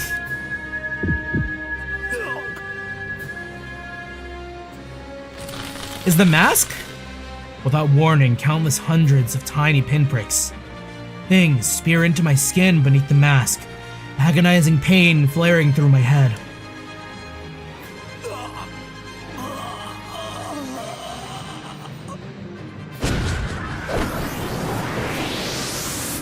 Oh, he's awakened to the persona. He's awakened his archetype.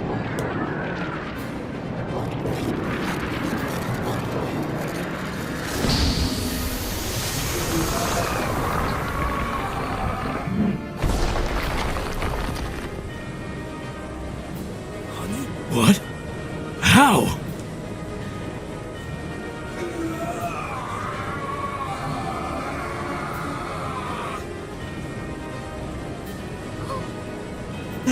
That form.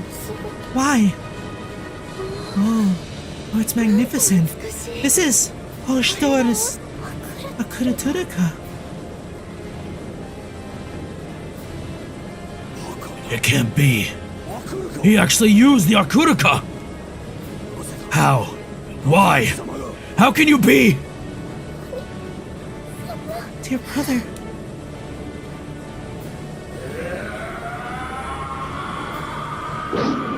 As though watching my body move from underwater, before I'm even aware of what I'm doing, I feel myself leap forward and bear down on Mikazuchi. What's going on here? Answer me! How is it that you can use his Akurika? Who are you? A man chosen by the Kurika himself.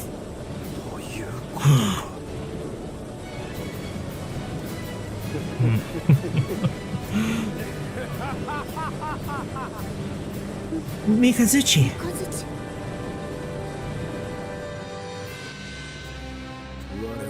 I am lightning made flesh. Akurika, grant me thy infinite power, and I shall fly clad in the storm.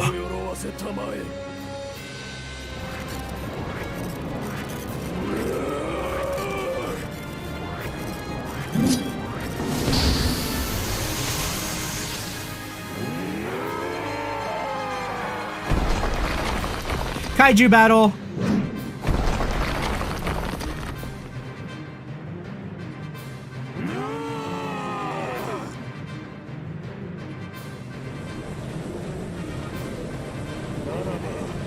Then we have no further need of words.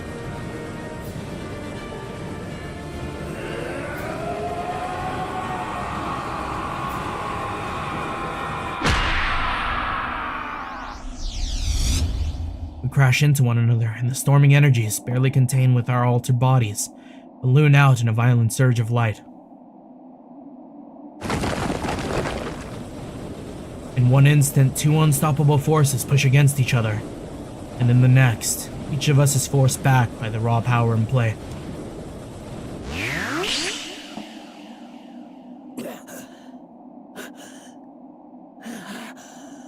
He can't hold the form.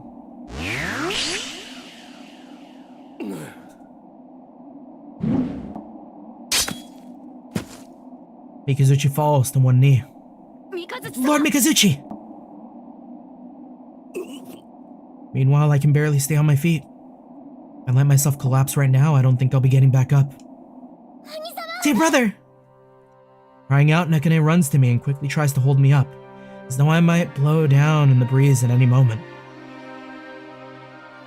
The battle's decided. I can't budge an inch, and if he wanted it, Mikazuchi could probably take my head right now, but... The rivalries are starting again, you're so right. Is Mikazuchi gonna be my crow? I see. Oshtor. This man. You.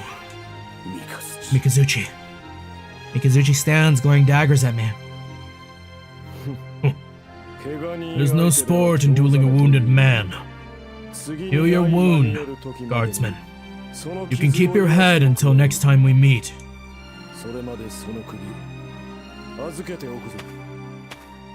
Mikazuchi turns to walk back to his troops. On his way, he calls over his shoulder. I have felt a measure of your will. I would feel its full extent. We meet again on the field. Oshtor.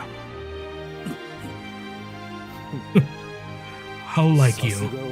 Even gravely wounded, you managed to bare your fangs and land a blow.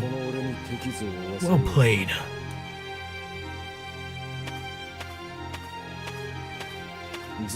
All troops, fall back. We're pulling out. Yes, sir!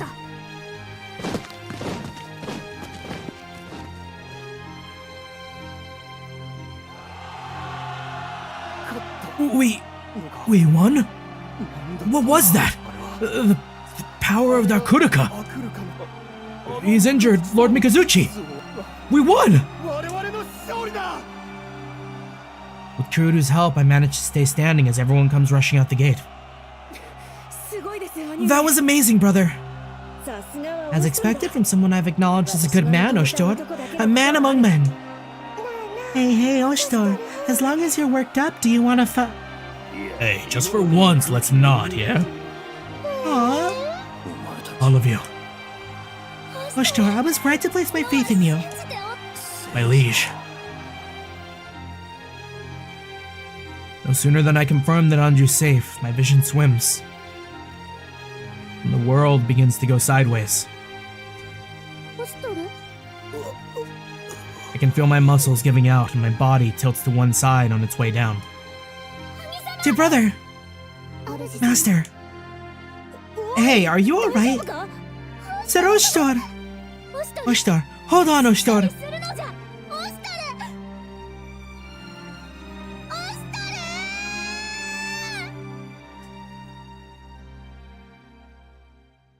Damn, what a cliffhanger. デコポンポとボコイなんては廃止。三日月はオシトルを倒せず、兵を引いたか。 Ekopompo and Bokuinante slain in battle. Mikazuchi, unable to best Oshtor, runs home with his tail between his legs. Everything is proceeding as you planned. Accelerate our timeline for capturing that Akonji. I'll have use for that creature soon enough.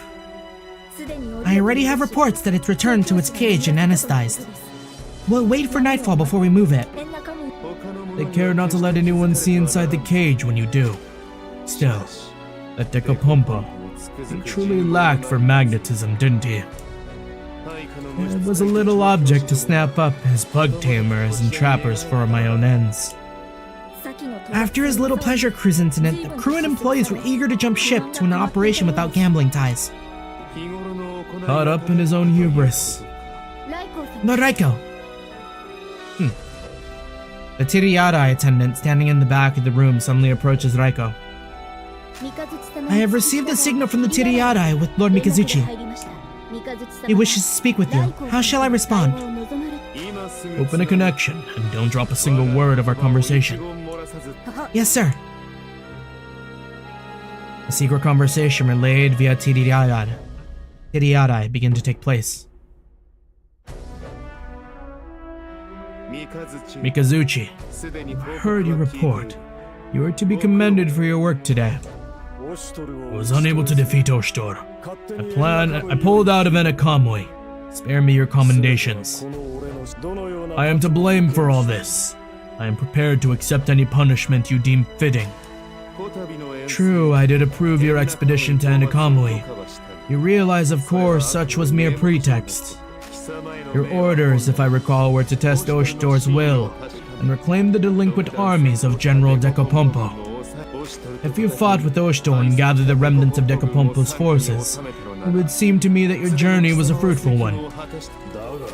But I didn't. I will not hold you responsible, nor shall I give you a chance to redeem yourself for your perceived transgressions. Brother, listen to me. I pulled my men out. Sooner or later, Oshtor will assemble an army able to lay siege, and when that happens, don't be so quick to jump to conclusions. Yours is the duty of protecting the city. Don't hyper-focus on what is in front of you like a waptor in blinders. See the grander picture. I'm aware of my duties, but brother, that man... Enough. We will speak of this no more. Gather any last stragglers and return to your post at once. Tiriyarai, cut the connection. He has his orders. Yes, sir. The Tiriyarai agent ends the transmission as ordered, stepping once again to the back of the room, waiting in silence until needed. Are you certain that was wise? He seemed like he had something to say. Still... Yes, more than likely he was going to ask me for the right to duel Oshtor again, or some other similar drivel. Trying to conquer Enakamui with brute force while the hawk is in his nest would be, as we've now observed for ourselves, a fool's errand. Mikazuchi is my brother, but regrettably a martial in temperament. Nothing pleases him more than a worthy rival, and he'll seize on that. Equally regrettable is how much he allows that mindset to handicap him. Even his martial ability suffers when he's distracted by a bone to chew. Then, should we refrain from contacting him again, if at all? If he has something to say, I'll listen, but only once he's back inside the walls, where I can keep an eye on him. Best to avoid prolonged conversations with him until then. It will minimize our risk of discovery. While Her Highness recovers, she has appointed me as regent and ceased appearing at court. You served a role in enabling as much, being the decoy princess. I believe you're better served as my attendant for now, however. Ah, okay. So they were the decoy. Her Highness no longer makes appearances in the Imperial Court, after all. We must continue to close potential avenues of exposure. And I can't imagine Mikazuchi will be especially fond of this tactic. I can no longer associate with my brother in the way I once did. Yes, you're correct. Raiko turns to his war table, leaving the subject of Mikazuchi behind. The first battle is yours, Oshtor, and your beloved princess has made herself known to the world. You may be overjoyed, I'm sure. But as ever, you leave yourself open. You've made two crucial mistakes for me to exploit. He killed Decapumpo, one of the pillars in high nobility, and he used his mask against Lord Mikazuchi. Those who know the truth are fortunately few. Fools only see what they wish to see, hear only what they wish to hear. Oshtor, how will the news of this battle reach the people of Yamato? The countries friendly to Anakamui will be disappointed. They'll think less of him. Just so. Anakamui is fully surrounded, and I've had very little. I have to do very little. His own neighbors will leave him and his men out to dry. Will fall from the heights of his uplifting victory into a pit of despair. I see. Now, Oshtor, how will you fare? Scurry, resist. I can only hope you make it entertaining for me.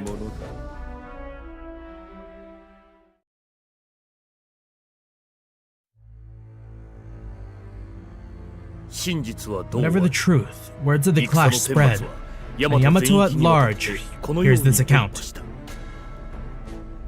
General Dekapompo, torn between loyalty and a desire for truth, took it upon himself to investigate Anakamui's imperial claims, and took a small trusted delegation to the borders in order to meet and learn the facts from the traitor Oshtor. In a grisly twist of fate, Oshtor rebuked his diplomatic advances, savagely executing Dekapompo and his aide Bokoi Nante with the wild Gonji.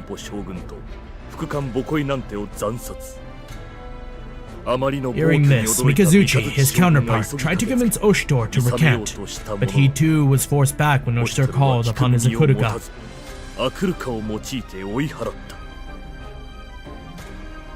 The incident comes to be known as the atrocity at Anakamui, and its ripples are felt throughout Yamato.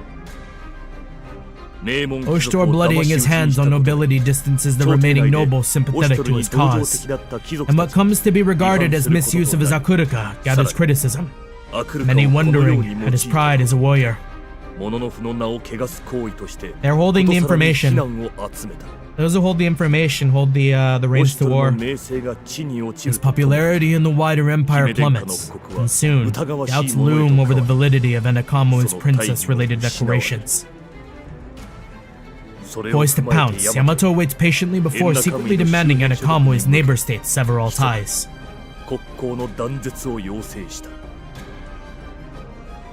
So it is that Raiko's schemes come to fruition. Before long, all of Anakamui hangs by a thread. But Haku, severely injured, will only come to learn the true scope of the situation much, much later.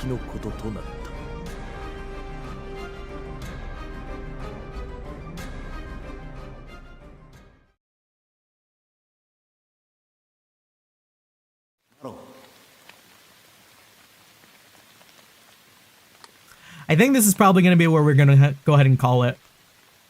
It got really, really juicy, and usually I like to stop at 11. But, like, there was, like, a whole last hour of me just, like, not... There was no good place, you know? And I think, if anything, this is probably going to be the best spot. Yeah, the cliffhanger at Do. It sounds like we might either be, like, Marudo perspective, or... I don't know. We'll see. That being the case... I think that's going to do it for me. For everyone who stopped by, for everyone who stuck around, always appreciate the company. I think we have very little Resident Evil to finish tomorrow. So I'm probably going to end up starting pretty late because I have some plans in the evening. And if we don't end up starting tomorrow, probably Tuesday, we'll see. I might end up doing like a late schedule and like we'll put that out after like tomorrow night. But chances are we might finish Resident Evil, then Tuesday. We'll see where it goes. I need to figure out my week. That being said, GG's, thank you. Till next time. This game's writing is so good. Peace.